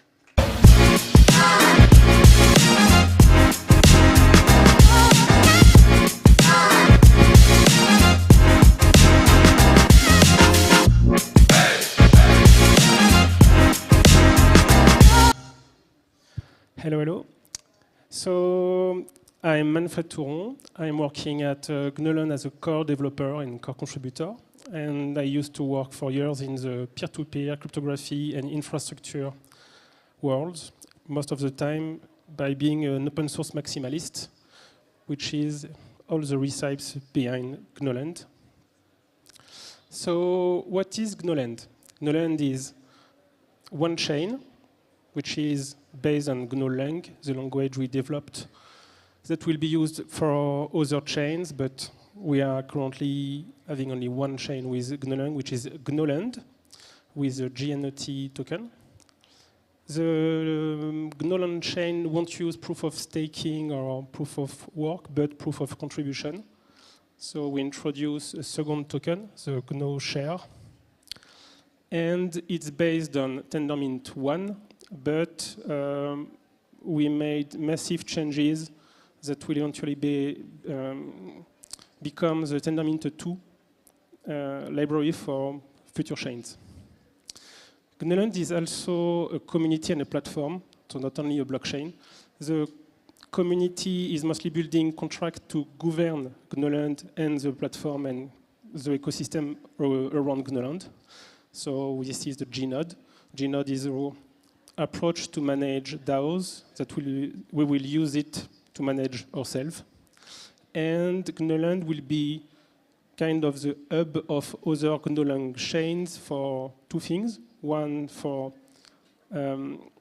providing the best libraries to use on other chains, and the hub for licensing fees, so you can be rewarded for your contribution by writing good libraries on Gnoland, even if the code is executed elsewhere. And so Gnoland is today only in Gnoland, but the plan is to use it on many other chains. It's based and inspired from Golang in the Web2 world, which is basically a language with a very good sweet spot between being very simple, very easy to learn, very easy to maintain, and have good performances, being fast, reliable, efficient, etc. There are today multiple millions of existing developers in the Web2 world. Our plan is to make it like writing a standard app, but for the contract. So we hope to be a good entry point for the Web3 for those developers. And Golang is very good for reusability and composability. We consider that we are more ambitious than Golang, so we extend it in some ways. One of them is because we are not compiling a program and running the code in a different phase, but we interpret the code. So basically, the transparency is enforced by the chain itself. It's integrated in the chain, so we made a smart contract language that is not sandboxed too much. It has access to a lot of features from the chain. It has access to other contracts very cheaply, fastly, and efficiently. It's designed as, like IBC, as an internet of not chains but contracts. And we want to extend this approach to multi-chains with an evolution of IBC, so what we call IBC2. We want to make it metered very accurately, so we don't want to measure the elapsed time by the validators, but to be able to say accurately how much gas take a code based on each opcode. We want to make writing code incentivized in a way that if the code is used or imported by other libraries, we will count exactly how much of your code is used, and you will be rewarded for this. And we consider that we made kind of MMORPG because Golang and other languages are most of the time having two different phases, the build time and the run time. And actually, we are in always building and running big, not metaverse, but big world where everyone can build new contracts, use the contract, interact, etc. So yes, the contract sources are always available. That enforced thanks to the interpreted approach. So it's not possible to run a code that you can't read. You run a code, you are able to read what is happening. You can investigate, etc. We upload also the unit test. So we have transparency about how the code was tested, or the developer suggest to use the chain. The chain understands the code to be able to run it, so it also generates some automatic documentation based on what are the available commands and objects, what kind of parameters they can take, etc. When you develop a contract, you will define actions and methods. They will be the same for the transaction, for the web interface, built-in web interface, and for cross-contract calls. So if you develop one action, a DeFi action or whatever, you can call it from another contract with the same API. We have a built-in rendering system. So imagine like running a contract, but in read-only, but without TX fees. This can allow the app developers to not rely on external servers, or even to just make their interface in Golang itself. And if you want to know more about this, we have a workshop tomorrow. So feel free to come, especially if you already know how to write Go code. We will help you write your first GNU smart contract. So today, GNU, just the word GNU is a little bit abstract because it relies on the community, the project, the language, everything. So GNUland is one chain, and there will be one GNUland chain, but we plan to have many GNUlang-based chains. They will be interconnected, at least for the smart contract feature, and we want to put our own ecosystem of chains inside the bigger one, inside the Cosmos ecosystem with IBC.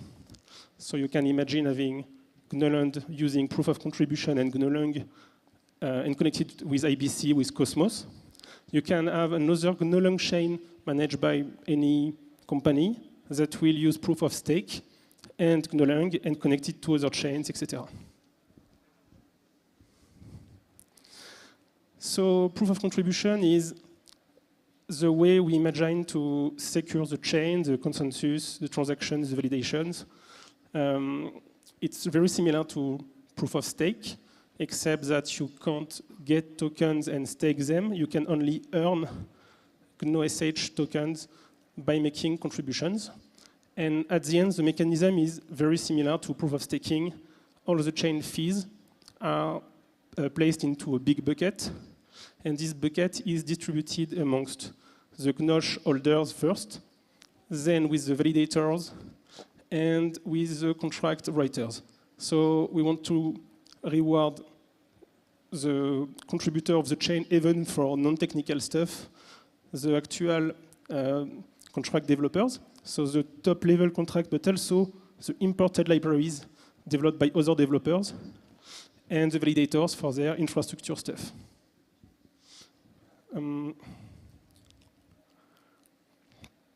Now, Gnode.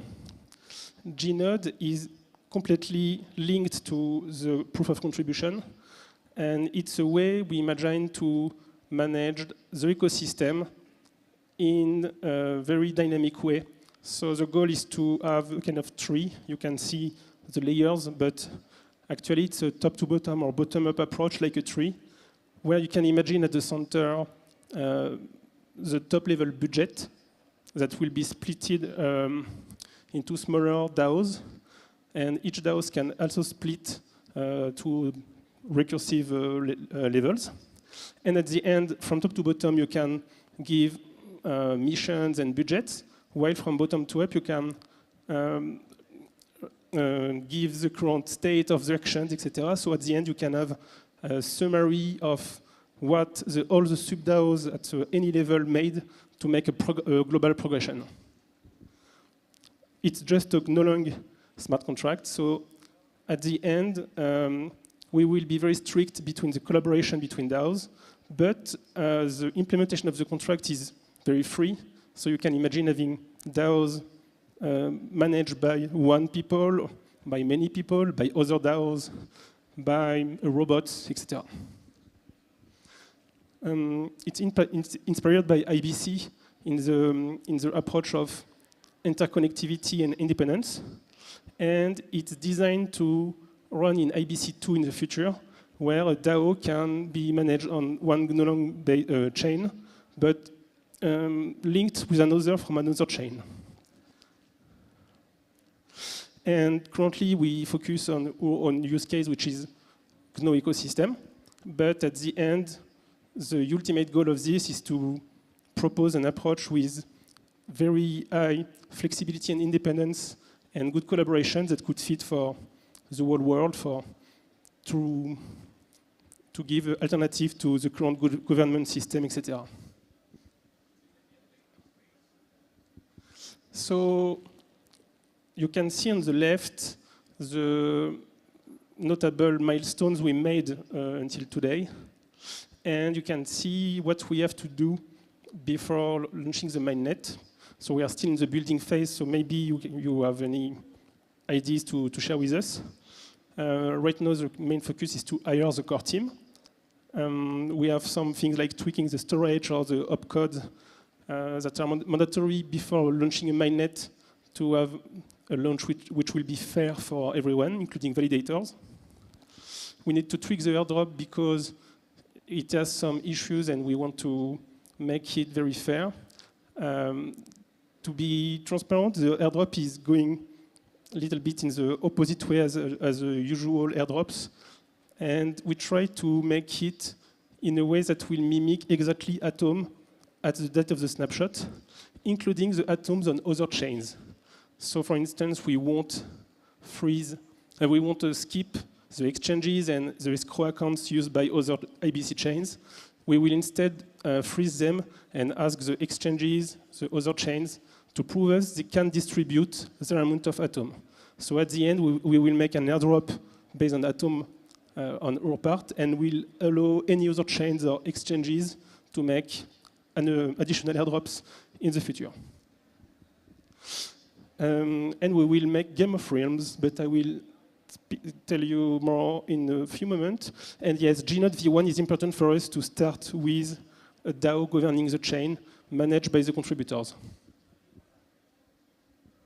Now, if we look at the very, very far, in 100 years, so after the mainnet, the goal is that we are not a DeFi product or something, so we won't have our own application. We want people to write their application on GNOland, but we'll have other missions, technically, to be the most fair proof of contribution system. We will need to extend it in a way where writing good code gives you many money. And writing good code on GNOland or a contract or contributing in general. The Gnode framework will be pushed to its limit because we want to manage all the exotical approach a DAO can want, like what about some sub-DAOs managed by only one leader, which is obviously the best one in a specific area, how to manage DAOs that will change very, very frequently, etc.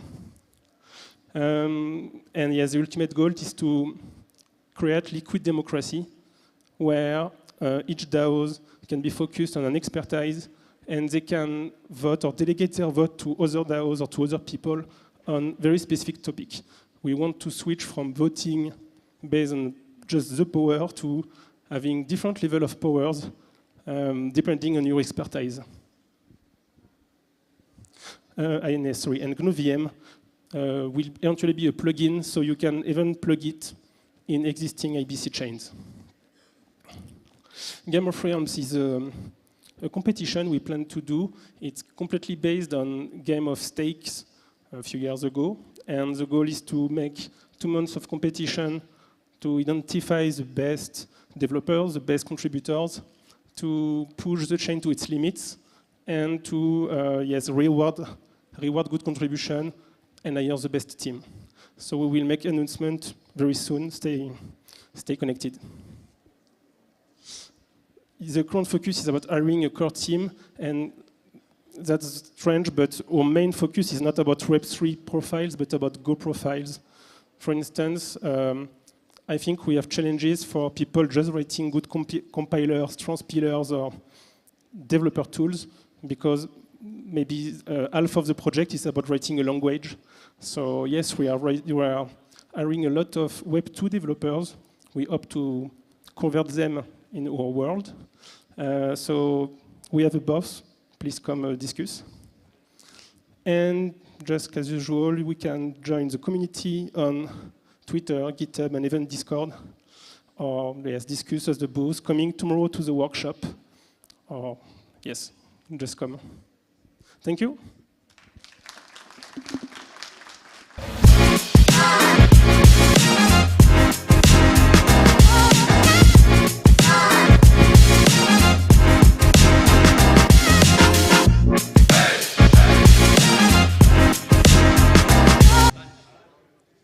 All right, time for lunch, everybody. Make sure to bring your ticket and make sure to bring your badge with you. Lunch is on first floor to the right of this building. Let's go.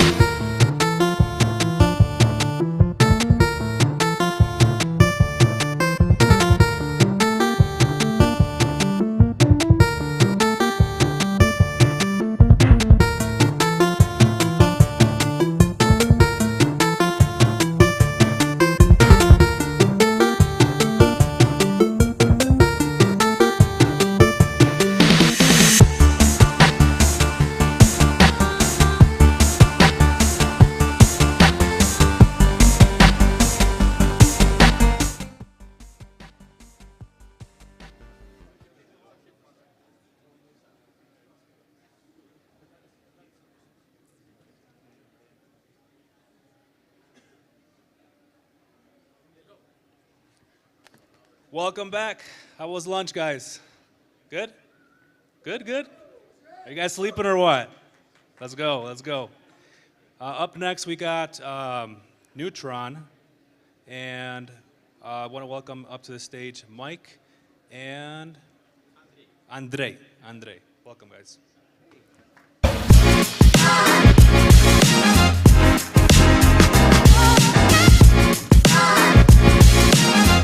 Hello, hello, hello, good people of Cosmoverse. Hello, good people of Cosmoverse. Really excited to see everyone here.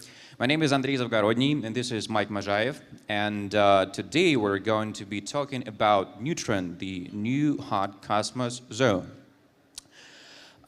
So before we start talking about the technical details about governance and tokenomics, and even before I tell you what Neutron actually is, I think it's gonna be good to understand the motivation behind Neutron. So, what can we say about, I don't think that, oh, nice.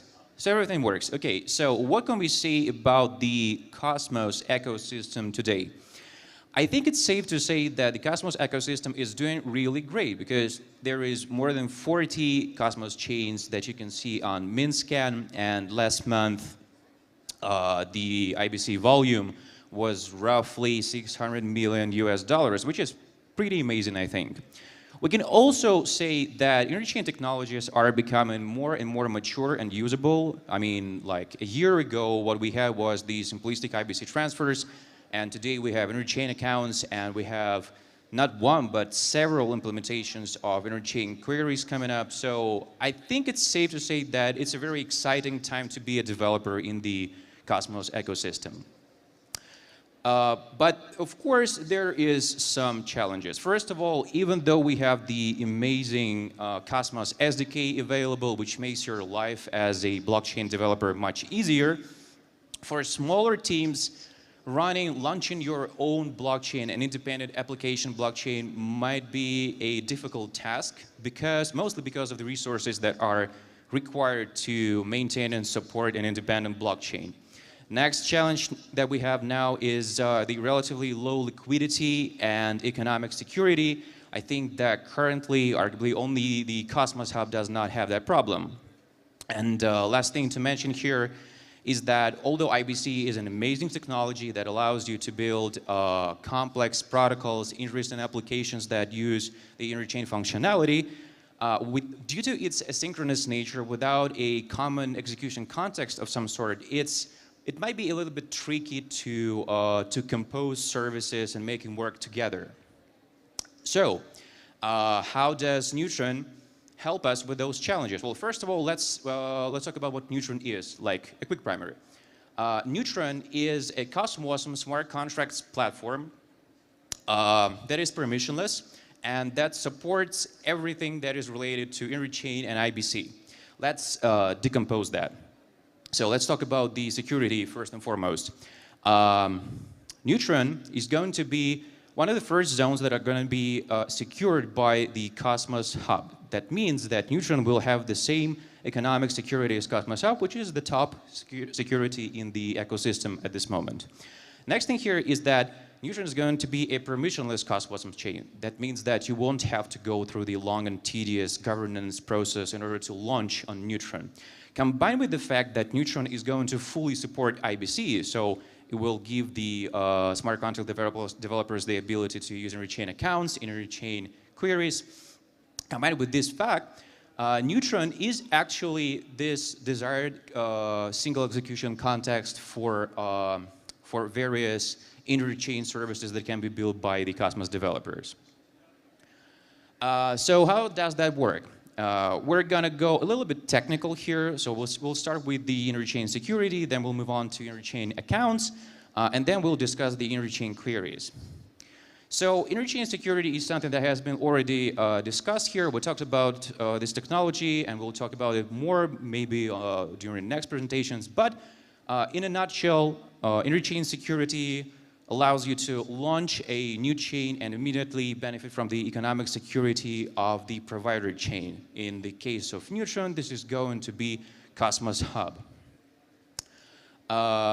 Next thing is the interchain accounts. So the situation with the interchain accounts is as follows. Interchain accounts allow you to execute transactions, like trigger execution of transactions on remote zones from your own zone.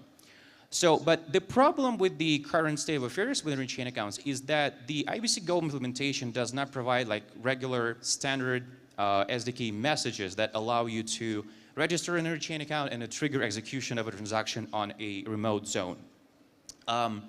You can, of course, implement all of that on smart contracts level using like raw IBC packets and basically duplicating the ICE code, but arguably this is not the desired way to go. So Neutron solves that problem by providing you with the interchain transactions adapter module that handles the creation of interchain accounts in remote zones and the management of those accounts, so you can basically execute transactions on remote zones. This adapter module is able to dispatch various IBC events such as acknowledgements, timeouts, the events that are related to the opening of a channel, to the smart contracts that own the respective interchain accounts. It allows for multiple interchain accounts to be registered within one zone by a single contract. Of course, a single contract can register accounts in multiple zones.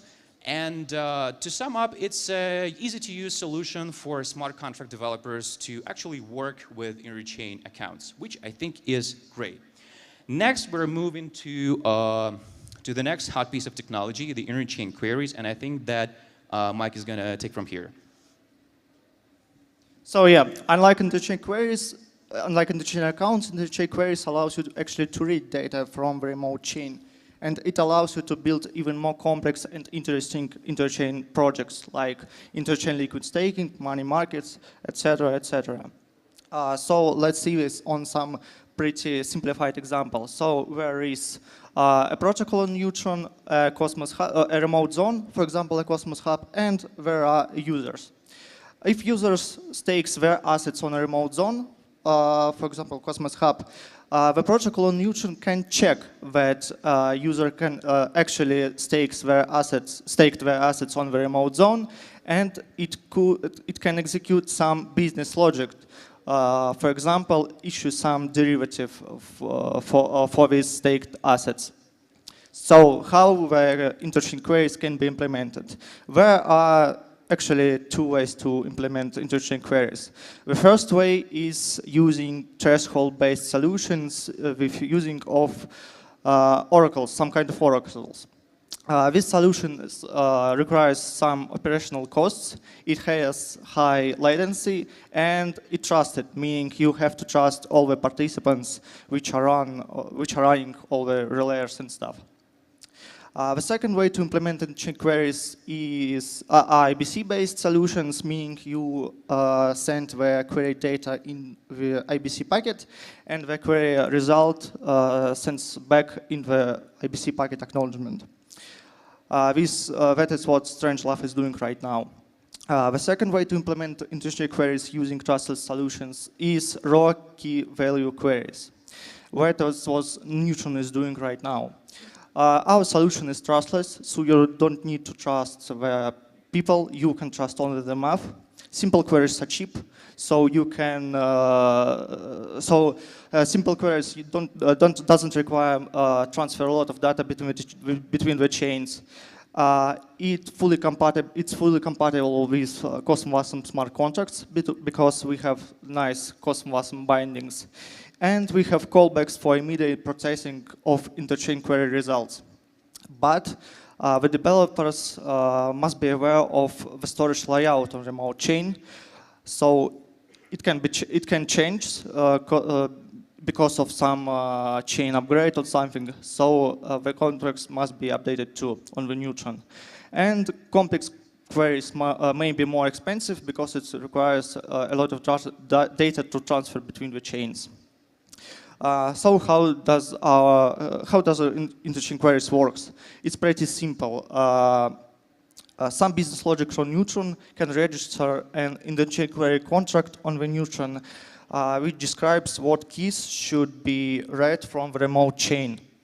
The ICQ layer sees that registered interchain query and reads the values and the defined keys on the remote chain. It submits it on the Neutron. Neutron verifies that the values are actually valid using cryptographic proofs, and it sends them back to the business smart contract, so it can do some business-related stuff for your DeFi project. Also, Neutron allows you to query not only the data from the remote chain, but also the transactions. It may be useful if your DeFi project your DeFi project can check that users actually did some action on the remote chain, and you must be aware of it. It works in a pretty similar way. You just register an interchain query on Neutron, which describes what kind of transactions you want to receive from the remote chain. So you receive them, and you can execute some business logic on Neutron. It sounds very complicated, but actually it's not. Neutron SDK, we have a Neutron SDK for the smart contracts for the Cosmos, and it's shipped with a lot of helpers for different interchain queries.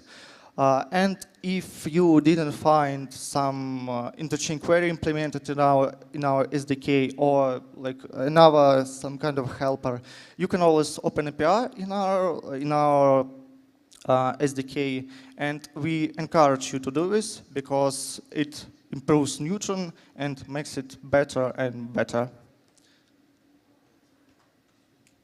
Yay.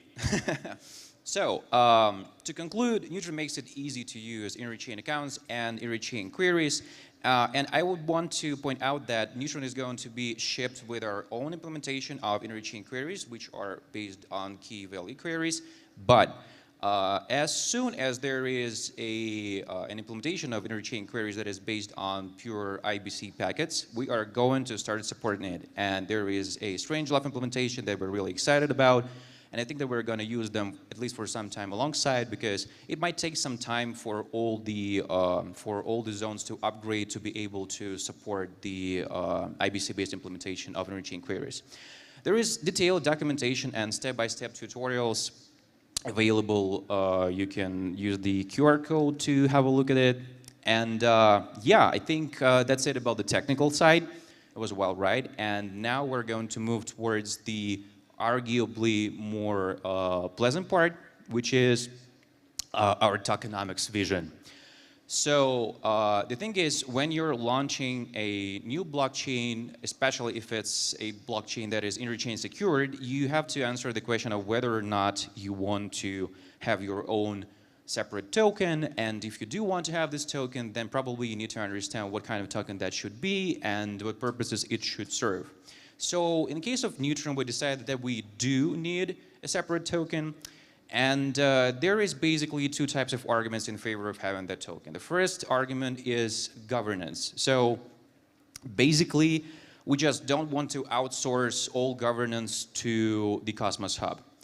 That is because this will increase the load on the validators and on ADA holders in general. And especially, like, you know, remembering the fact that Neutron is not going to be the only chain that is going to be interchain secured by the hub. There's going to be multiple chains.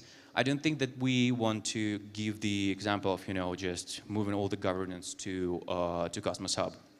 Next thing here is that we actually want to build a separate Neutron-centric community that is supposed to be able to influence the future of Neutron, and we think that having our own governance token here is a good thing because it will help us with that. And next thing is the funding.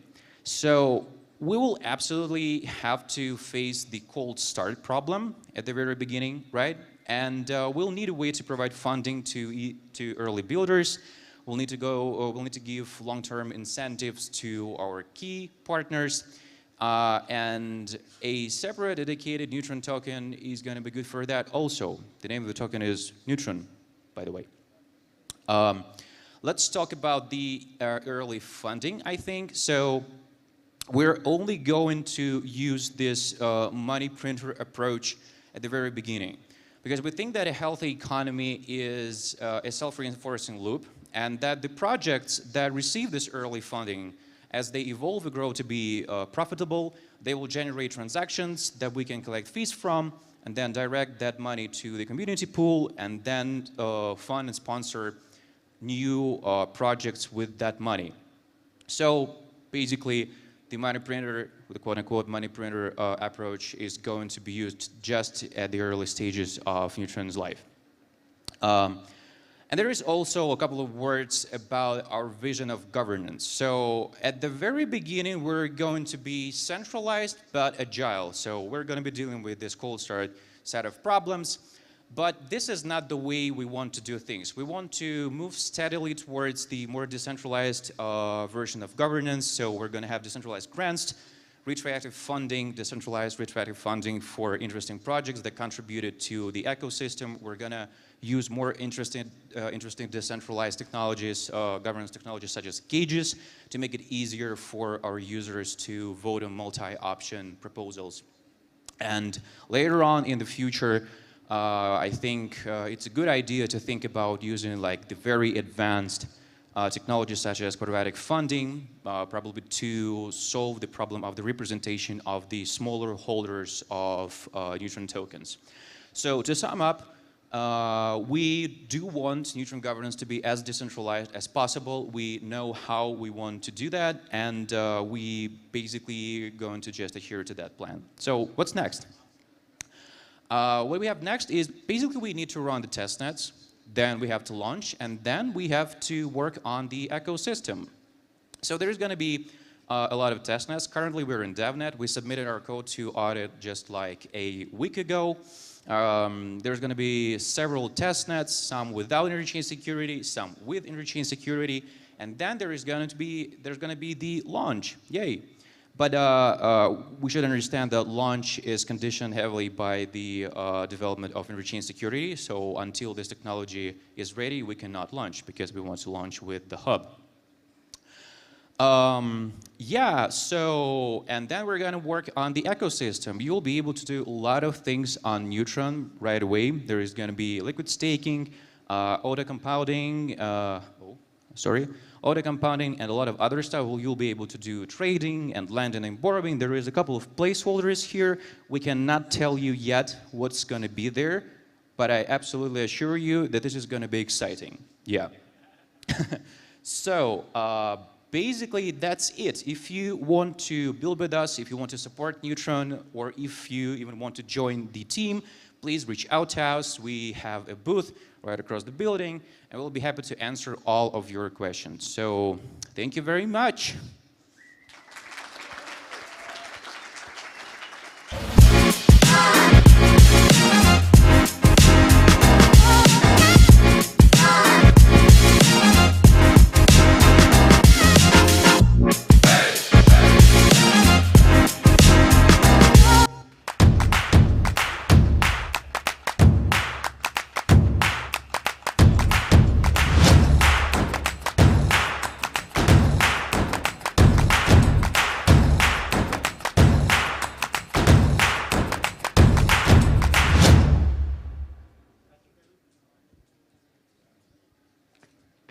Right. Hey, is it true that there's a massage parlor outside of this event? Really? How was it? All right, I definitely need a massage after this. All right, up next is Babylon Chain, and speaking is the co-founder, David Che. David Che.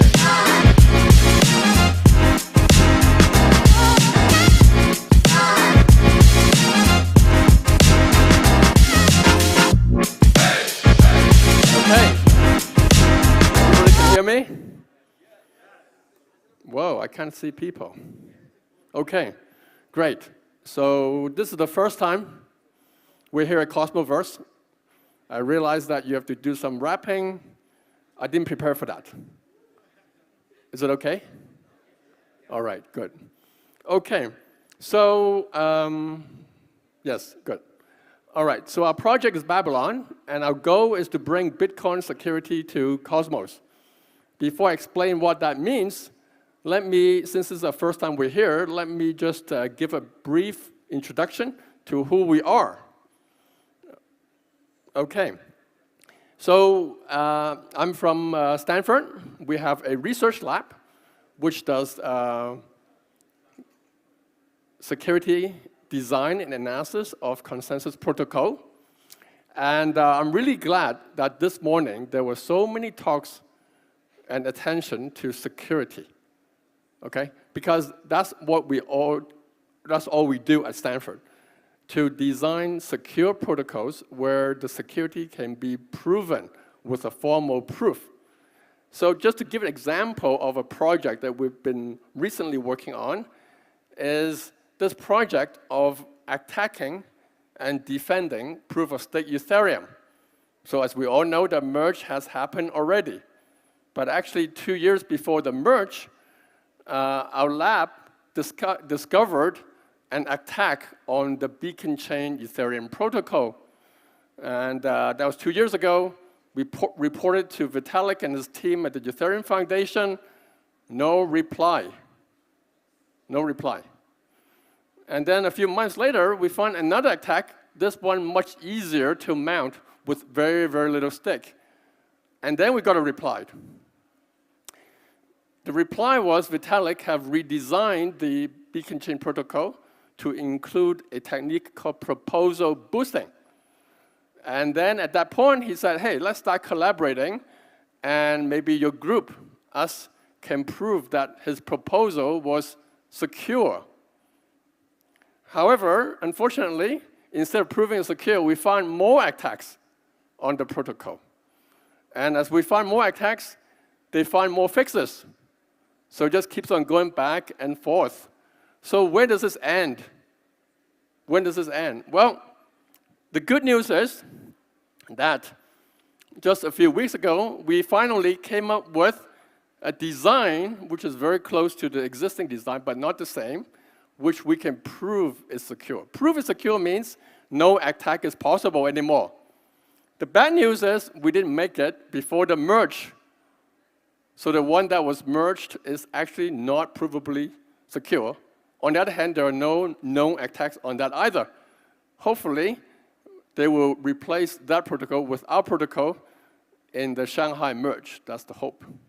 Okay, so that's sort of a rough background that we do serious analysis and design of secure protocol.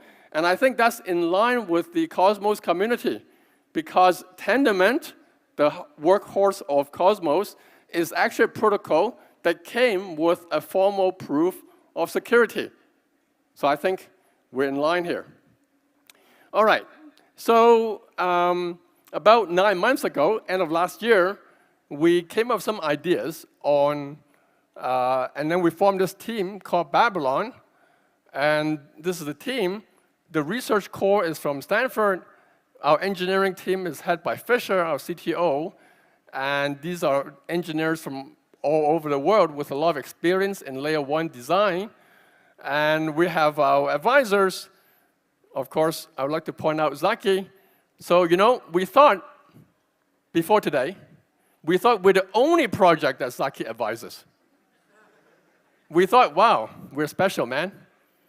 And then this morning, I realized, oh, we're one of the many projects he advises. But nevertheless, he gave us some really good advice, and really enjoyed interacting with him. We're lucky that we also live in the same town in Palo Alto. All right. Okay, so we have 5 team members in addition to myself, 4 other guys here. So if you see them, please say hi. And we have a demo booth also in that very, very crowded space over there. Okay, so maybe now let's get to the main point. What are we trying to do here? So our goal is to bring Bitcoin security to Cosmos. So what's the thesis? There are 2 theses here. One is that Bitcoin is here to stay. You may like it or you may not like it, but it's here. It's not going to go away soon. And it's a really, really secure, demonstrably secure, a lot of hash power. And what we want to do is to say, hey, it's kind of a waste to just have it isolated by itself. Let's try to bring a security to help with the rest of the blockchain ecosystem. So which ecosystem is the question? We looked around different ecosystems, and we identified this one. Oh, no surprise here. I'm standing here talking.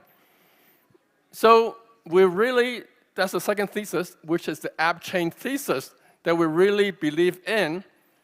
And I believe this kind of ecosystem would really also benefit from the security that one can derive from Bitcoin.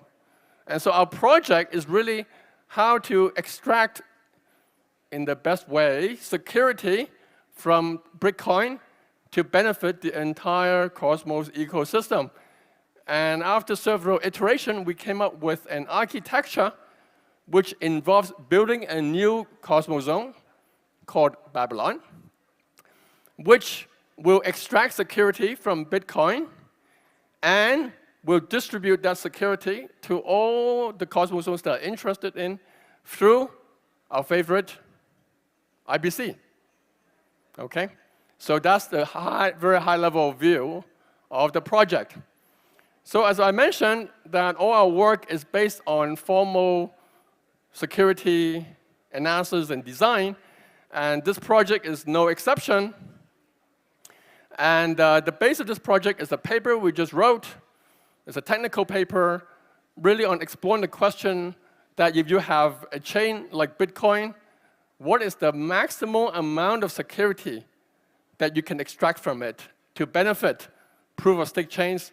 And we call it possibilities and impossibility, because we show that there are some stuff that is not possible to do, stuff that's possible to do, and our protocol that we designed, Babylon, the protocol achieves what is optimal. So this is kind of our theoretical basis of the project.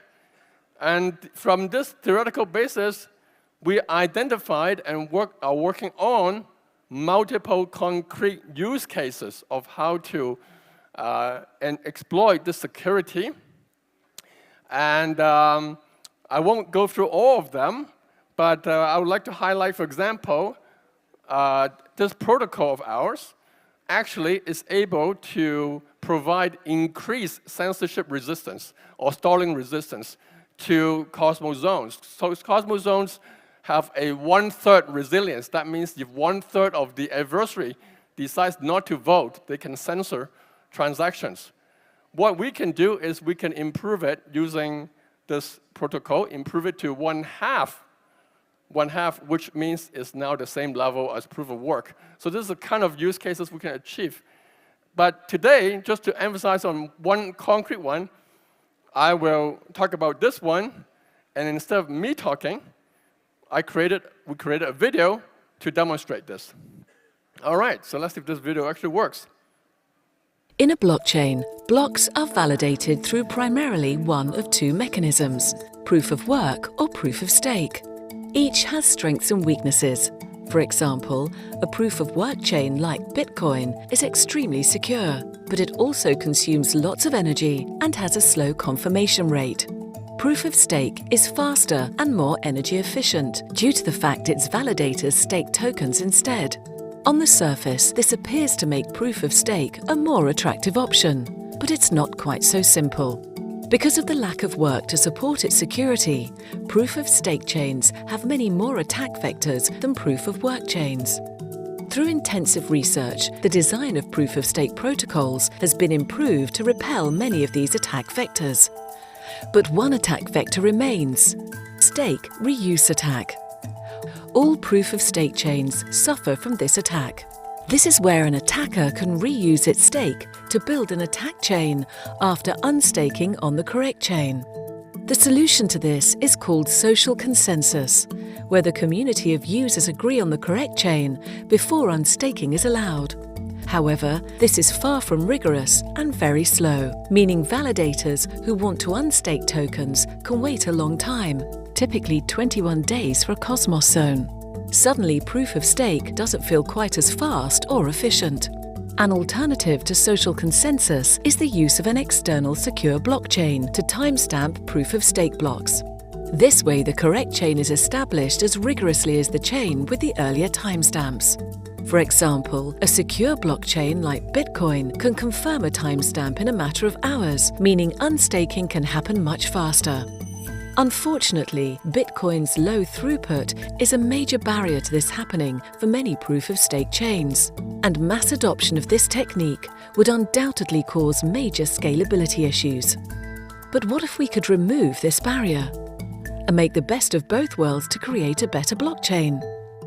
Babylon, a timestamp aggregation service which bridges the security of Bitcoin to multiple proof-of-stake consumer chains at the same time. Designed to transform the way proof-of-stake chains communicate with Bitcoin.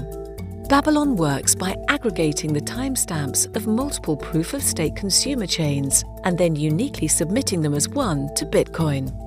The size of these Bitcoin stamps is also minimized through cryptographic techniques, meaning the footprint of Babylon on the Bitcoin network is extremely small and does not scale with the number of consumer chains. The outcome? A brand new solution that combines the energy efficiency and speed of proof of stake with the enhanced security of proof of work. Babylon, the future of proof of stake.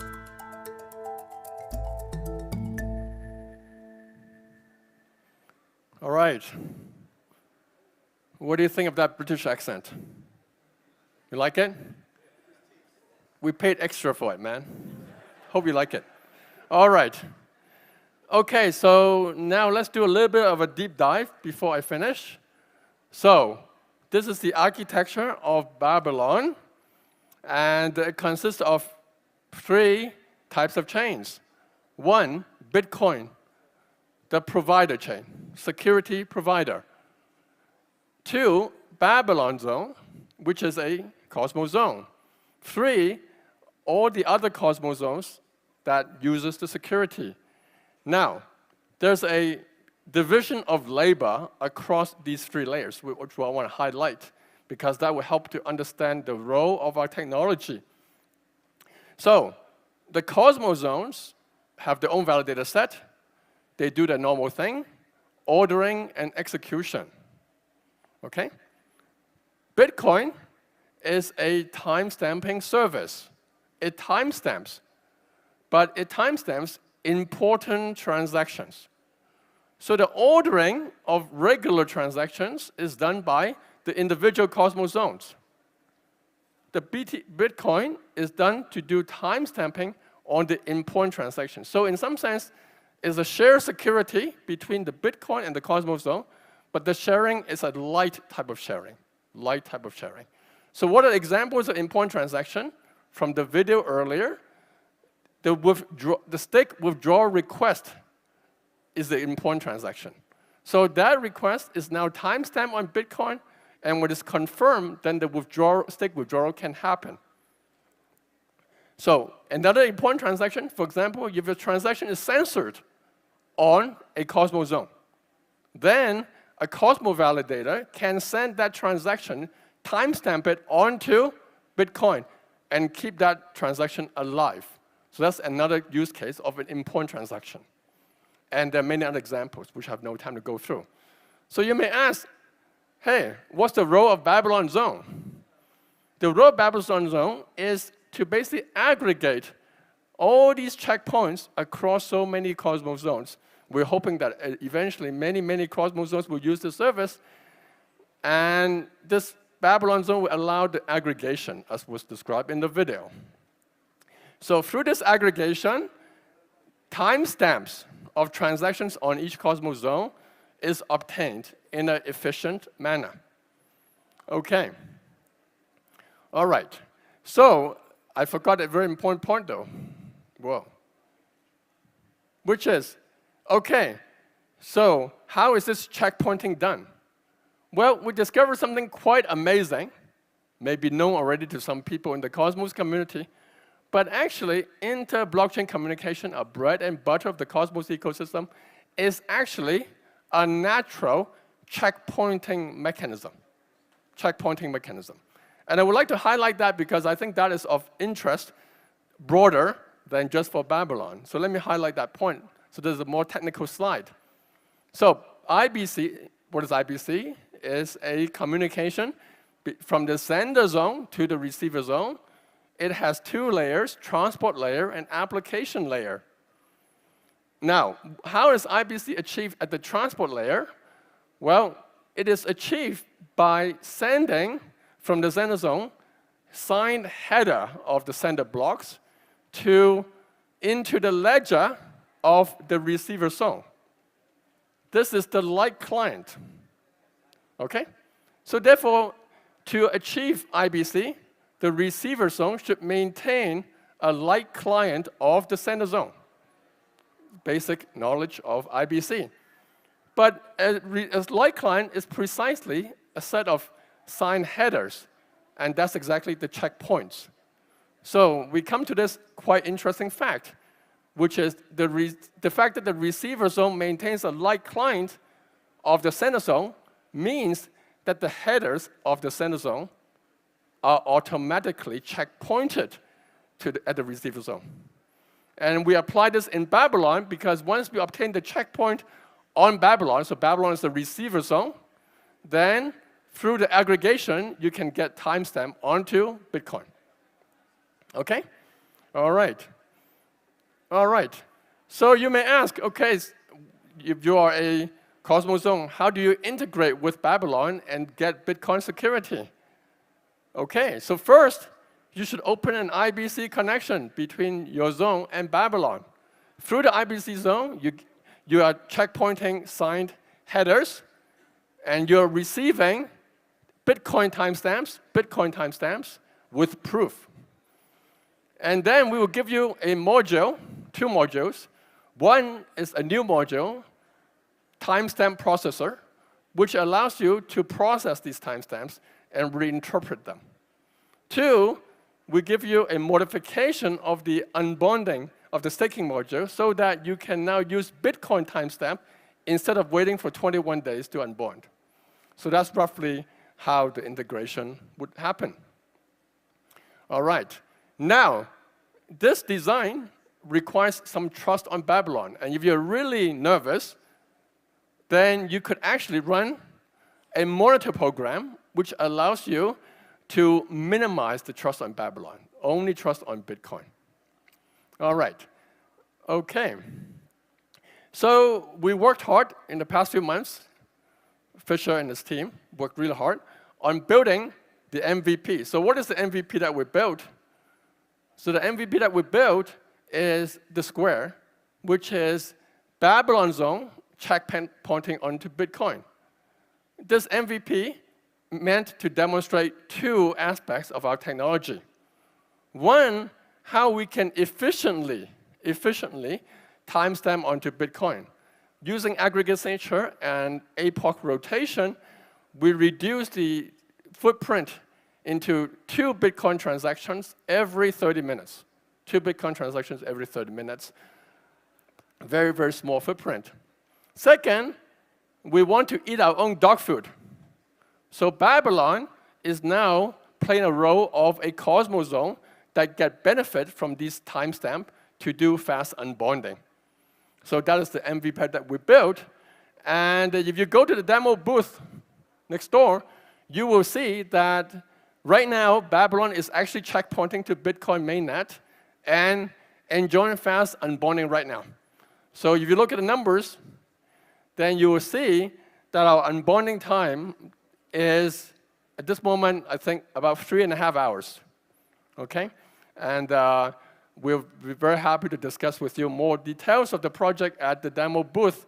We're really interested in looking for partners who will work with us and integrating with us, test out various use cases that we're interested in, maybe find new use cases that are of interest to the Cosmos zone, etc. All right. So you can go on the website. We have more information, blogs, videos, etc.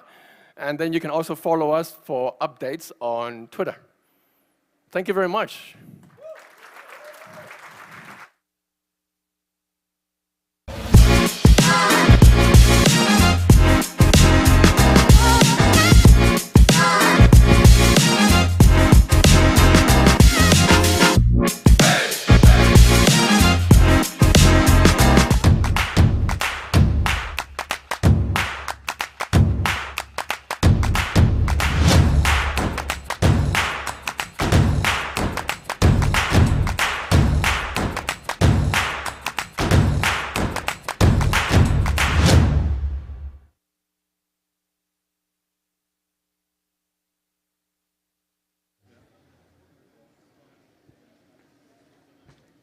Up next, we have an Interchain panel.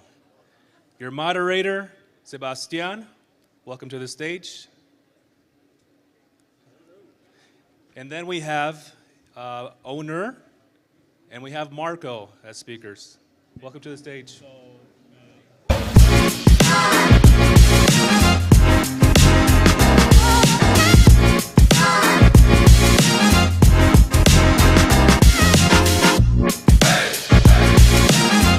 Hello, everybody.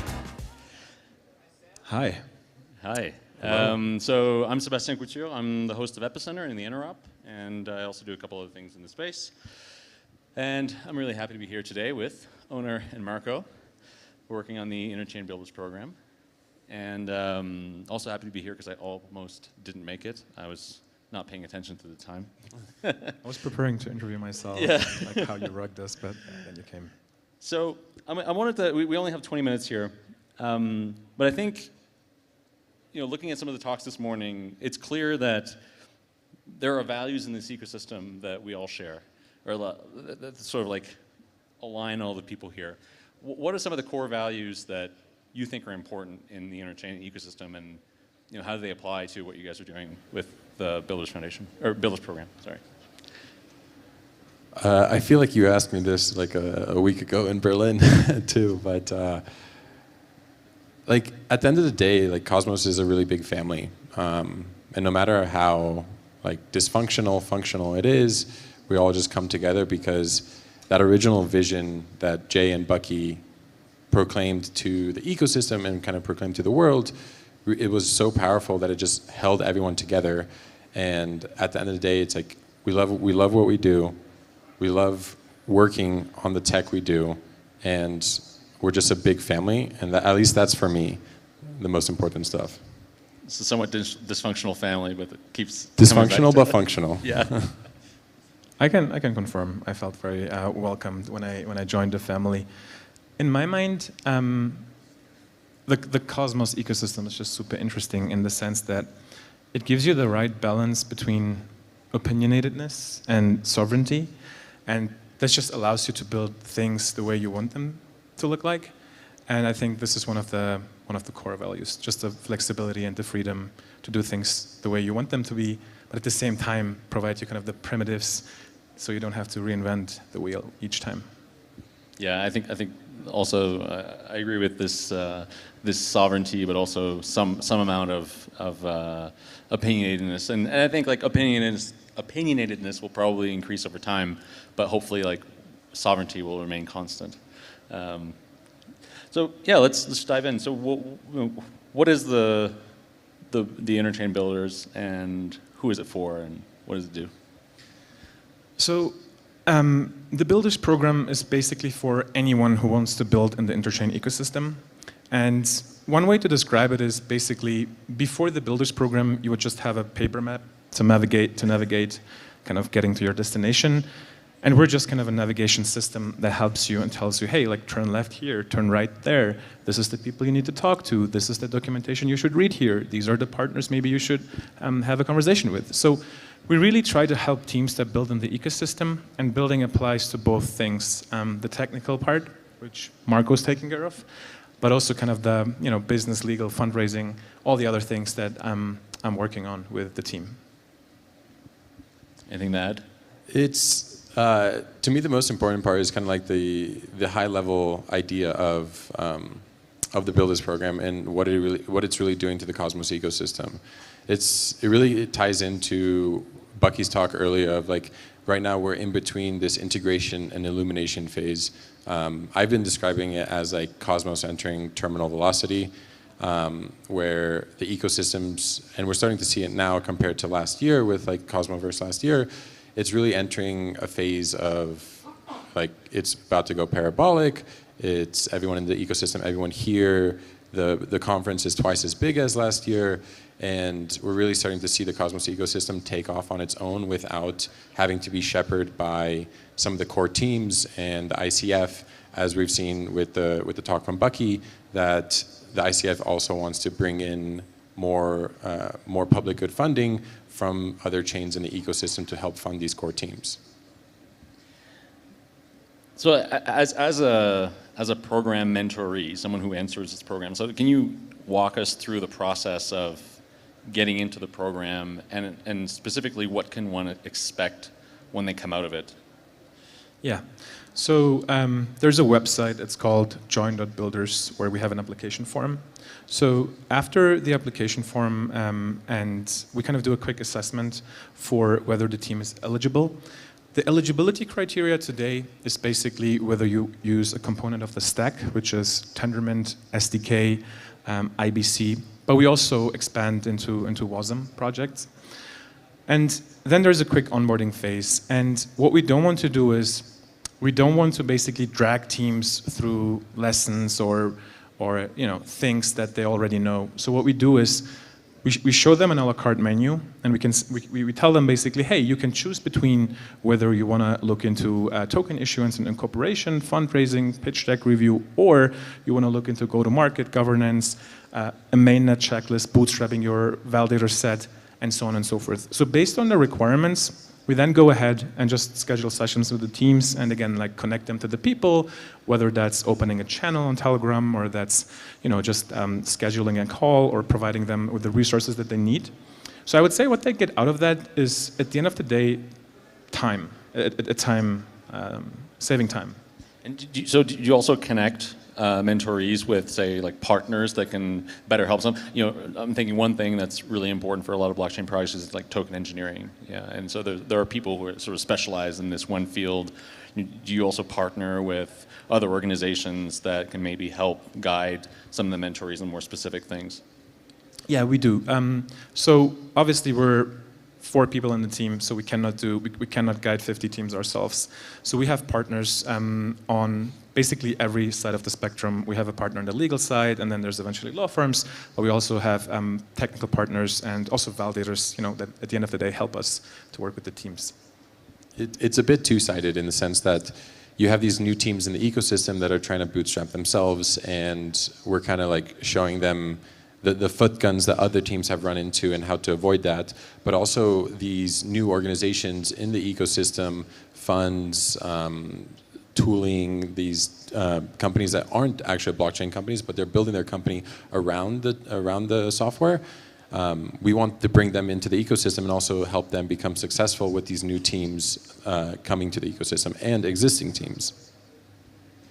And so I think you guys also, you mentioned funding. So what, by which means does a project then like go on and get funding? Are you allowing them or facilitating pitching to funds, or are there other organizations like the Cosmos Hub or the ICF or other funding mechanisms that you guys facilitate?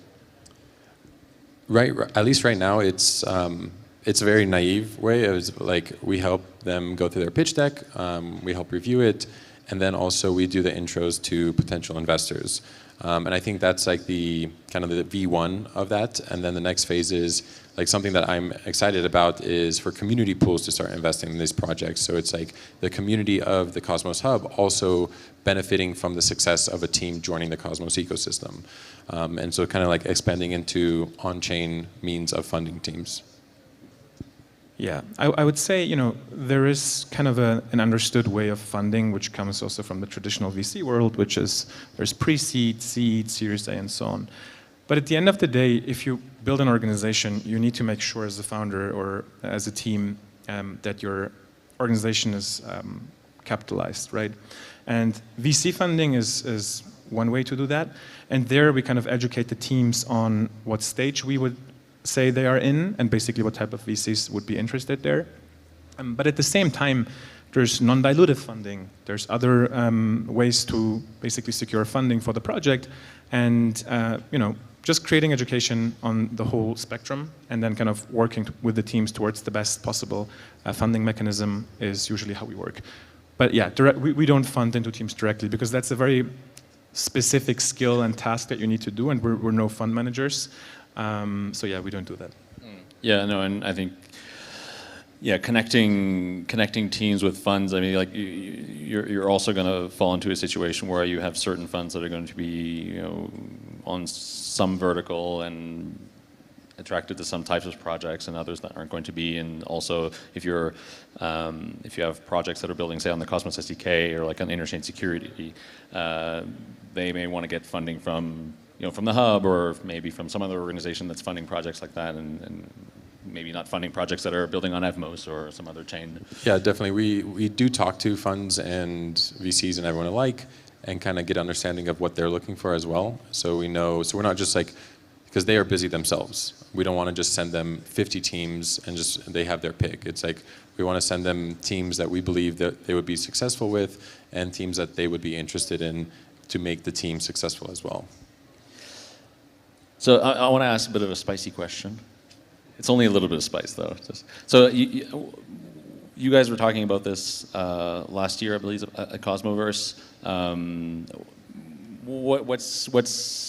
What's taking so long to sort of like? What's taken a while to get this kind of started and kick-started, and yeah. I mean. We actually recently had to slow down applications. There's 300 applications in the pipeline. Okay. And there's like 30, 40 teams that we're like... I was misinformed. that we're like having almost weekly calls with. On top of like everything that owner mentioned, there's also like architecture calls. I also work on the SDK, and so the teams also have direct access to developers and developer relations within the Interchain stack.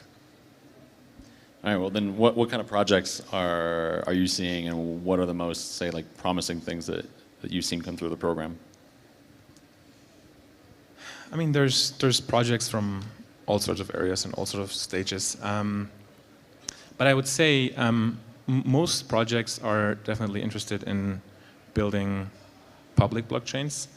And this was also one of our theses, to basically, with the Builders program, help to increase the number of chains, the number of IBC connections, the number of transactions, just basically contribute to adding more zones to the ecosystem. So in that sense, I would say, I mean, there isn't really one specific area I would be able to point to.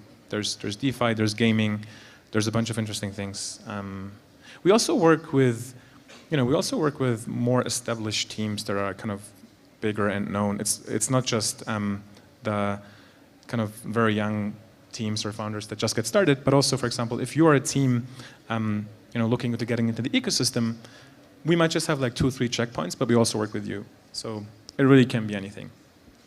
So we were talking about this at dinner last night, and one of the things I think that is maybe lacking in the ecosystem, or is taking some time to get moving, are, I guess at some point I would have called them enterprise use cases, but I don't really like that term. I think more use cases that interface with real businesses, that interface with more tangible aspects of our existing economy. And I have this conviction that the Cosmos stack is really well positioned as a technology to onboard just like tons of institutions and more traditional types of businesses, just because it is so modular, and you can build it in a permissioned way or in a permissionless way, and there's ways to kind of gradient your way from being fully permissioned to then being permissionless. So for like an enterprise company that wants to build some sort of decentralized system, they can start fully permissioned and then move to permissionless. And I kind of have this, I wish that the ICF and Cosmos institutions would be spending more time on this. And in the Ethereum side of things, we've seen like the Ethereum Enterprise Alliance do a lot of work there. Consensus has also done a lot of work there, but I haven't seen this in the Interchain so far. Yeah, what are your thoughts on that? And is this something that the Builders Program could also take on at some point, or maybe as some other organization? Yeah, definitely. So there are some teams in the Builders Program that are more of an institutional play. It's been very interesting talking with them about different designs, because they know what they need out of a blockchain. And it's not like, usually with teams that are like building public blockchains, they're like, okay, we're going to build this application, but they come with a different need, and they're like, we have these things we have to meet, these are the nice to haves, how do we do that? And then it's like me or someone from the SDK team basically just sit down with them on a call, and we're like, just kind of go through random ideas of like how we can create this with the Cosmos SDK and Tendermint. So Tendermint's kind of entered a phase of like, it's becoming the de facto consensus within like even research and schools when they study. And so I think that's lending a great hand to the Cosmos ecosystem to bring in institutional players, because everyone was kind of looking at Quorum and these kind of like well-established things, and now Tendermint's become that well-established stable software.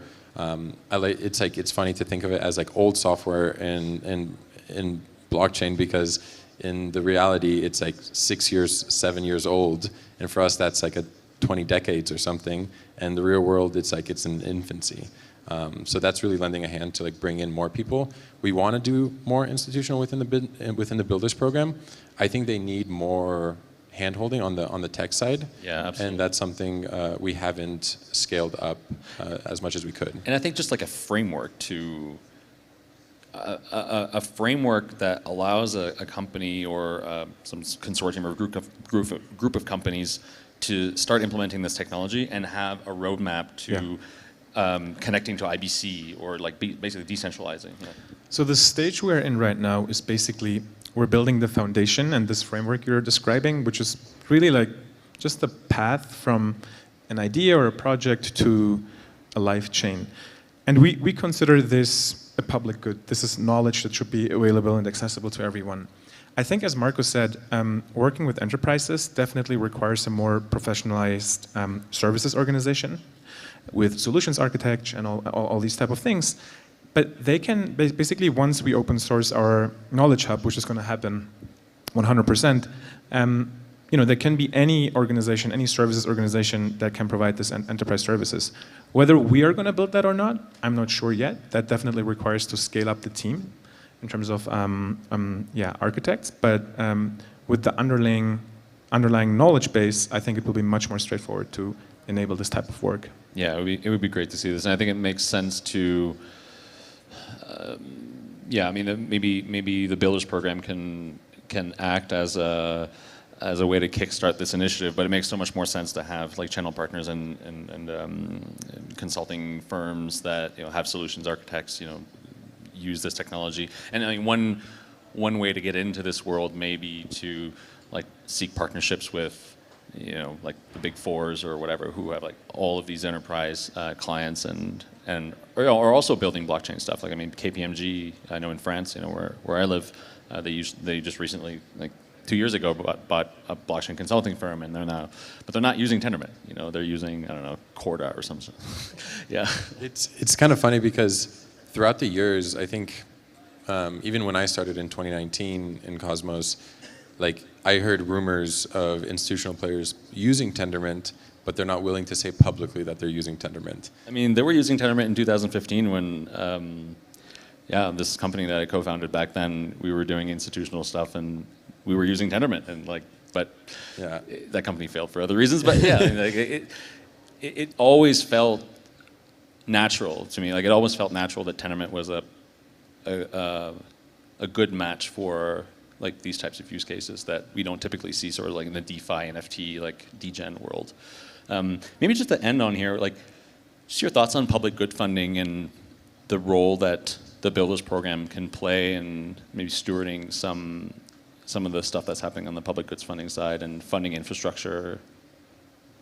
So this kind of goes back into Bucky's talk and the idea of like terminal velocity in the ecosystem. And one key objective within the Builders program is how do we get the next 5 chains that are going to be above 100 million, above 500 million, above 1 billion, and how do we grow those ecosystems to a point where they are as big as the ICF, as big as Osmosis, and all these foundations in order for the ecosystem to really grow. I think Cosmos is really like the only ecosystem that has multiple foundations as big as the originating foundation, and that's something that's like heavily overlooked. And this kind of ties into like the Cosmos Builders Foundation, which is meant to be a public good funding where teams can donate funds to help fund the core teams. And this is along the lines of the ICF also willing to release the reins and work with the ecosystem, be more transparent to bring in these other funding sources to help shepherd the ecosystem. Okay. This is the Builders Foundation, which is another. It's not a Cosmos project unless there's a naming conflict. Okay. Where can people go to learn more about the Builders program and maybe even apply? That would be join.builders. Join.builders, that's the URL. Guys, thanks so much. Thank you. Thank you.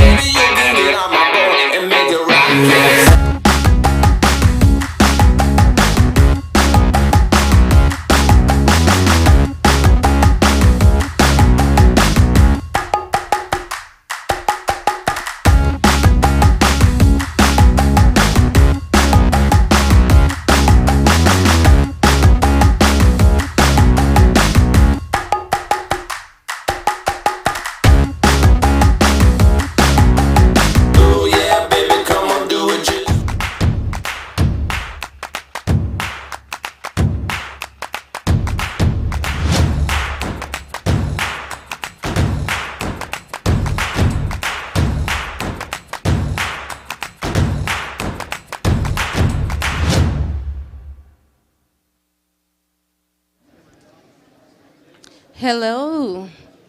Oh, welcome back. There's a lot of people that are just now getting back from lunch, which is good. Well, guys, as you might know, Medellin is all about innovation. Now that is the new word. So today we have here Carlos Jaramillo, who is part of Ruta N. He's going to tell everything about that. It's basically innovation, so please welcome him. The stage is yours.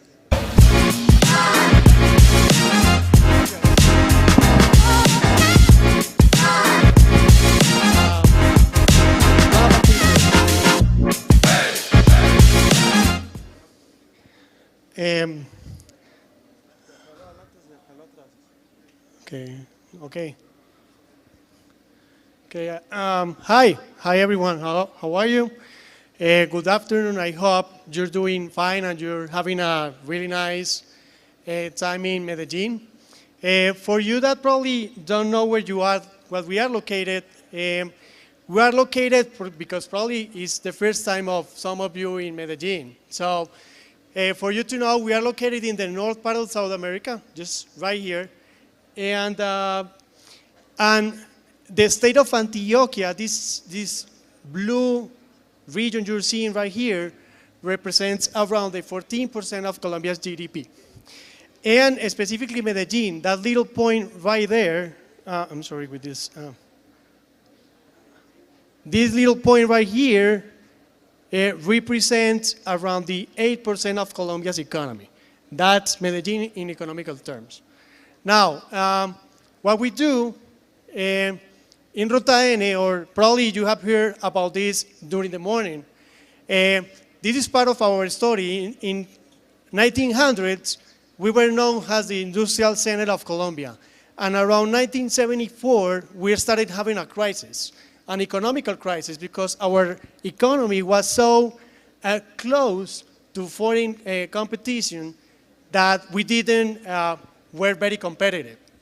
So if you add to that the violence related to drugs in 1985, you will have a really important crisis because the legal economy was not performing that good and the non-legal economy was performing so good. So right here we had the worst case scenario. And in 1991, we were known as the most violent city of the world, right? For you to have an idea, we were, the homicide rates were 381 homicides per 100,000 inhabitants. That's a complete war. That's a complete war. That was 1991. And in 1991, Colombia, as a country, decided to open the economy.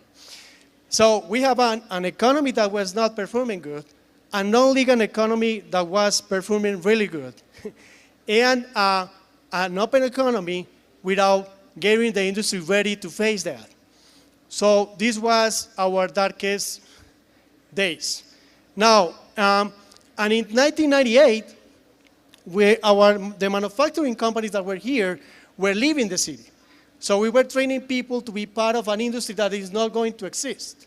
So we decided to transform our economy in 2001. And we decided that what we needed to do is to create a knowledge-based economy. That's why we started to create a new generation of entrepreneurs and startups to move forward to get that goal. And between 2003 and 2011, there were created around 3,000 companies in the city of Medellin. That's really good. But when you double-click that number, you realize that the great majority of those startups were startups to survive, not businesses that you can scale up. So that's why that is one of the main reasons why Ruta N was created. Ruta N was created in 2009 because we need to focus on high potential growth businesses. And this is our main purpose. What we need to do is to improve the quality of life of the people of this territory with science, technology, and innovation. And we have three main pillars that help us get to hit that purpose. And those pillars are to attract global companies, capital and talent, to develop our innovators and entrepreneurs, and to solve with science, technology, and innovation the needs of our city. Probably you have heard about that during the morning. You will realize why is Colombia in the map now. Basically, Colombia is in the map because we have an IT industry that is growing a lot. And that IT industry that is growing a lot is the fourth largest IT industry in Latin America, after Brazil, Mexico, and Chile. Also, Colombia is now really well globally connected. We have around 11 submarine cables that give us the best broadband access provided possible at this time. And Colombia is also a country that is, we have exportations expertise. So when you see our local companies like Fluid Attacks, in example, they are exporting now to 7 different countries. You see companies, local companies like MVM, they are one of the main IT energy solution suppliers in Mexico. That's why Colombia is in the map now. And in terms of talent, Colombia is the 3rd largest workforce in Latin America and the first in terms of growth and training. Now, what happens in Medellin, right here in this city that we are right now? The first thing is there's a lot of companies coming to invest here, mainly from the IT industry. We have attracted so far 448 companies from 33 different countries. And mainly is because we have a really strong corporate sector. Out of those 8% that we represent in Colombia's GDP, let's say that 6 to 8 companies represent the 8% of that. I mean the 6% out of the 8%. And there's a lot of business opportunities here with these guys. But we want Medellin to be used as a platform. Obviously, we are an interesting market, but the size of our market is not that big. And the environment is really good to invest right now. Now, also we have an scalable talent pool.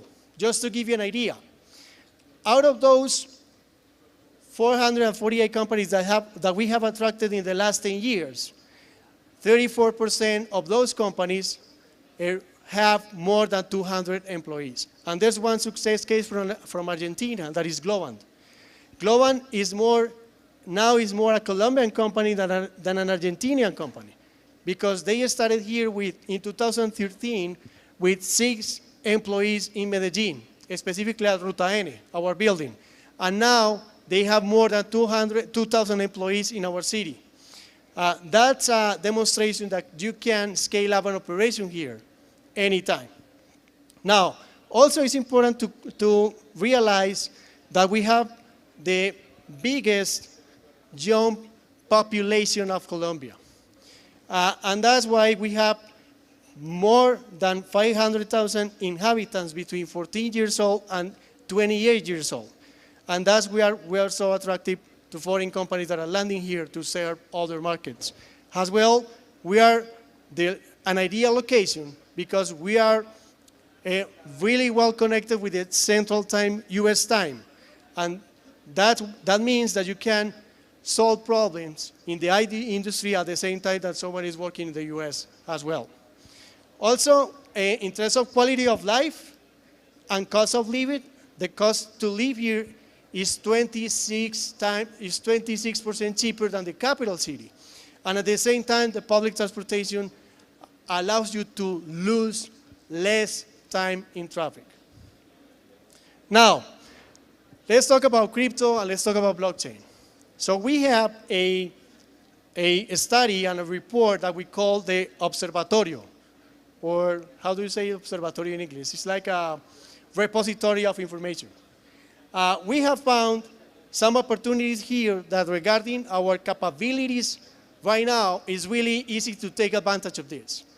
The first 5 options you see here is something we feel you can use and take advantage of in the short run. And we're talking about applications for mobile devices to perform person-to-person loans, virtual store for virtual currencies, platforms for collecting money with virtual currencies, software to authenticate before third parties, and software to verify identity, origin, and author, and web platforms for mobile applications for access and expert consultation. This is what we see huge opportunities in Medellin that you can take advantage of. Obviously, blockchain has a technology and crypto has a new way to produce money. Is so new that probably our financial system will present some resistance. But we're working on that because sadly with our past on drugs and violence, the financial system is not that open to this kind of new technology. So they have to really take care of the kind of money that is entering, that is getting into our economy. This is some of the companies that are working in these kind of solutions. So here I would like to highlight this one that is called Seba Software. These guys are performing so good, and these guys are trying to get more international. Also, to end up, I'll say, what do we do to help you grow here? What we say is that you can start a company anywhere, but you can grow from Medellin. What we offer is we offer talent. We go beyond just telling you that Medellin has a talent pool that is really interesting for you to take advantage of. What we do is we have a whole offer. You can take advantage of that. How? We can supply CVs. We can also give you funding to train the people that needs to be trained, tailor-made to your company, and you don't have to put one penny in the table. The only thing you have to give us is information, and we can take care of the rest. Also, what we do is we do a lot of events. We connected, last week we had the MD Talent Fair, where we connected 2,000 IT talents in one building.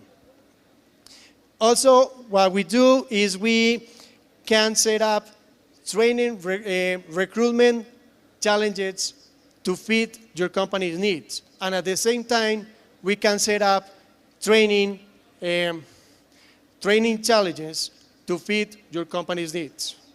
At the same time, we work a lot of networking. We have at least 3 weekly events so you can connect with peers, potential customers, potential allies, and potential talents. We do this 3 times a week. We have a market access network where you can find all the professional services you need to go international, to go global. And at the same time, we have some funding lines where you can get some funding without losing equity of your company. Right now, we are launching a strategy that is called the entrepreneurship route, where all the startups can get all the advisory they need at no cost. And that is starting to probably in the couple of months will be launched. And from the capital side, we are looking for new ways to fund entrepreneurs, and we are open to hear proposals.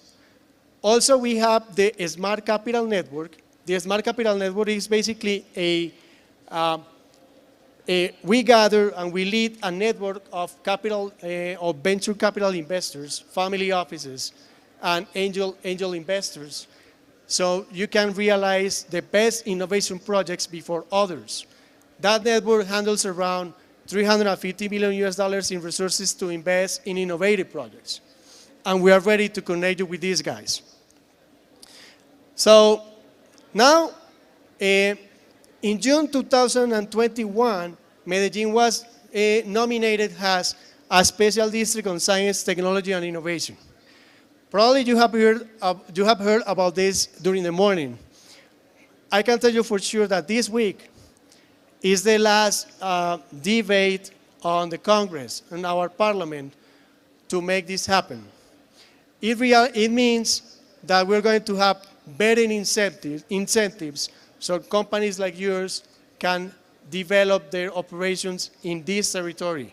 You're probably going to pay less income tax and other incentives related to hiring a junior talent.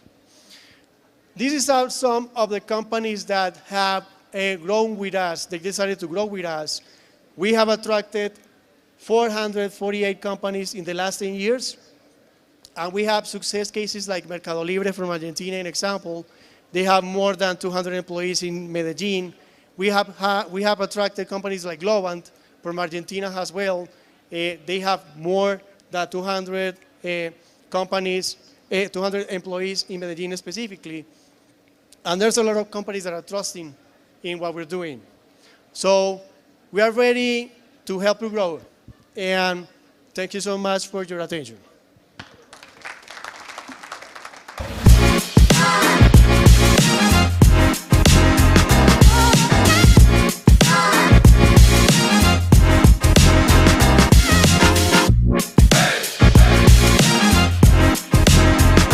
The Monastery exclusive community. Members will get access to Monastery Festival in Cartagena, eligibility to own a part of Monastery, elevate your networking at the Monastery Convention in Medellin, and receive unique clothes from this collection, both physical and for the metaverse. How to enter? The key will be the Gyatso NFT collection from Monastery and RMA, an NFT based on the Ethereum blockchain technology. See you in Cartagena and inside the Monasteryverse. Go to monasterynft.com now.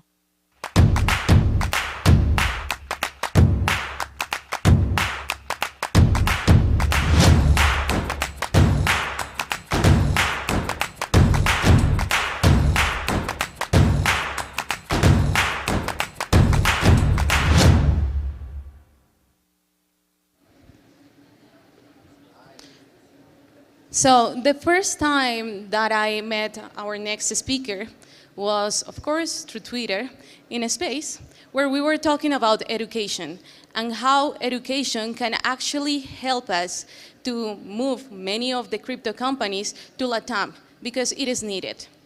Now I'm really happy to introduce her, and Angela, the stage is yours. Please take it. She's also Latina, so please welcome her. Hey, thank you so much. Hey, how are you guys? Welcome to the Cosmoverse and welcome to Medallo. So yeah. Can we put the slides right there? Cool. Well, we're ready then. Did you know that Web3 monthly active developers are growing up year by year? This is really incredible, not just with the possibility that we have to change the world across the new era of the internet, but the money that we can get through that. And yeah, this is a possibility. Blockchain developers per year, as an average, we can get like $800K per year. And this is pretty awesome, not just in US or not just in Europe, but mainly here in Latin America. This is pretty cool. And not just blockchain developers as as a path, but we have a bunch of options here in Web3, like Node developers, React developers, etc. But before I can talk to you about the road to Web3, if you want to be a Web3 developer, let me introduce myself. My name is Angelo Cando, and I am the blockchain school director at Let's, which is the largest educational platform here in Latin America. We have more than 4 million users, and right now we're focusing on development ecosystem blockchain in the region. But let's talk then about the road to Web3. Web3, more than a technical topic, it's just the evolution. It's the new era of the internet. It's the possibility that we have to get control to the users. Now, data, it's the real goal 2.0. It's not Bitcoin, honestly, and I love Bitcoin. But data, it's most important. And users right now, they don't have the control. and we have the opportunity to help them. And right now, if you are a Web2 developer, or if you want to learn about programming, it's the best opportunity to do it. Because you're not gonna learn or not gonna build, but at the same time, you're gonna create a huge impact in the region. And there's some topics that you can learn if you wanna, like jump to Web3 from Web 2. First one is understand what is blockchain. And not just blockchain, like a transaction, but the infrastructure. And it's pretty important. Blockchain and Cosmos blockchain, which is, Cosmos is not just a blockchain, it's a network of blockchains. So you really need to understand the ecosystem and the infrastructure if you wanna build. Understand, learn, then build. And then the apps. I think the apps are really important because can help us to understand why people need this. I don't have to prove that I'm from Venezuelan if you want to use DeFi, for example. And that's pretty huge. You understand this, then you want to build, and then you want to learn, and then you want to teach.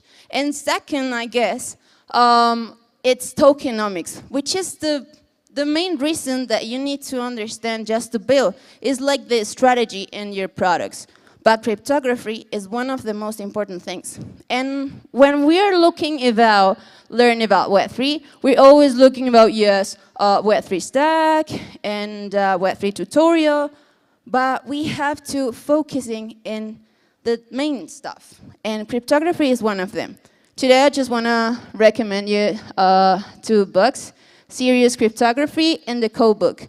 And you can right now, like asking, like, hey, but why cryptography? If you want to just learn about Web3 development.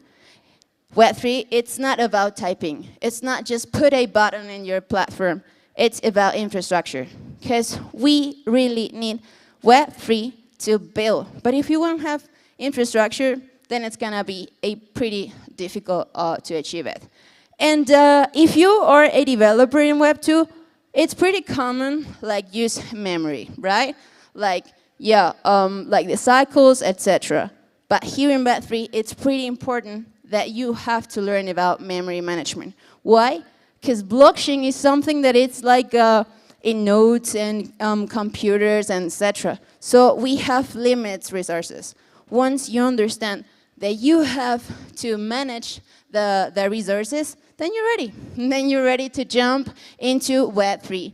Because you know the fundamentals, and you now have to take a decision, which is mainly, okay, you want to be a DApp developer, which is basically or build products for the people, or you want to be a smart contract developer, which is basically the infrastructure, or you want to be a protocol developer, which is mainly be a Cosmos core developer, like the way that you can use it, and then how can we use it, and how the final product that can go to the users. And Cosmos is pretty cool because they have a pretty good friendly way to develop, which is Cosmos SDK documentation, and they have basically 3 steps. Golang for building replicating states machines, or Ruby on Rails or Rust for blockchains, or Tendermint for the consensus. You don't have to do anything or everything, it's just focusing one thing. One thing that I really love about this ecosystem is they are like the platform, like the infrastructure. Right now they have more than 200 apps and services, and that you know that one of the most important blockchains for the users here, it's built in Cosmos, BNB Chain, for example. You know it. And I don't want to talk about tools for you, because I know you're gonna, like achieve it with curiosity, as this kitty.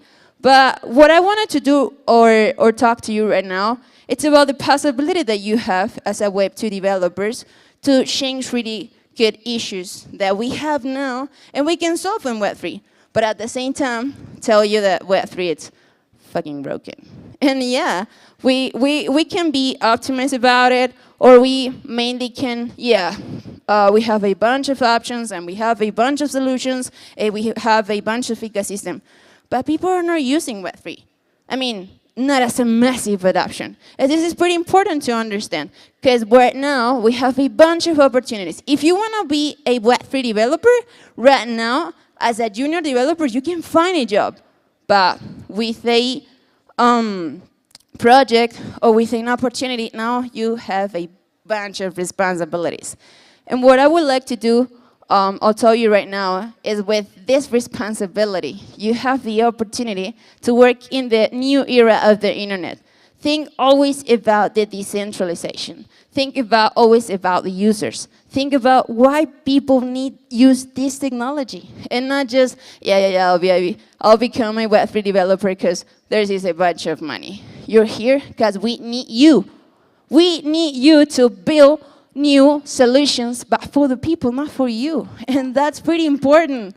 And I think there's a bunch of ways that you can interact with this ecosystem. Mainly, if you can go to a hackathon. I think Cosmoverse is gonna be this weekend. But mainly about this is that you can meet your friends, maybe your next co-founder, maybe your team, your future team. But at the same time, you're gonna understand what you need, what you're needing right now, right? So hackathons are a pretty good opportunity to understand why do we need products. And then you're gonna understand what you're coding and what you need to build for people. Again, not for you. Communities are important for the same reason. You can learn about people. You can learn from their stories. For example, if you're here in Medellin, come to the streets and ask somebody about, hey, I don't know, how are you working with your savings? Or what do you think, do we need crypto? And something like that, it's gonna give you a bunch of ideas about not just about the people, but what we need crypto. Not for money, not for X10 of X token. No, it's about the real applications of blockchain. And it's not like a particular way to learn about Web3, but it's something that I really love it, and it's learn about everything. Web3, it's a good topic. Build here in Web3, but then teach. Because if you want to teach, or if you want to build massive adoption, Web3 massive adoption across the world, we need to teach. I mean, we just not need a developer in the region, we need thousands of them. And if you can learn something, and then you can teach it, Web3 it's gonna be cool. Web3 it's gonna be awesome.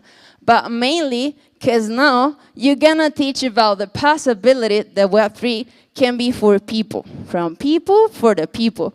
Not the same that we did in Web 1 and Web 2, which is give control to the companies. Nah, we're here for us, for the people that we need. And the solutions that will help us to achieve massive adoption across the region. And if you think about it, and now you are a Web2 developer that want to learn about Web3, and then you're learning, and then you're building, and then you're teaching, we all gonna make it. And that's it for today. Thank you so much.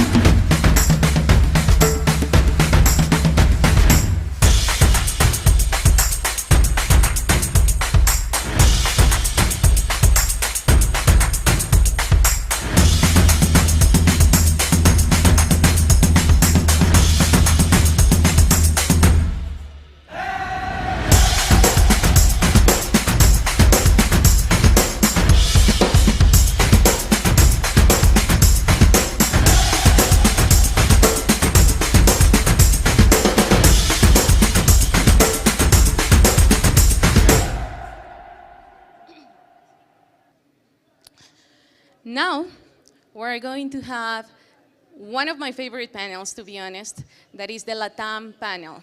We have a lot of talent here. Y bueno, voy a continuar en español porque lo merecen, obviamente. Quiero darle la bienvenida a Milstein, que es mi hermano del alma.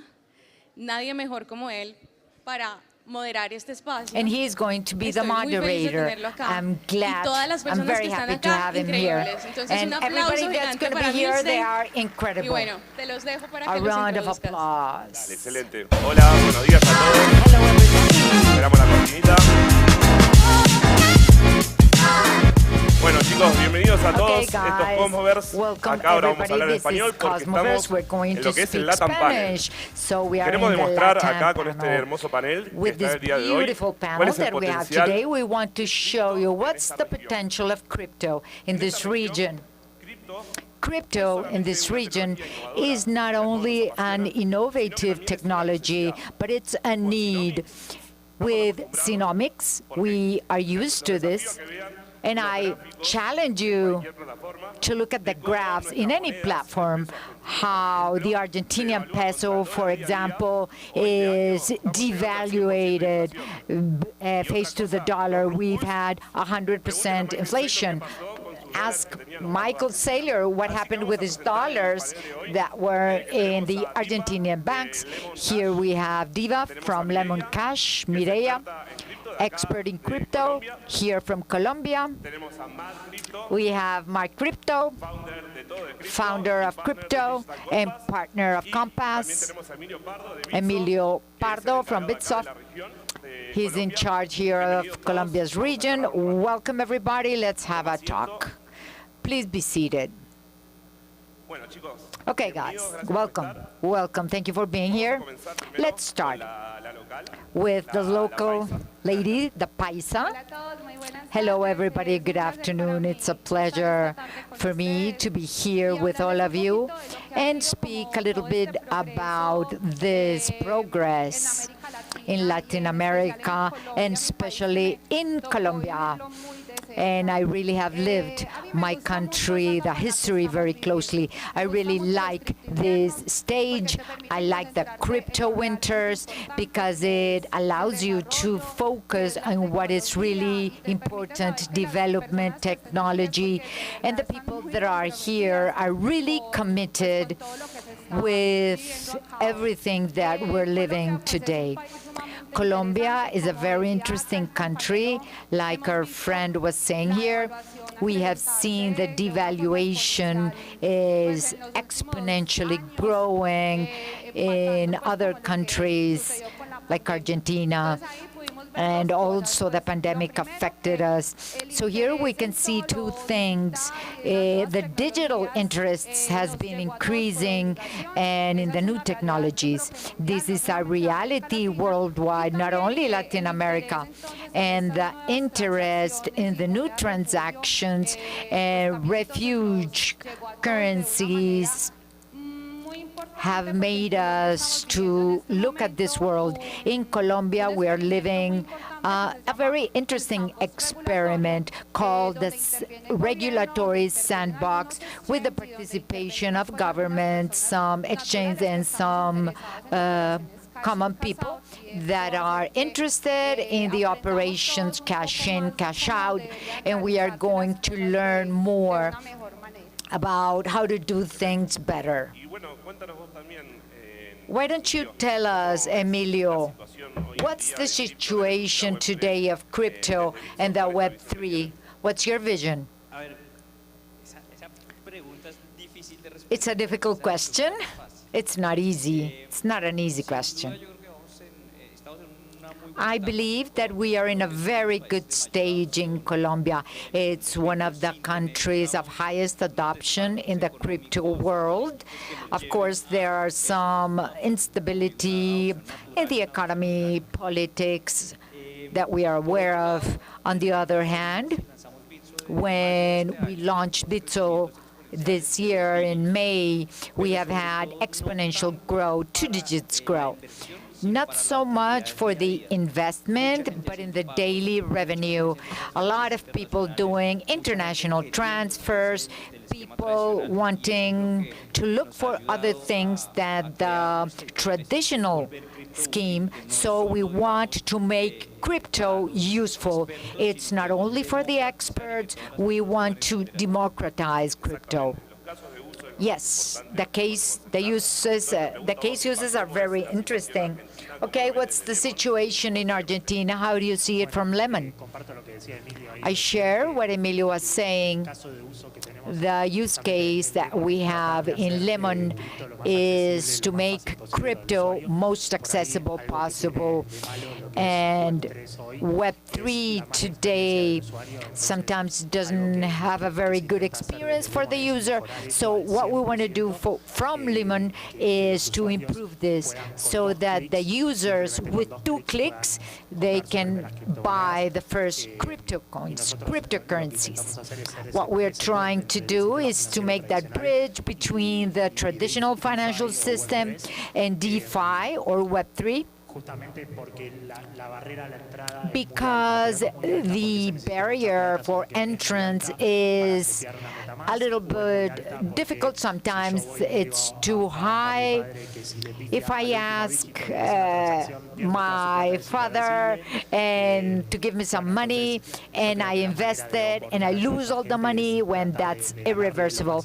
So the idea is to improve the user's experience, and like you said, in Argentina, the situation, the growth of the adoption was exponential.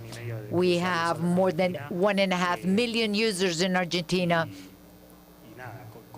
And well, I share the vision of what you were saying, and I'm learning a little bit about what's happening in Latam, other places.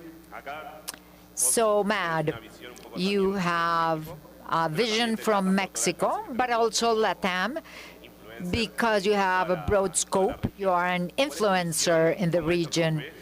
So what do you see with your community? And you have a lot of contact with people. You communicate with people in Latam. Well, it's very interesting because each country is a little bit different. The reason why they go into crypto, Mexico doesn't have such high inflation as other countries in Latam. And our currency, compared to the dollar, is pretty stable. So in Mexico, we have a local transfer system that's very good inside Mexico and also abroad.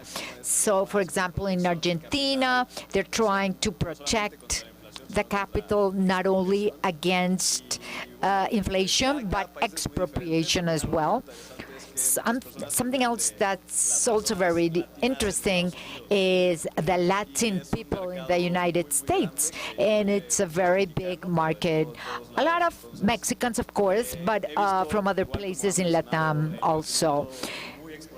Also, the exponential growth of crypto in the latest years, I believe it's going to continue growing. And there's already a culture. And in English, the crypto culture is being shared in Spanish. And I have also seen that the projects are more focused in creating Telegram in Spanish, the documents in Spanish. And maybe 2-3 years ago, it was not that common. And I believe it's going to continue increasing.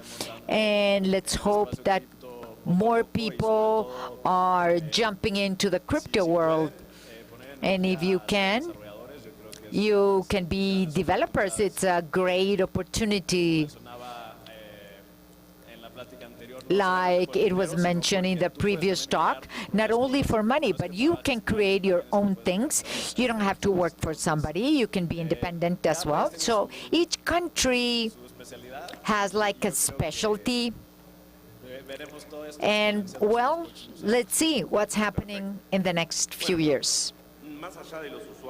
Okay, beyond the users, because it's an important pillar of course, for the adoption of crypto.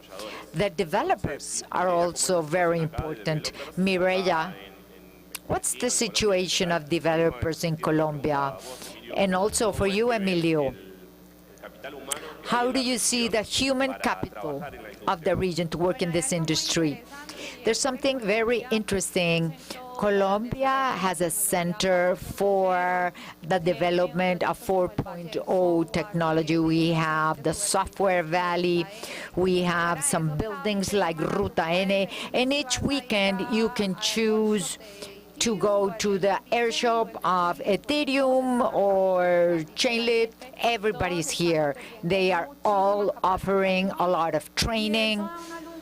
And that gives us like a light of hope. And that is how to decrease the technological gap. All these possibilities get us closer together because sometimes we are isolated. There are some NGOs, for example, Makaya. It's a non-profit organization that works to close these gaps. So we have a lack of developers, like many other parts in the world. But in the medium term, I believe this is going to change. Emilio? It's funny because before opening Bitso, we had hired Colombians. So with a paradox, we were not operating, and the developers were working for Mexico, Brazil, Argentina, Europe. So we had a company that was not operating, and this reflects the talent that we have. In Bitso, we are more than 30 people from different nations all around the world. And with no doubt, Colombia is one of the main ones. We continue hiring, and it's not easy to find developers. If there's a good developer, somebody will hire him. But I believe we are on the right path, and there are going to be a lot of opportunities in the future. We are both from Argentina, and Deepa, we know how this is in Argentina, but how did the community grow? Well, the community, the users grew exponentially. And Vitalik, in December last year in Buenos Aires, said that they felt like a rock star because he was walking around and people recognized him. So he felt like a rock star. And Shana, everybody that you do meetups, every month they do meetups in different cities of Argentina. The last month, there was a hackathon in Buenos Aires, and it called it Bear Builders. So there's a lot of talent in Argentina. There are many projects. For example, Open Zeppelin, RCK, Mint Finance, project of DCA, Exactly Finance. Well, there are many, many projects. And for me, well, they always ask me about the laws and regulations in Argentina. Regulations are unavoidable. So let's try to educate the regulators to kind of make the best possible. In El Salvador, Bitcoin is an accepted currency, and it's favorable for finance, for the country. In Argentina, it would be great, like not to put a lot of obstacles. We have to help all the developers and have a good regulations. Okay, this opens the door to the next question. How do you see the regulations, the law, the advancements? It not necessarily is negative. we want to normalize the industry and have laws. Yes, I feel that sometimes this closes some doors for new competitors, but at the same time, it's very important to protect the users. In the few months, we have seen companies collapse and the users lose millions of dollars. So it's very important, the regulations, the laws, to protect the user. And I believe that there should be a model that allows the operations. Of course, there has to be innovation, but at the same time, protecting the user. It's difficult, but it's necessary for the next years. I feel that there's theft, sometimes daily yield, for example, etc.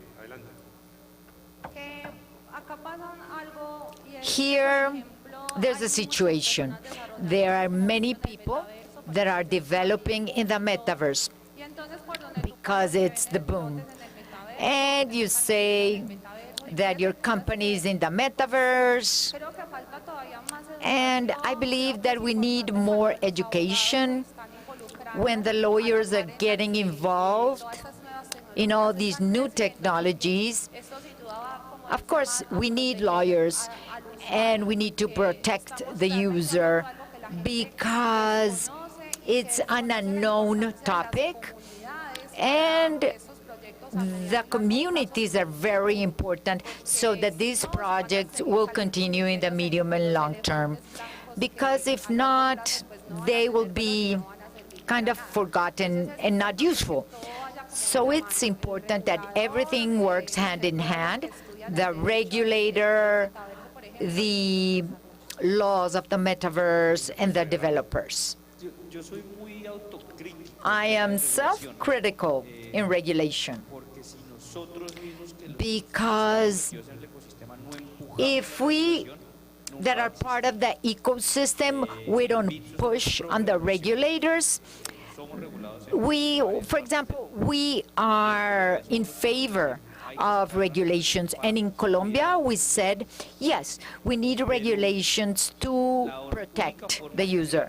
The only way is doing an intelligent regulation and educating the regulator, because most of the regulators, let's say, maybe 30, 40 years more than Vitalik.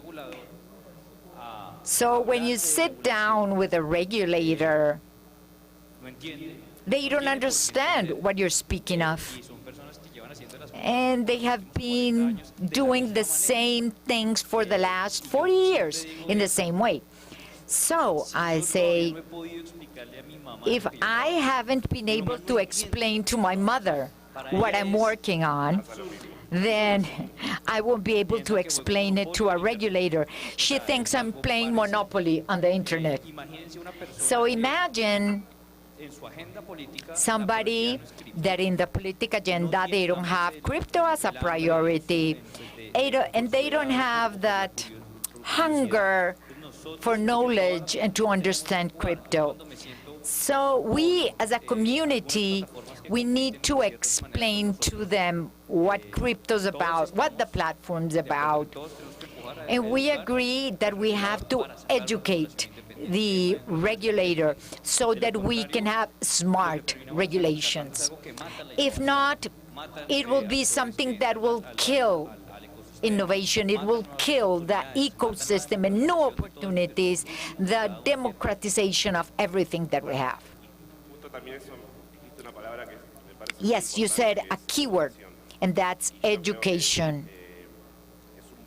I believe this is a very important pillar, and we have to work on it, not only for the users, But to be able, of course, they have to understand the system, but like Deepa was saying, for example, if you don't include a number, a symbol, then that will be a bad operation and you can lose money. But education is important. What can you say about education? I can speak if you want. Yes, that is something that I have been working on in the latest months. On September 21, it was the Day of the Students. So we made the announcement that maybe next week we'll have an exact date. We're launching an open course in Lemon. It's open for everybody. There was a need for content. Well, we have a lot of content out there. If you Google Bitcoin in Google or Cosmos, whatever, it's not very clear. You don't know which step is following. What do I read better? How do I read things so that I can understand? Do I trust the source? So we made like a summary, and we put it in a course. We brought experts from the Argentinian ecosystem that works in Maker, Mundo Wallet, and we began a course from 0 to 1 until DeFi, DAOs, NFTs, and anybody that says, okay, where do I start? I want to learn, but where do I start? So this is a great course that we have set up. It's very important so that people can have good and ordered information. Somebody else that you want to say? Yes, this is much needed so that people know what's the real things, what can they do, what can they reach, what projects can you work on, so that people learn about this world and about, people just say, I'm buying because it's going up, and they don't know exactly the reasons. We know that Web 3.0 is focused in decentralization. Everything's horizontal, everybody's owner of everything. But we still need more, still we need centralization, because the elemental tips, for example, only have one email for your cryptos, only one telephone for your cryptos. I see a lot of thefts. And that's a difficult point, and it's a basic, easy point, an easy thing to do. So it's very difficult to be decentralized. So definitely we have to work on, it's something that we have to work on together. If somebody has a bad experience, then the whole ecosystem is going to be affected.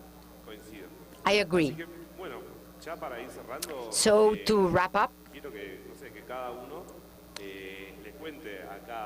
would you please, each one of you, tell the audience, what is your vision in the close future? What's the potential that the region has of the crypto industry? What do you see in LATAM? Besides what we have spoken, how do you see the future here in Latin America? Maybe Emilio can start? It's a difficult question, very complex. I would change it. What couldn't we not see in Web3? Recently, I went to a talk where we spoke about Web3. How many people from the financial industry is here? And very few were financial industry. There were some industries that were there to improve their own industry according to some use cases. Well, in the 90s, when we began having internet, I believe in DAOs. Not yet, but that is going to be a revolution. I have close colleagues that are working on very interesting projects. There's a huge space of possibility. Web3 is huge. Everything we can solve it in Web3. Yes, it's a difficult question. And that's why it's last question. I believe that more products are going to be developed because DeFi are in an open, decentralized way. But it's not just products of the financial area. There are other products that this technology, for example, Superfluid, it's a streaming, so you don't have to wait until the end of the month to cash your salary. So as the months and the years go by, these kind of new products are going to be coming up. And they're going to be more revolutionary and with more emphasis if we continue working on it and not placing obstacles. But we have the interest, the talent is there, and well, there are many people here interested in these topics. They are here to get educated, to learn. I am very bullish when speaking about the future of Web3. For example, what happened with Tornado Cash. So I'm very bullish. Mireya? I believe that the future, we have the native generation. And let's hope that the schools and the academic gap can be closed. And everybody here knows that the professions have changed. You can get educated from home, and that's changing your mindset. Like you said, those that are 50 or 60 years of age, maybe they don't understand what the young people are speaking of. So the young people are doing a lot of interesting things. Well, I have a vision that's more conservatory, so I would like that everybody can open their bank accounts and do transferences. For example, in the rural area, they have smartphones. So the banks don't go there. But I would like to integrate everybody so that they could send, borrow money, etc., and not be isolated.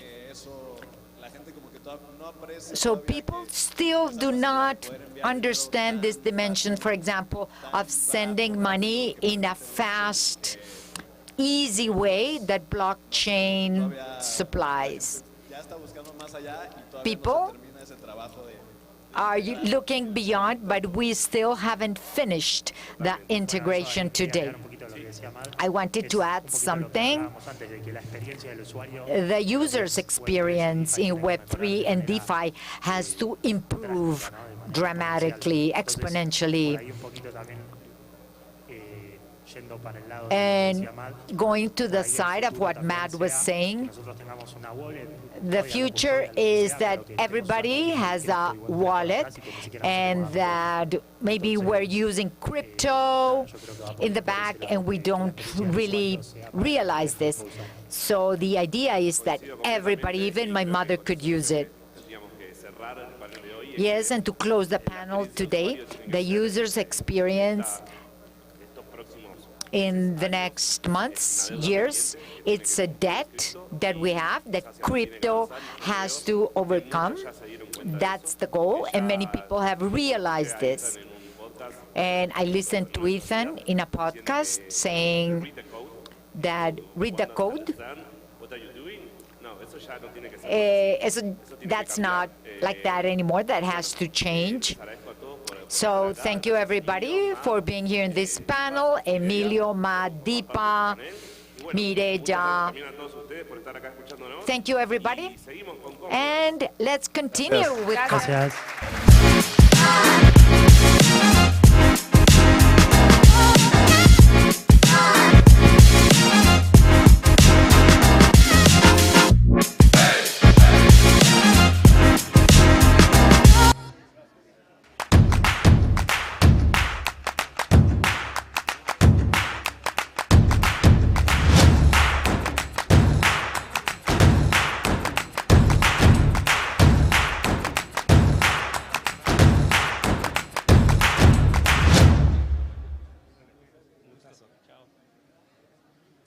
All right, before you guys leave, a really quick, important announcement.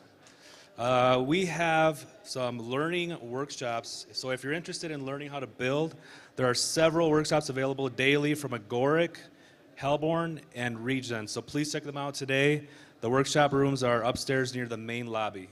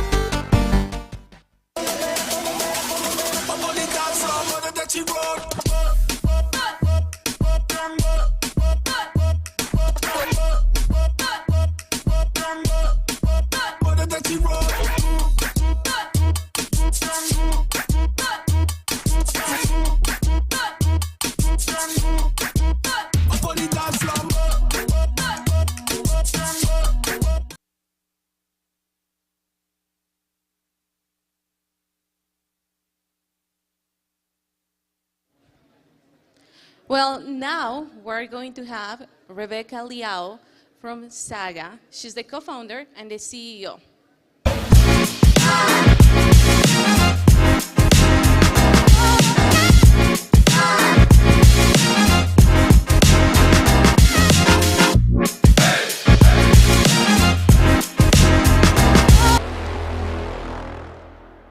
It's time to build.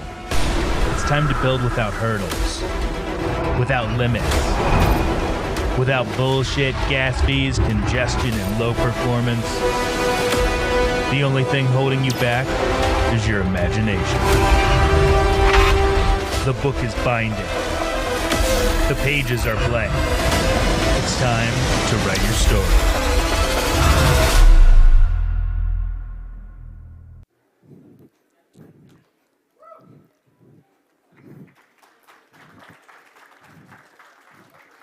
What's up, Cosmoverse? How are you guys? It's the evening, finally. It's time to party, right? Awesome. Well, thanks so much for being here. I'm Rebecca Liao, co-founder and CEO at Saga, and I'm so thrilled to share our project with you this evening. So our Saga begins with a question. Why are we here? Not here, Medellin. We know why we're here. But why are we here generally? Why are we building in Web3?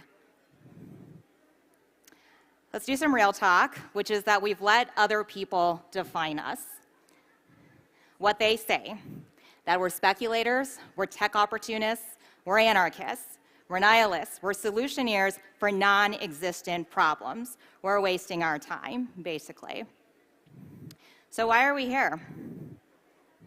Because we build, we own, and we choose. We build, we own, we choose. We are here because Web3 is about self-determination. We are the heroes of our own sagas. Our mission is to take you on a hero's journey. This is a quote that defines this project and continues to inspire the entire team and all of our contributors every day. It comes from Joseph Campbell, who has inspired many, many franchises, including Star Wars, Star Trek, Lord of the Rings, etc. So what is a hero? A hero ventures forth from the world of common day into a region of supernatural wonder. Fabulous forces are there encountered, and a decisive victory is won. The hero comes back from his mysterious adventure with the power to bestow boons on its fellow man. Welcome to Saga. So let's go through our product first. The world of Web3 is the metaverse. The metaverse is becoming the multiverse. Saga is the next 1,000 chains in the multiverse. For those of you in Cosmos, this will be no surprise to you, but developers want their own chains. Chains want to connect with other chains. And therefore, Saga is a chain to launch chains. Let's go through the product. Here we have the Saga mainnet.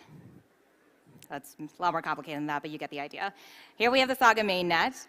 XYZ developer, a project, another layer one. They request what we call a chainlet, which is a dedicated chain on Saga. The mainnet will then provision that XYZ chainlet, and it becomes a part of the Saga ecosystem. The XYZ smart contract binary is then deployed. Now, what does all this mean? Developers like to develop in virtual machine environments, and therefore, we are enabling developers to automatically deploy their single-tenant VMs onto dedicated chains or chainlets. The first kind of VM that we support is the EVM, because we see how popular it is with developers. But our ambition is to be VM agnostic, and therefore, we will support CosmoWasm next. We may support a Move VM, a Solana VM, calling out contributors out there. We'd love to help you build out our ecosystem. All right, so as these chainlets proliferate, we get to the next 1,000 chains in the multiverse. All right, so what is Saga for? Who is it for? It is for developers, as you probably get the message already, but it's also for other L1s. Saga is also a great way to horizontally scale your block space on the back end. It is also for new, as well as established projects. And I'll explain a little bit more how that works in a bit. Let's focus on developers first. Developers are the heroes at Saga. Everything we do for the developer community. So how does a developer deploy on Saga? So first, the developer is going to select a chainlet subscription. Doesn't sound very Web3.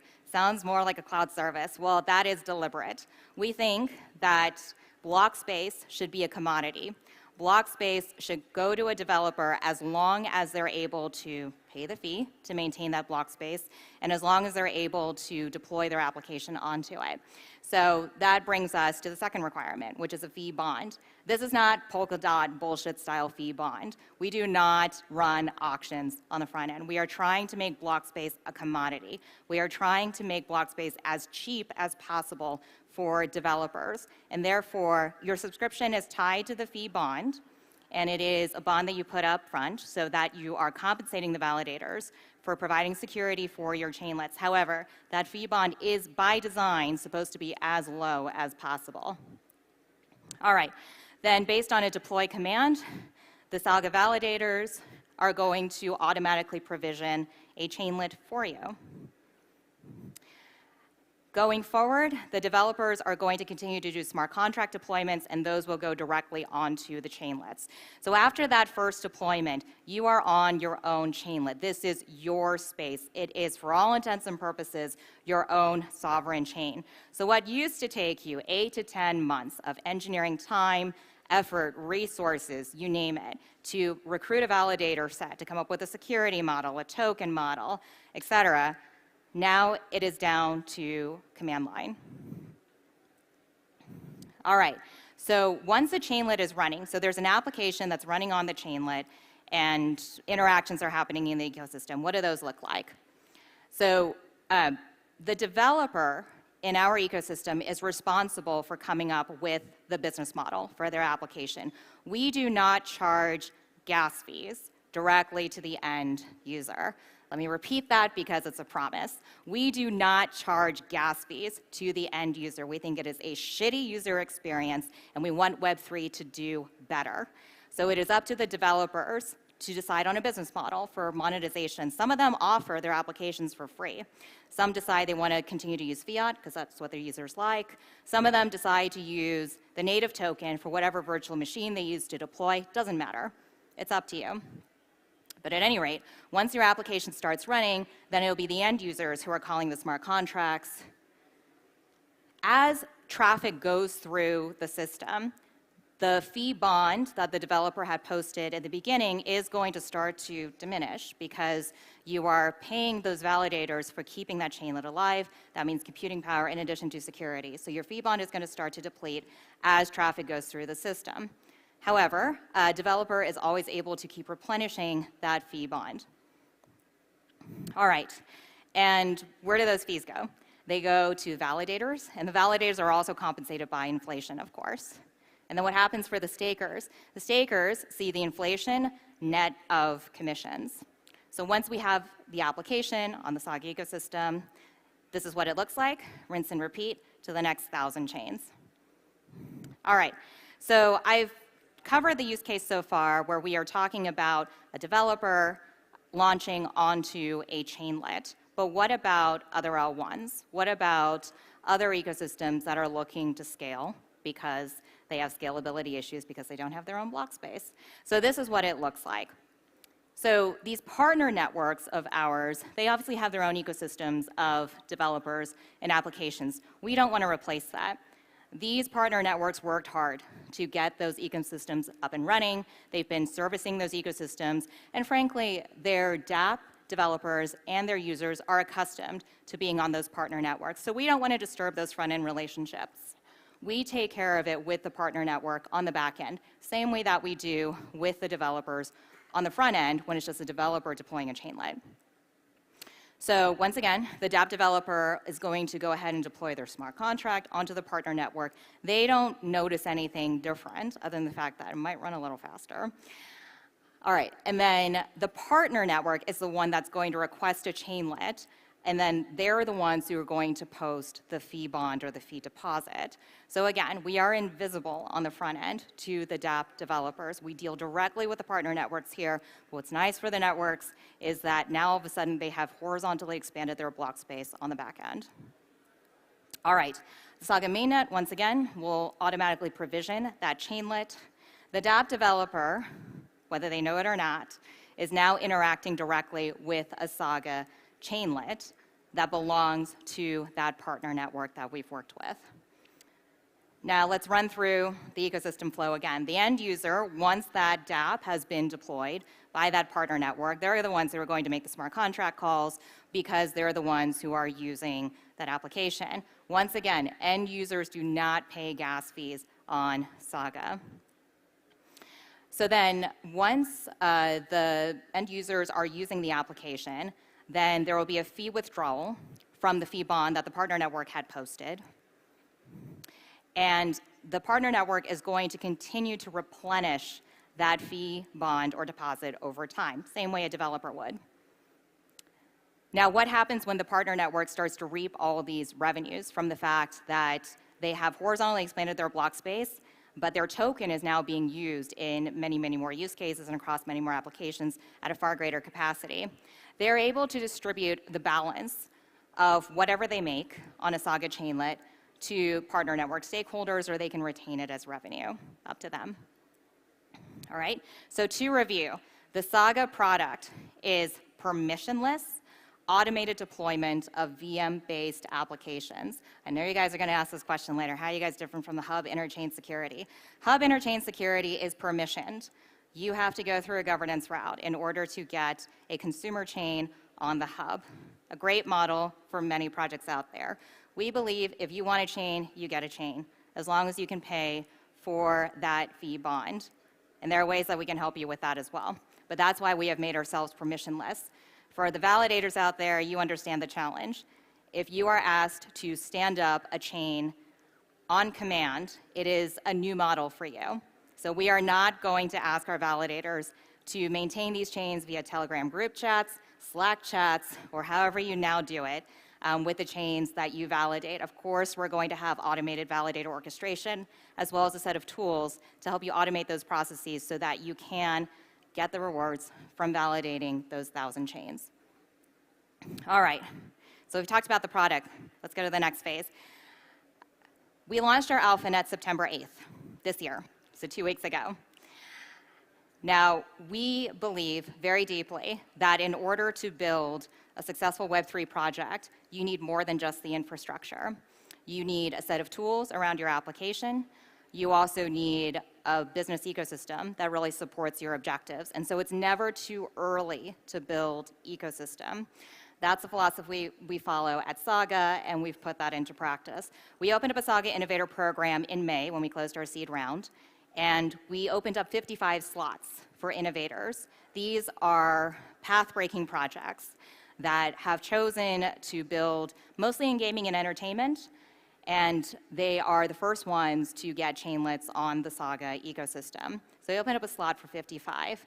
We filled that along with the launch of our AlphaNet a couple weeks ago. So who are these innovators? They're games, lots and lots of games. We are focused primarily on gaming and entertainment because we see that that is where the most urgent need for your own dedicated chain is. That's not to say that DeFi couldn't use this, as you will see some of our innovators are DeFi projects, but for gaming and entertainment, this is existential. You cannot have a compelling game and entertainment experience if you have low performance, expensive chains to build on. So lots of games. Gaming platforms and infrastructure, like I said, there are many, many things that go into building an application. It's not just the infrastructure. So it's important for us to work with partners early on who have understood the problem of building games in Web3 or building really compelling NFT projects. So we have quite a few tooling and infrastructure partners to help out our innovators. Gaming DAOs, also very important. These are where the players are, and of course, games want players. They also have really great insight as to what makes a great Web3 game.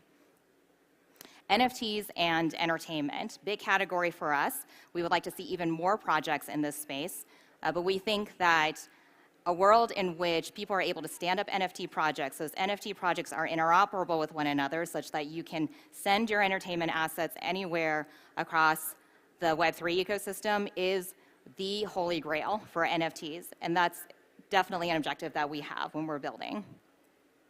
All right, and finally, DeFi. Like I said, DeFi will always be at the heart of crypto, and I think there isn't a single person on the team who is not a big consumer of DeFi. So we understand how important it is. But again, having your own dedicated chain is a nice to have. It is not a must have for DeFi at the moment. So we're honored to have these DeFi partners. However, most of our go-to-market BD is focused on seeding a gaming and entertainment ecosystem for the moment. All right. Coming soon is cohort number 2 of Saga Innovator. So there are 55 who made it into the initial cohort. We are going to open up a second cohort now, basically. We thought we would wait until beginning of next year because we want to give our 55 innovators a lot of time and attention, and we will continue to do that, but the demand has been such that we don't want people to wait 4 months before becoming a part of our ecosystem. And so that second cohort is open now. If you are a gaming and entertainment project, if you would like to build on a dedicated chainlet on Saga, we would love to get in touch with you. I promise you, you will get a response. Our team is incredibly BD focused, as you can tell, and so we reach out and interact with every single project that comes across our way. So we'd love to hear from you. All right, let's get to the last part, which is our roadmap. What do you have to look forward to? All right, so what we have right now is what we call Andromeda. This is the very first version of our AlphaNet. This is a chain launcher developer tool. It allows you to deploy and manage cloud infrastructure for your own EVM chainlets. 2023 Q1, so in a few months' time, our second version of AlphaNet will come out. And this is a chain to launch chain. So this is where you start to see Saga really come together. It is beyond just a developer tool. It is now a protocol secured by validators that these projects are able to launch, again, EVM-based chains. Towards the middle of next year, we're going to get to DevNet and TestNet. Now, what does that mean? I mentioned that a lot of the magic that happens at Saga is really on the back end. It's really with respect to the validators, because spinning up a new chain is on the validators at the end of the day. And so between now, essentially, and second half of next year, most of our developer time is going to be spent on that automated validator orchestration. With DevNet and TestNet, you're going to see a lot of the features that you love about Cosmos as well. You're going to see IBC interconnected chains, shared security, validator orchestration, and of course, incentivized testnets. So keep an eye out for those. It is a little ways away, but we are looking to have a very robust environment in which people can build on the testnets and of course, see what needs to be done on Saga in order for them to successfully deploy. All right, and last but certainly not least, mainnet. Mainnet is scheduled for second half of next year. We will keep you updated with more precise timing as we develop. We do follow a monthly release cycle, which is pretty fast as far as crypto projects go. But our goal is to be iterative. We are interacting with a lot of projects every day. They're building on Saga. They're giving us feedback about the product. And that feedback is getting reflected back into what we are building. And so we want to release that as quickly as possible to get more feedback, so on and so forth. That's how we build at Saga. So by middle of next year, you'll have a mainnet to look forward to, and that will be the Saga protocol. It will have the fully decentralized validator set. It will allow you to automatically spin up, once again, those EVM-based chainlets. We may support another VM at that time, not too sure right now, but that is what we know and love as Saga. And with that, I'm going to play a short video to really illustrate what you guys have to look forward to.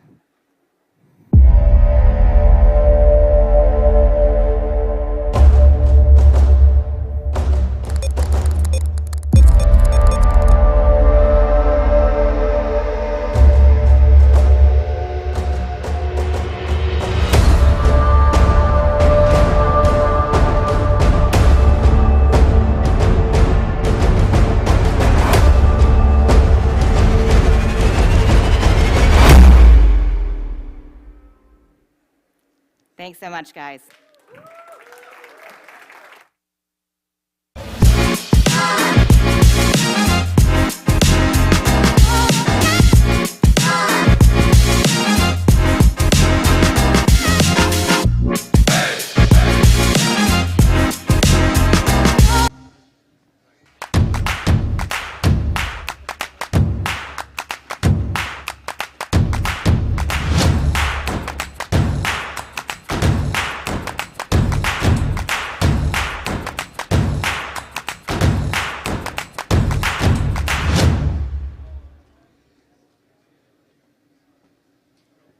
How are we doing? We're almost done with the day one of Cosmoverse. And now we're going to do something different. So please help me welcome the team of Composable Finance.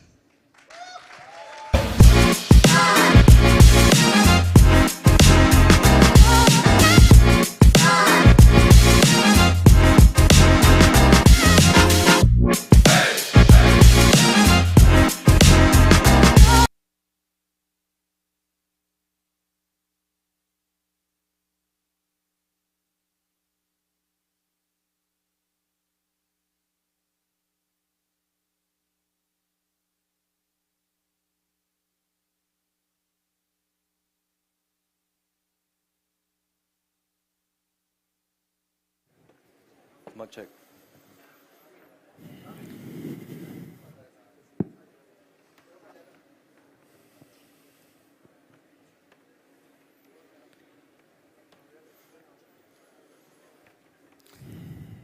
Hello, everybody. My name is Brainjar, the founder and CEO of Composable Finance.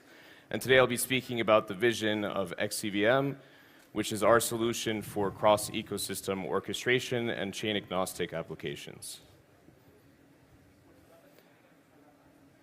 So we believe that in order to onboard the next billion users into DeFi, that there needs to be a cohesive fabric maintained that allows for developers to be able to construct applications that span multiple different ecosystems and user experiences first and foremost that are slick, unique, and allow them to compose functionalities across multiple different ecosystems.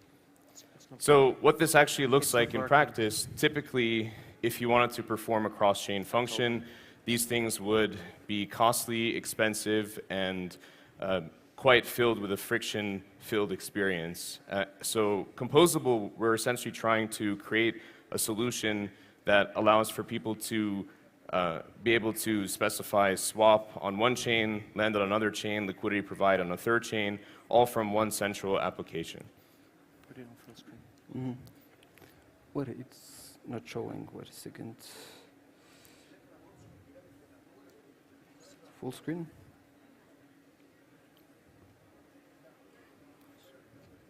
Okay. Awesome. All right. This one? Yes. So what this means for us and for the Cosmos ecosystem is, of course, Cosmos is built on the app chain thesis. For us to scale to multiple different applications running at full capacity to actually onboard the next billion users, the app chain thesis needs to be validated. And we believe with our technical stack that we're doing this to be able to provide a full-fledged interoperability solution for the modular stack, which is begetting these app chains. IBC inevitably will become a protocol that shares states across multiple different ecosystems and chains.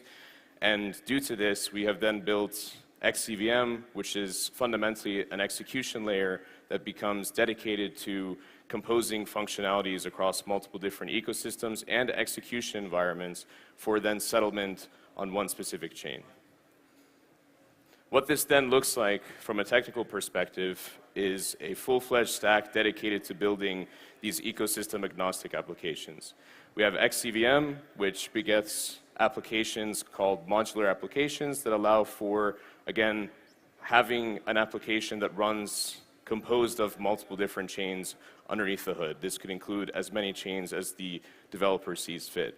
You then have the routing layer, which allows for this agnostic execution of these specific functionalities, which are then communicated via IBC to then settle in these different ecosystems and execution environments.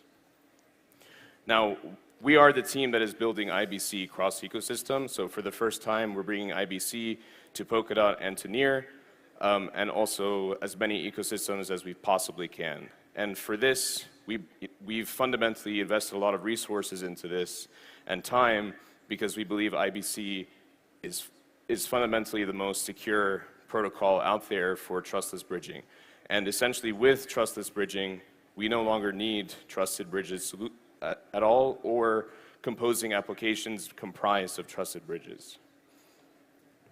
So XCVM essentially allows for composing applications on multiple different chains. Typically with a cross-chain SDK, you would be limited to just simply 2 different chains, mostly in the EVM context, and a significant lack of orchestration, and also trusted infrastructure. With actual XCVM infrastructure, you'd be able to now orchestrate these various functionalities across multiple different execution environments, meaning that between the EVM and the non-EVM perspective, if you wanted to build an application that was like a perpetual protocol on Evmos, but tapped into osmosis for swaps, you'd be able to do that without even knowing Cosmoverse or Golang. So what is XCVM from a developer perspective? Well, it's multiple different SDKs across multiple different frameworks. The first one is the Cosmoverse SDK. After that is the Solidity SDK, and we're also creating front-end tooling in the form of xcvm.js and a multitude of other cross-ecosystem tooling frameworks to build front-end applications and these chain-agnostic applications, such as our stepper, our transaction visualizer, and also CNS, the composable name service, to map different accounts across different ecosystems. And what my colleagues will be demonstrating later on in this presentation is an actual transaction visualizer that lets people be able to build these applications knowing what's actually happening cross-chain for the first time. With that, I'll hand it off to Carol, our CTO. Hello, everyone. I'm Carol, Composable CTO. I'm going to keep my bit really short because I want to reserve enough time for technical failures during the demo, just in case. So, real quick, we use IBC as our fundamental transport layer, but IBC in some cases can be quite limited, as well as not really ecosystem agnostic. There are some assumptions about Cosmos really built into that, as well as it sometimes sends very unoptimized messages across. You do a lot of round tripping, as well as that sometimes there are better solutions to doing very complex cross-chain interactions. XCVM for us handles identities and proxies. So interchain accounts is the obvious solution in the Cosmos ecosystem, but they don't exist in Polkadot, for example. They don't exist in Near, and they don't exist in Ethereum. So how do we scale that with our XCVM? We handle account state, and we handle bridging as well. Because even though IBC and trustless bridging is great, in Polkadot we have XCM as well. So there are alternatives to get the same amount of security. Really, as a cross-chain application, you want to be agnostic across different trustless bridging methods, as long as they have the same security.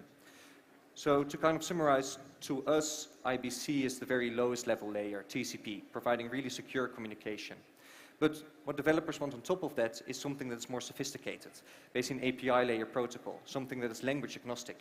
You don't want to deploy Solidity contracts on other chains if your main application is a Cosmoverse smart contract. You might not have that experience in-house. XCVM provides the abstractions to be able to interact with DeFi protocols on other chains without actually needing to deploy contracts on those other chains to handle those messages. So instead of needing to run the server example of contracts on both sides, you can just have one contract interacting over XCM to other chains. How that works for an incoming message, coming over IBC into a new chain, into our gateway contract, which basically annotates it, adding some bridging info, in the case, is it IBC or XCM, and handles sending the funds to the accounts. Our orchestrator contract is the singleton contract for each chain that handles a lot of bookkeeping, a lot of state management and governance. For each account on another chain, we actually deploy an XCVM interpreter contract. This contract makes it so that your accounts on one chain have their own address. This is basically the equivalent of the interchain accounts, being able to own your identity across a different chain. Once a message arrives in the XCVM interpreter, we execute a series of instructions, because we're not just doing generalized message passing, we're not just sending opaque bytes, we're actually sending small programs to other chains. The advantage of doing this is that you don't need to send back a message to your original smart contract on the home chain. You can actually handle the result of your contract calls on the destination chain. And based on that, you can choose to continue execution. You could go back to your original chain, or you could hop to a third chain. You could even split out and hop to multiple chains. This is a way more cheaper way to do very complex cross-chain interactions, because round-tripping is kind of the death of paying for gas, because obviously each IBC packet is actually quite expensive. So what do these kind of programs look like? It's just bytecodes. This is obviously the formal definition. If you look at our specification and you're interested in formal definitions, then this should be a good read. But we're really sending very simple bytecode to other chains. And our interpreter contract acts as a VM on top of a VM, executing these transactions. Here we're spawning to another chain, which bridges. And then inside the other chain, we can execute a smart contract call. We can transfer funds to specific accounts. And we can do further spawns to bridge out even more. This is a really flexible way to actually express what you want to do, which also guarantees that it's the most optimal way to do this. If you were to handcode this with IBC, you could probably do so, but you'd be deploying contracts on every single chain. With this, you just need one contract on the chain that hosts your main application, and you can still do all of these very sophisticated interactions. I'm going to skip over this, but if you were to handcode this, you'd still be kind of going through this sequence diagram. With XCVM, it's all handled for you. All right, so now our programmers have been working a long time on this demo, and I really want to give them some time to show their stuff. Hussein, our lead developer, is going to walk you guys through the demo, and then June, our lead front-end developer, is going to kind of explain how we visualize these interactions. Thank you. All right. As just mentioned by Carol, the idea of XCVM is to be chain agnostic and also protocol agnostic. So in this example, we are going to walk through how to do a cross-chain swap using XCVM. And I really wanted to show you at first that XCVM is like an endpoint to the chain, and that just require a bridge, in this case, which is trustless by default, which means no custody of funds. And unless you guys have a PhD or know really well how things work, it's quite difficult today to do cross-chain operation. You need multiple wallets, sign multiple transactions. You need to see whether it succeeded or failed. It's kind of difficult. So the XCVM architecture instantiated to two ecosystems, in this case, in Dotsama, our parachain, which is Picasso, and on Cosmos, the Juno chain. So you can imagine in another universe where TerraSwap was deployed on Juno, which we did there, and XCVM powered for this demo by CosmoSM on both ends, because we support CosmoSM on our parachain, with the bridge being instantiated for Century. So it's an IBC bridge, fully trustless, no custody of your funds while you do cross-chain operation. In this example, you can see, you can imagine that we will start with a bunch of Pika on Picasso. We have an account there. We have no account on Juno, you can imagine that, and the idea is you would like to swap your local tokens against a token that is available on Juno, but not on Picasso, for instance. This is really agnostic because you can imagine this with any chain, with any token. So what you will do is, as Carol previously mentioned, do a spawn, what we call a spawn instruction, which say that you want to move the next instruction of your contract to another chain along some funds.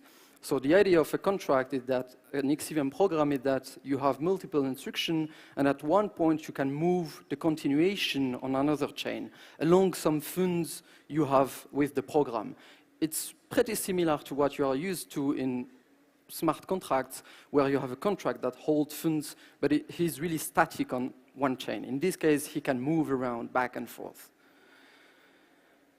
So once the program has been moved, the next instruction is what we call a call. It's really protocol agnostic, which means that the call must be encoded for the local protocol. In this case, TerraSwap is a CosmoSM contract, so of course the call will embed a payload, which is a JSON message that will execute the swap against TerraSwap. After that, the account of the contract will hold the USDC. And at this point, we don't know how many USDC we get, right? Like, because you started on Picasso, you don't know the ratio at the moment the swap happened, and you want to bring back absolutely everything. So in this case, you can say that you spawn back to Picasso pretty much like what we did in the first step, using 100% of the USDC. So no matter how much I swapped, I come back with the whole fund on Picasso. And I will now let you see the demo with the wizard behind the front end, which make this all live with a fancy UI. June, thank you. I can hold it. Wow, that was a marvelous introduction of something mind-bogglingly complex. Trust me, I've lost hair working with that. Smashing work team. Hi guys, I'm Jun. My focus will be explaining our thought process, mindset, and why certain boxes are 2 pixels to the left. Yes, I'm the monkey brain amongst gigabrain goblins of the XCVM team. I'm a front end. At Composable, we believe that blockchain tech is not enough with being revolutionary. What is the point of revolutionary tech when delivered with a terrible dev experience that makes you want to smash your keyboard on every error?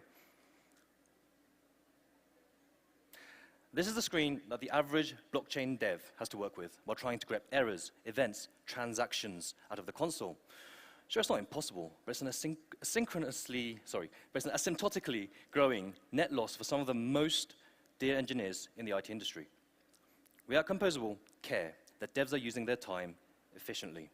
We want to make sure they can focus on writing core business logic, spend less time debugging to the best of our ability. Henceforth, we believe that a solid, slick, easy to understand UI is of paramount importance and should not be taken lightly. Which is why it's my greatest pleasure to introduce to everyone for the first time officially the XCVM developer interface. Now, at first glance, it's just another bloody interface, isn't it? Well, not really. Then what makes this one so special? Well, the Web3 UI UX in the Cosmos ecosystem has tremendously upped this game since Osmosis and Kepler did a bang-up, outstanding job in focusing on terrific UIs for Web3 applications. However, this interface is in a league of its own.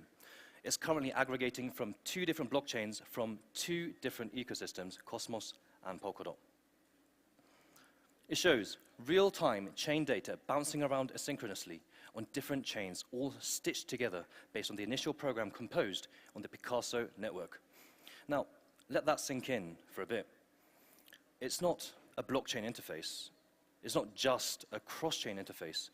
It's a cross-ecosystem interface, designed without cutting corners for the utmost perfection, tailored for devs exclusively. Rule is for feedback from devs, and always will be. Now for the details. Transactions, instructions executed, XCVM transactions are all updated in real time, making sure you know when chain activity has halted, and when graph data is integrated, when it's halted. Orchestrations, searchable by tag to make sure you can find your program with the least hassle. In the future, you'll be able to search with a time frame so you can find your program even without tags, and just a general sense of when it was composed. Processing times streamed directly from blockchain events, updated in real time. And the visualization screen. We at Composable want to make sure you have all the relevant data as soon as possible, which is why in a single screen you can see the summary of the orchestration at the top and the visualization at the bottom. With this layout, the state of your cross-ecosystem program is noticeable immediately. Pending instructions in the visualization are grayscaled, so you notice the progress of your program virtually instantly. Events, in order of when the program spawned, paired with the executed event cross-chain, also updated in real time, adjacently for those who need to view the raw data as soon as possible. A copy button, so you can copy any part of the orchestration in JSON format whenever you want, whichever part you want. And last and not least, a rundown of the fees, processing times, and which chain executed which instruction in a more visual format. We're already discussing alternative ways to populate this real estate, as we felt the space had repetitive elements that could be replaced with more relevant insights and data aggregations. As aforementioned, even before the official launch, we at Composable are continuously focusing on what makes a better UX for the developer as a developer, and we have no intention of stopping anytime soon. It's you guys here, the passionate frontrunners of the blockchain industry, daredevils, fearless of bleeding-edge technology, will be the paradigm shifters, composing cross-ecosystem Web3 applications into reality and lead the next wave of game-changing innovation. It's our mission here at Composable to facilitate your cross-ecosystem development journey to be as streamlined as possible. Thank you. Muchas gracias, and viva la cross-chain, viva la fiesta. Thank you, guys.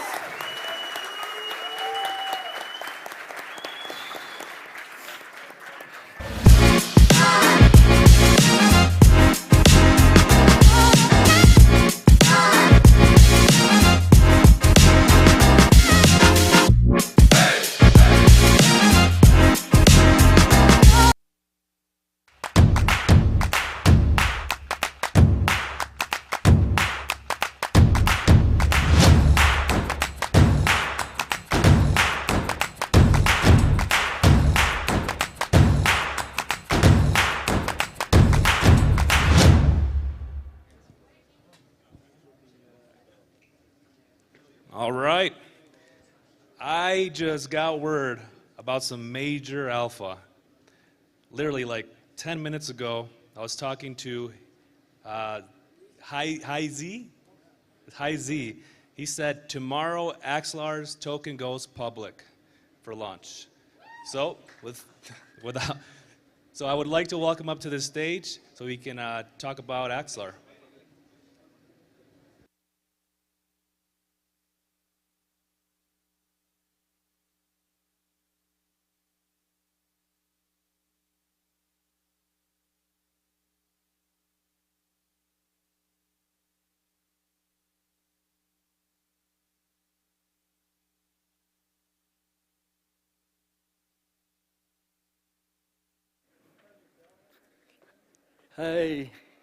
Hey everyone, I'm Hai from Axelar.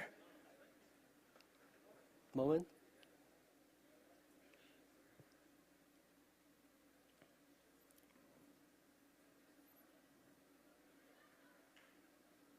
Oof. Good. Hey, super happy to be here today to talk about how could Axelar power the cross-chain future and what does it mean for the whole ecosystem. So to start with, let me show you a bit about Axelar. So Axelar is a permissionless proof-of-stake network that connects different blockchains and delivers a secure cross-chain message. We have connected to 24 chains, including 7 EVM chains from different ecosystems like Ethereum, Avalanche, Moonbeam, Aurora, and 17 chains from Cosmos ecosystem like the Hub, Osmosis, Juno, so on and so forth, and much more connections are coming. As you can see from the graph, we use the hub and spoke model that bring us powerful network effect. So a newly added chain can seamlessly talk to all the connected blockchain on our network on day one, so which is really powerful. So let me talk about why should developer build cross-chain on Axelar. So first, like many of us, Axelar is built on top of Tendermint and Cosmos SDK, which bring the most robust and secure way to deliver cross-chain message. And as I mentioned before, we have unparalleled network effect. Developer gain the full connectivity and liquidity from different ecosystems on day one. Also, we tried our best to simplify the integration process. Developer can build native cross-chain application with simple API calls and won't need to worry about message relaying or gas payment. It's all handled by the network. And last, we aim to have one-click user experience. So we want our user can interact with any asset on any chain from anywhere. So moving up, let me talk about how we build our stack. At the very bottom, we have the network layer. It simply allows you to connect and route message between different blockchains. And on top of the network, we have the service layer that help developer to relay transactions, paying gas on different blockchains, or monitor cross-chain transactions. On the very top, we build a we build an API layer. This layer hides all the complexity and only exposes simple-to-use API for developer to use. You can go cross-chain with a single API call by specifying where you want to go and what you want to communicate. So we launched our network earlier this year, and we have seen good adoption. We've generated more than 1.3 billion cross-chain volume and delivered 250K cross-chain transactions. We also heavily rely on RBC that generate about 260 million volume in the past 1 month. And last but not least, we now have more than 96 projects integrating cross-chain with Axler. So I think some of you is already familiar with our token transfer functionality, but today I want to share the most exciting feature that we introduced today, which is the new programming model in the blockchain ecosystem that supports arbitrary message passing between any chains, or what we call is Turing-complete cross-chain communication. So traditionally, when we think about cross-chain, we are mainly referred to the functionality of sending token from A to B, which is great. Bitcoin used to do the same. I have a Bitcoin, I can send it to another user. Then we have new technologies like Ethereum, which really allows us to build kind of Turing-complete application that have all kinds of rich functionalities and minimize the complexity for user and developer to interact with. So the same concept applies to cross-chain communication. So all of this stuff you had to write out manually to a user today, like get a token, go to a bridge, get some native token to pay gas, and interact with a contract, bring the asset back. So all the instructions now you can automate into a single message with a set of instructions and encode into a single message to pass. So user can send all his intents within one transaction with one click. We're also working hard on extending the general message passing to the Cosmos ecosystem. We will use RBC interchain accounts by becoming both host and controller chains that pass arbitrary message between EVM chains to any dApps or chains in Cosmos ecosystem. We believe it could further unlock the power of Cosmos ecosystem. A simple use case would be you can send and list your NFT from MetaMask on Stargate with one transaction and get USDC back directly to your MetaMask once it's sold. We can really build powerful application with general message passing. Let's look at a few examples. The first one I want to show you is the universal cross-chain swap on any blockchain using osmosis. Assume I have ETH on Ethereum and I want to get some Avalanche. I want to get some AVAX on Avalanche. With cross-chain swap, I only need to send a single transaction on Ethereum, and once my transaction is finalized, I will get my AVAX on Avalanche within a few seconds. So under the hood, the transaction I sent contains both ETH and the payload. The payload indicates my target asset and destination. So Axler will route ETH to Osmosis with the payload. Osmosis then parse the payload, perform the swap, then call Axler to route AVAX to my wallet on Avalanche. And the cool thing is, any application on any chain can integrate this functionality on their front end, which enable user to on-ramp from anywhere. And we have another cross-chain example, cross-chain swap example, but with slightly different architecture. In the Osmosis case, both liquidity and computing logic resides on Osmosis itself. And we only need to do an atomic swap. But Squid uses a different approach. On a high level, Squid enable a native token swap between any user, any application from any chain. It utilized the liquidity between USDC and all other tokens on each DEX that sits on every chain. And each swap in Squid is a combination of 5 steps. First, so assume I have some ETH on Polygon, and I want to get Glimmer on Moonbeam. First, Squid will swap my ETH to native USDC, and then swap USDC to extra USDC on Curve. Then it will use extra USDC as a routing asset to bridge to Moonbeam. Once the token arrived, it will convert back to native USDC, and from there, it will swap to Glimmer. But from user's point of view, I only send one transaction. Squid compose all the steps into a general message and execute each step once the message got delivered. The cool part of Squid is it does not maintain liquidity itself.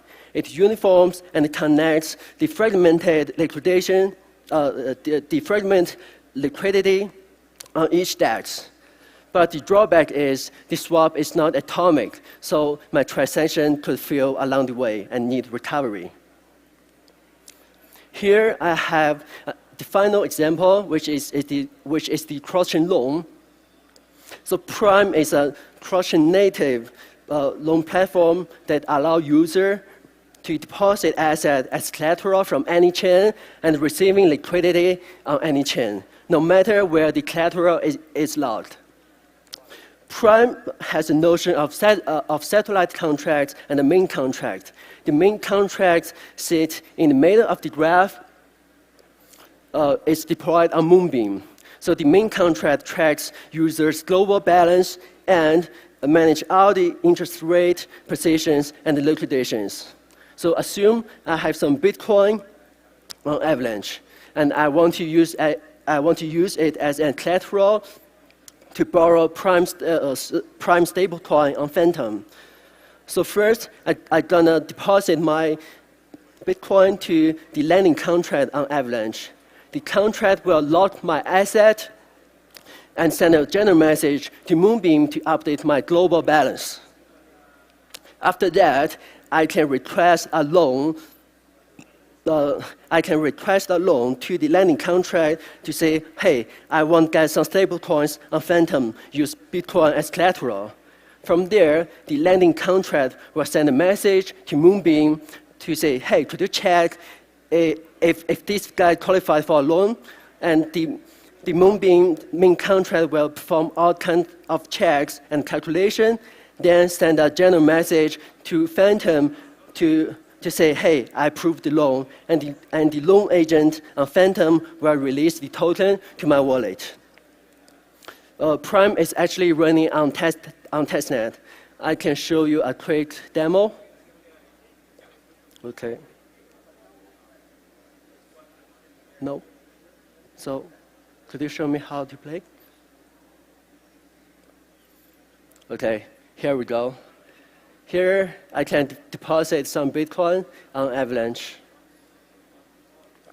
So under the hood, my Bitcoin is locked in the lending contract, and in the meantime, it sends a general message to Moonbeam to update my global balance.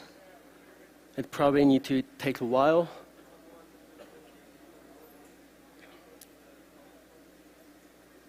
Okay, we can see the message got delivered, and my total deposit increased. And from here, I can ask to take the PUSD loan on Phantom.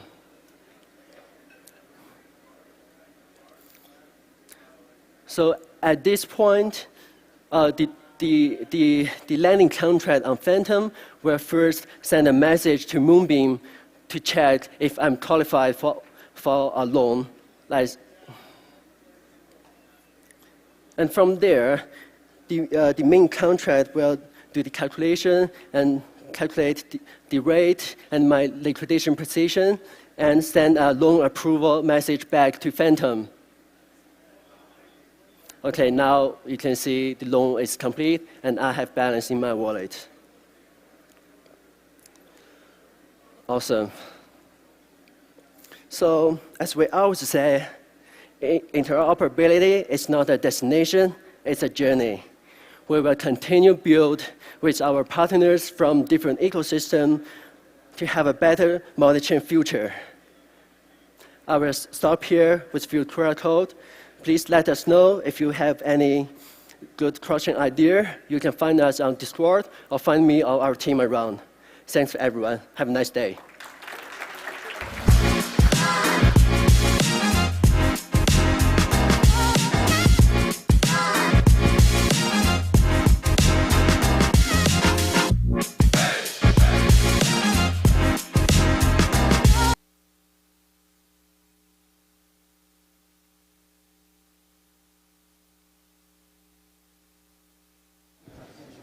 Hi, sorry I butchered your name earlier.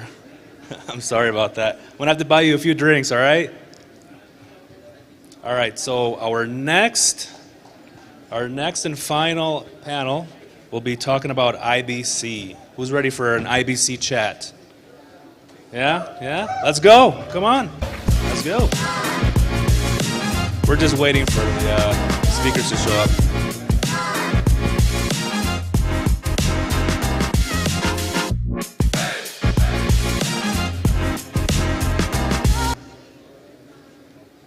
All right, moderating the panel will be Charlie Fay. Did I butcher that name too? No, good, all right. And next we have Camila, and then Federico, Susanna, and Fig. Welcome.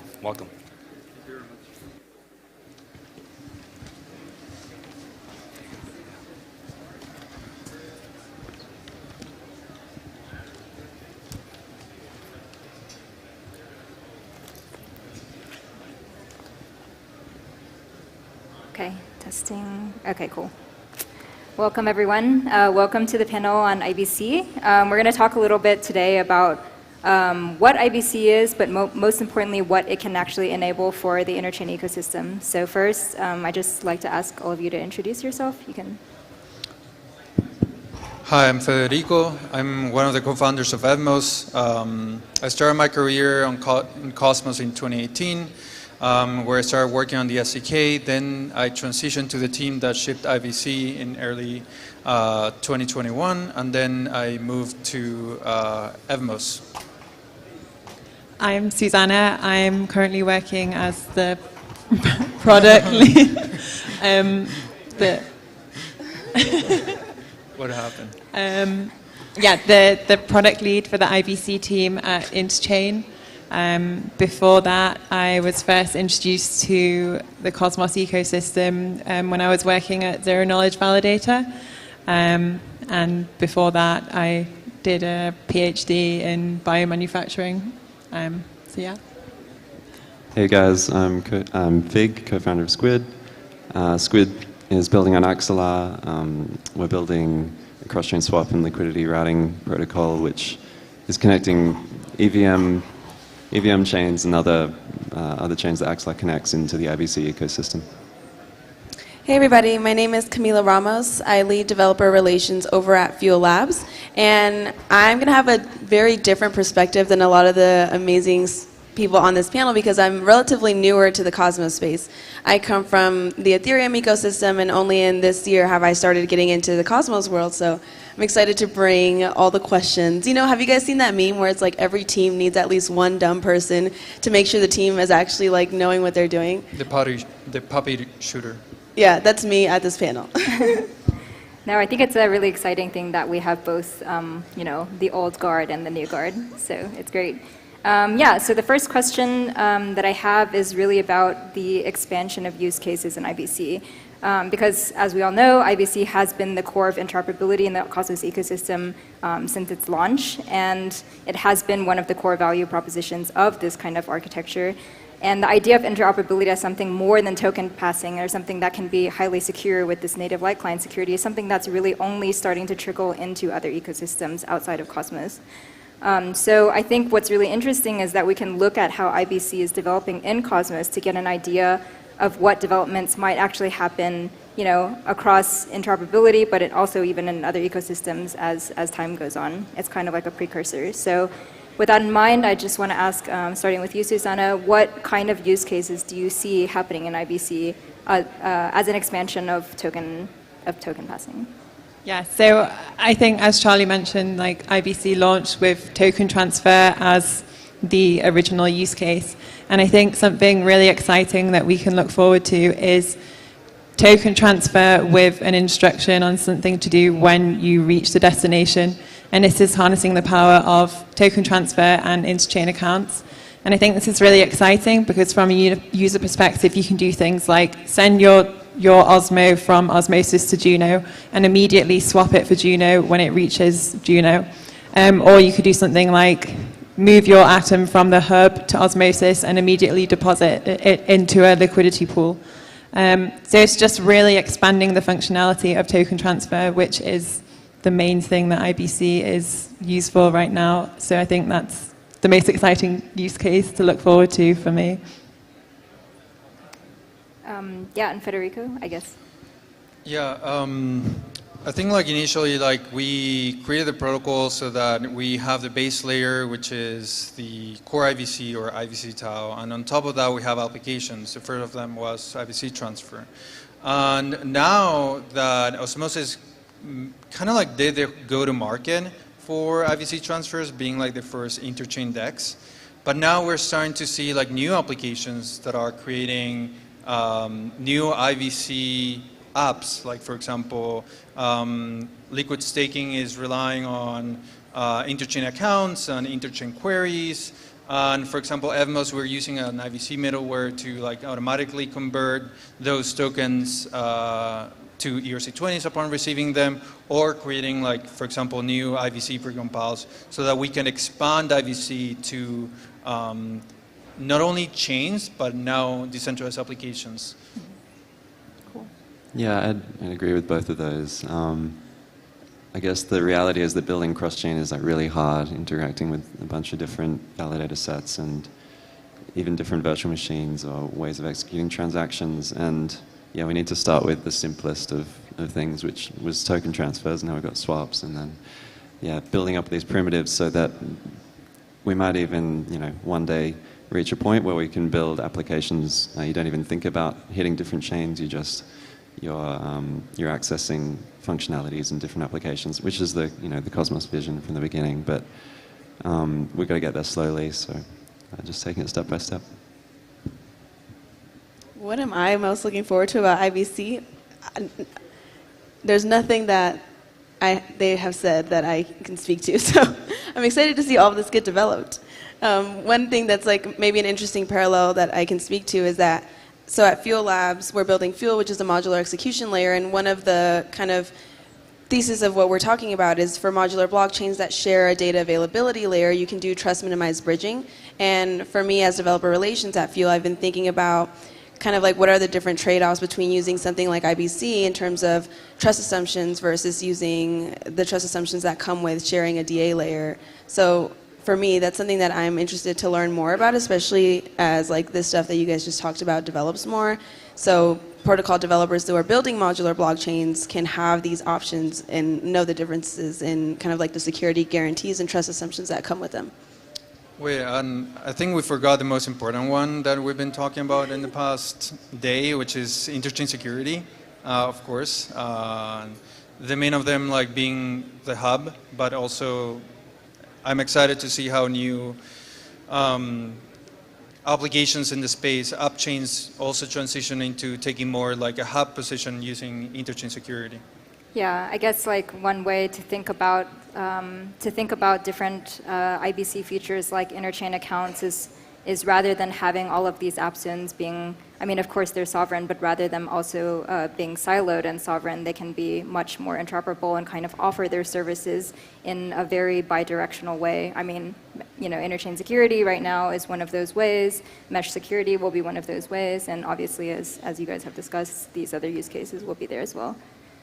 So yeah, I mean, given that now we have this understanding of IBC as something much more than a token bridge or something, much more than kind of hand-holding your tokens across these different zones, I'm interested to hear about your experiences onboarding people onto this topic, because I think it is a very different way of thinking about bridging or interoperability than is generally being thought about right now in other ecosystems. So yeah, starting, I guess, with your experience in the EVM. In our experiences has been better onboarding users directly from the Ethereum world into IBC, especially with our airdrop. Because a lot of them were used to 15-second block times on Ethereum, plus the confirmation time. Whereas on Cosmos, you have the transactions that are involving the transfer itself and then receiving the acknowledgement on the sending chain. And so it can be at most like 30 seconds, which is like a huge improvement from like what users are traditionally using on other networks. So I think like has been a positive experience. And if you have chains that have like lower block times, like for example Evmos, we have like 2-second block times, it can actually be even faster for chains connecting through those. Well, I think like onboarding into the IBC ecosystem could be kind of taken as the bigger question of like, is IBC going to move beyond Cosmos blockchains? And I guess when IBC launched, it was originally just intended for the first kind of use case of these Cosmos chains. So using the Tendermint light client. And I think we've already seen a lot of interest from other ecosystems to plug into the IBC ecosystem.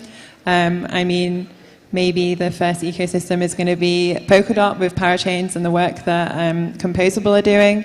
And actually at Interchain, we recognize that there is a need to move IBC beyond just the Cosmos ecosystem. And like our team directly is working on that to make it easier for chains to develop other light client implementations. And this work will be like complete at the end of next quarter. But yeah, it'll be really exciting to see which blockchain is going to be the first to actually plug into a Cosmos chain, which isn't using the Tendermint light client. So yeah, I guess onboarding in that regard, I guess. Yeah, the ongoing ones being, you said, Substrate, Near, and the Zero Knowledge EVM clients. Yeah, so like something quite interesting, which I think has been like spoken about a lot on Twitter lately, is using IBC to form a direct connection to Ethereum.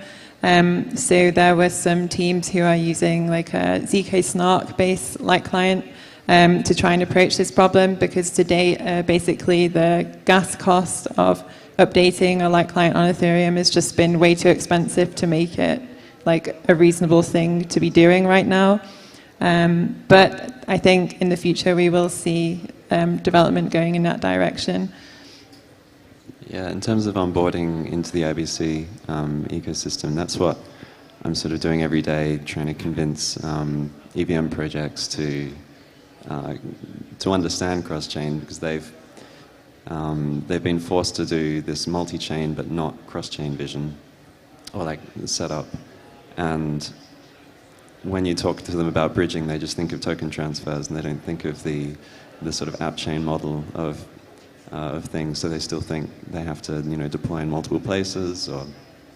And I think what we're trying to do is create this state where IBC will inevitably come to all these ecosystems, but now that we have this, Axelar has connected the ecosystems which don't have IBC yet, we've just made the IBC sort of vision undeniable. They're a part of it whether they like it or not. So we can start building these cross-chain applications almost in first just onboarding users into the IBC world so they can get assets into there and start get a couple of wallets, start using all the apps. But then eventually we've got a lot of the infrastructure there ready for when IBC hits, so we can start building proper trustless applications. I'm curious, just as a follow-up, what are the metaphors that have been working the best for you, or how are you able to best describe, or what are things that people automatically pick up on when you're talking to these projects? Yeah, I think if you just imagine all the blockchains as one blockchain, Like, so you should be able to just send a transaction, call a smart contract anywhere, whether or not, you know, it's on your chain or not. And then you really have to step it up. Like, people just they don't understand. You can say it over and over and over, but then you show them the thing and you like talk them through it and they're like, oh, like, that's, yeah. And then I think we've just got to do it one by one, and yeah, that's the only way. Cool. Again, I think as someone from the Ethereum ecosystem, you're describing me and my crowd right now. Where like a year ago, we're like, what? Like, no. And I think recently there's been kind of like maybe a slight narrative shift for the Ethereum ecosystem, from going from like this idea of one chain to rule them all to being like multi-chain to now being cross-chain. So I love what you were saying about like how this is what you do every day, and kind of like I think for the Ethereum people, it's just now kind of getting on our radar, the idea or the possibility that Ethereum could one day use IBC. I don't have any specific direct experience, obviously, with onboarding anyone directly to IBC, but I just thought it was like an interesting point that we're like on the opposite sides of this kind of like conversation, and that there really is a shift going on in the Ethereum community that is like something that's very new to me, and I think to a lot of people, to have this mindset shift of like app chains are going to be a thing. Like, this is the direction that we're heading in, and that's why I'm here. I'm like, IBC, I believe in it. I fuck with IBC tough, you know? And I guess like maybe as a Ethereum representative, maybe you could speak a little bit more to kind of, you mentioned something about the paradigm shift from moving from multi-chain to cross-chain. Maybe, you know, with obviously DYDX joining Cosmos and other kind of, you know, the latest AAP for cross-chain communication, maybe if you could talk a little bit about how you see this paradigm shift more specifically in Ethereum. Yeah, so like right now in the Ethereum community, there's a few different teams working on protocols or projects even to solve a simple problem, just like if I deploy an NFT on this chain, I also want it on all these other chains because I have users and communities. And when you think about users, right, like there's the developers who, for us, we're like super married, at least in the Ethereum ecosystem, super married to our chain, and we're like, this is our chain. But when you're thinking about users have different things that they're optimizing for, whether it be low cost, fast transactions, good user experience. So now developers are stepping back and they're like, okay, I want my project to reach as many users as I can. So now there's different teams that are like, okay, you can use this thing and deploy on Solana, deploy on Ethereum, deploy on Polkadot. So that's kind of what I mean when I say like I'm seeing that shift start to happen, where we're looking for solutions, where we're like, I want this to happen on multiple chains without necessarily having to rewrite my contract this many times, do this many new deployments. So maybe as like a Cosmos convert, what would you say to these chains? Yeah, I mean, like, I love hearing, I honestly didn't know that there was work already in progress for non-Cosmos chains to be able to use IBC. So that's like really amazing to hear. And I think for Ethereum people, it's kind of hard. I mean, obviously for any ecosystem, maybe besides one like Cosmos that's very multi-chain, it's hard for people to leave their ecosystem and go to a new L1 or go to a new ecosystem. So that is going to enable, I think, all the developers on Ethereum to imagine this new cross-chain future without necessarily having to like go through the trials and tribulations that a brand new team trying to develop this brand new protocol is going to go through that you guys have already gone through. Yeah, I'd second the UX thing. That actually really hits people. You can just all talk about UX, and you talk about the addressable market as well, because if they can only service the people in their chain, suddenly they can service like anyone with a crypto wallet. And I think then the next thing will be, if you make it as easy as possible for them to get into the IBC ecosystem, they'll try it and they'll see. Like, I remember the first time I used Kepler and Osmosis, it was just like, oh my, like, this is, like, why is MetaMask not like this? But kind of thing. And I think it's mostly a business development problem than an engineering problem, because it's also, when you talk to all these applications and you tell them like, oh, in our case, deploy to Evmos, and it takes a lot of time and effort for these like applications to like migrate to a new chain and get their communities started, and then actively manage those organizations, those communities. So I think like the main thing that we're looking for in the future is transitioning from a multi-chain ecosystem where like you're deploying multiple times to just having a single deployment on the interchain, whatever that chain might be, and then connecting to every single chain that is out there through IBC and other interoperability solutions. So that's what we're trying to pitch to all these like decentralized applications on the Ethereum side. And the access to liquidity, the access to like a new user base is one of the main selling points so far. Great. Yeah, I mean, maybe just a plug for a workshop that didn't make it onto the agenda here. If you want to learn more about how to create these types of IBC complex workflows with token transfers and interchain accounts, I will be giving a workshop on this along with my colleague at Interchain, Aditya Tribble. He's the IBC protocol architect, and we'll explain to you how to do these things and present a live code demo of it. So just a plug. That's tomorrow at 4 in the Agoric. It's the Santander room. Yeah, in the Agoric workshop room. Okay. Yeah, moving on to more content. So yeah, for the last 10 minutes, obviously I want to talk a little bit about the elephant in the room when it comes to the IBC ecosystem, but obviously the Cosmos ecosystem last year was a year of a lot of bridge hacks. It's been wild, frankly. We had a huge ecosystem collapse, which was an IBC connected chain and obviously affected IBC transaction flow. And so I just wanted to ask the panelists kind of, what are your takes on the security of the interchain ecosystem? How do you think IBC preserves this? How do you think this can be handled in the upcoming future as more and more chains are added into this ecosystem? Yeah, from a protocol point of view, IBC is very secure because it relies on the security of the counterparty chain, running two light clients and verifying the proofs of the transactions to actually execute them, and it's not run by a set of multi-sig keys as opposed to many EVM bridges. Here, in terms of security, where there might be some security considerations is at the application level, which are the specific business use cases that you build on top of the IBC core protocol, which are specific to a particular chain, but also, for example, like IBC transfer is one particular IBC app that is shared across, like, at this point, all the chains that use IBC. So it's there where there might be some like security considerations that might affect other chains, but until now it hasn't been the case that we've had an exploit on IBC. Yeah, well, I think, like, as Benny mentioned, like, the design of IBC is such that if there was to be an attack anyway, it would be isolated just to those chains. Like, it wouldn't spread to the entire Interchain ecosystem, which is just due to the design choices there, which is really important for security. But given that, I mean, this happened, you can't ignore that. I think it's important to just, like, realize how people responded to that. And say, for instance, Osmos has developed a rate limiting middleware for IBC, which is to prevent an excessive amount of liquidity leaving their chain in like a single transaction or within a certain time period.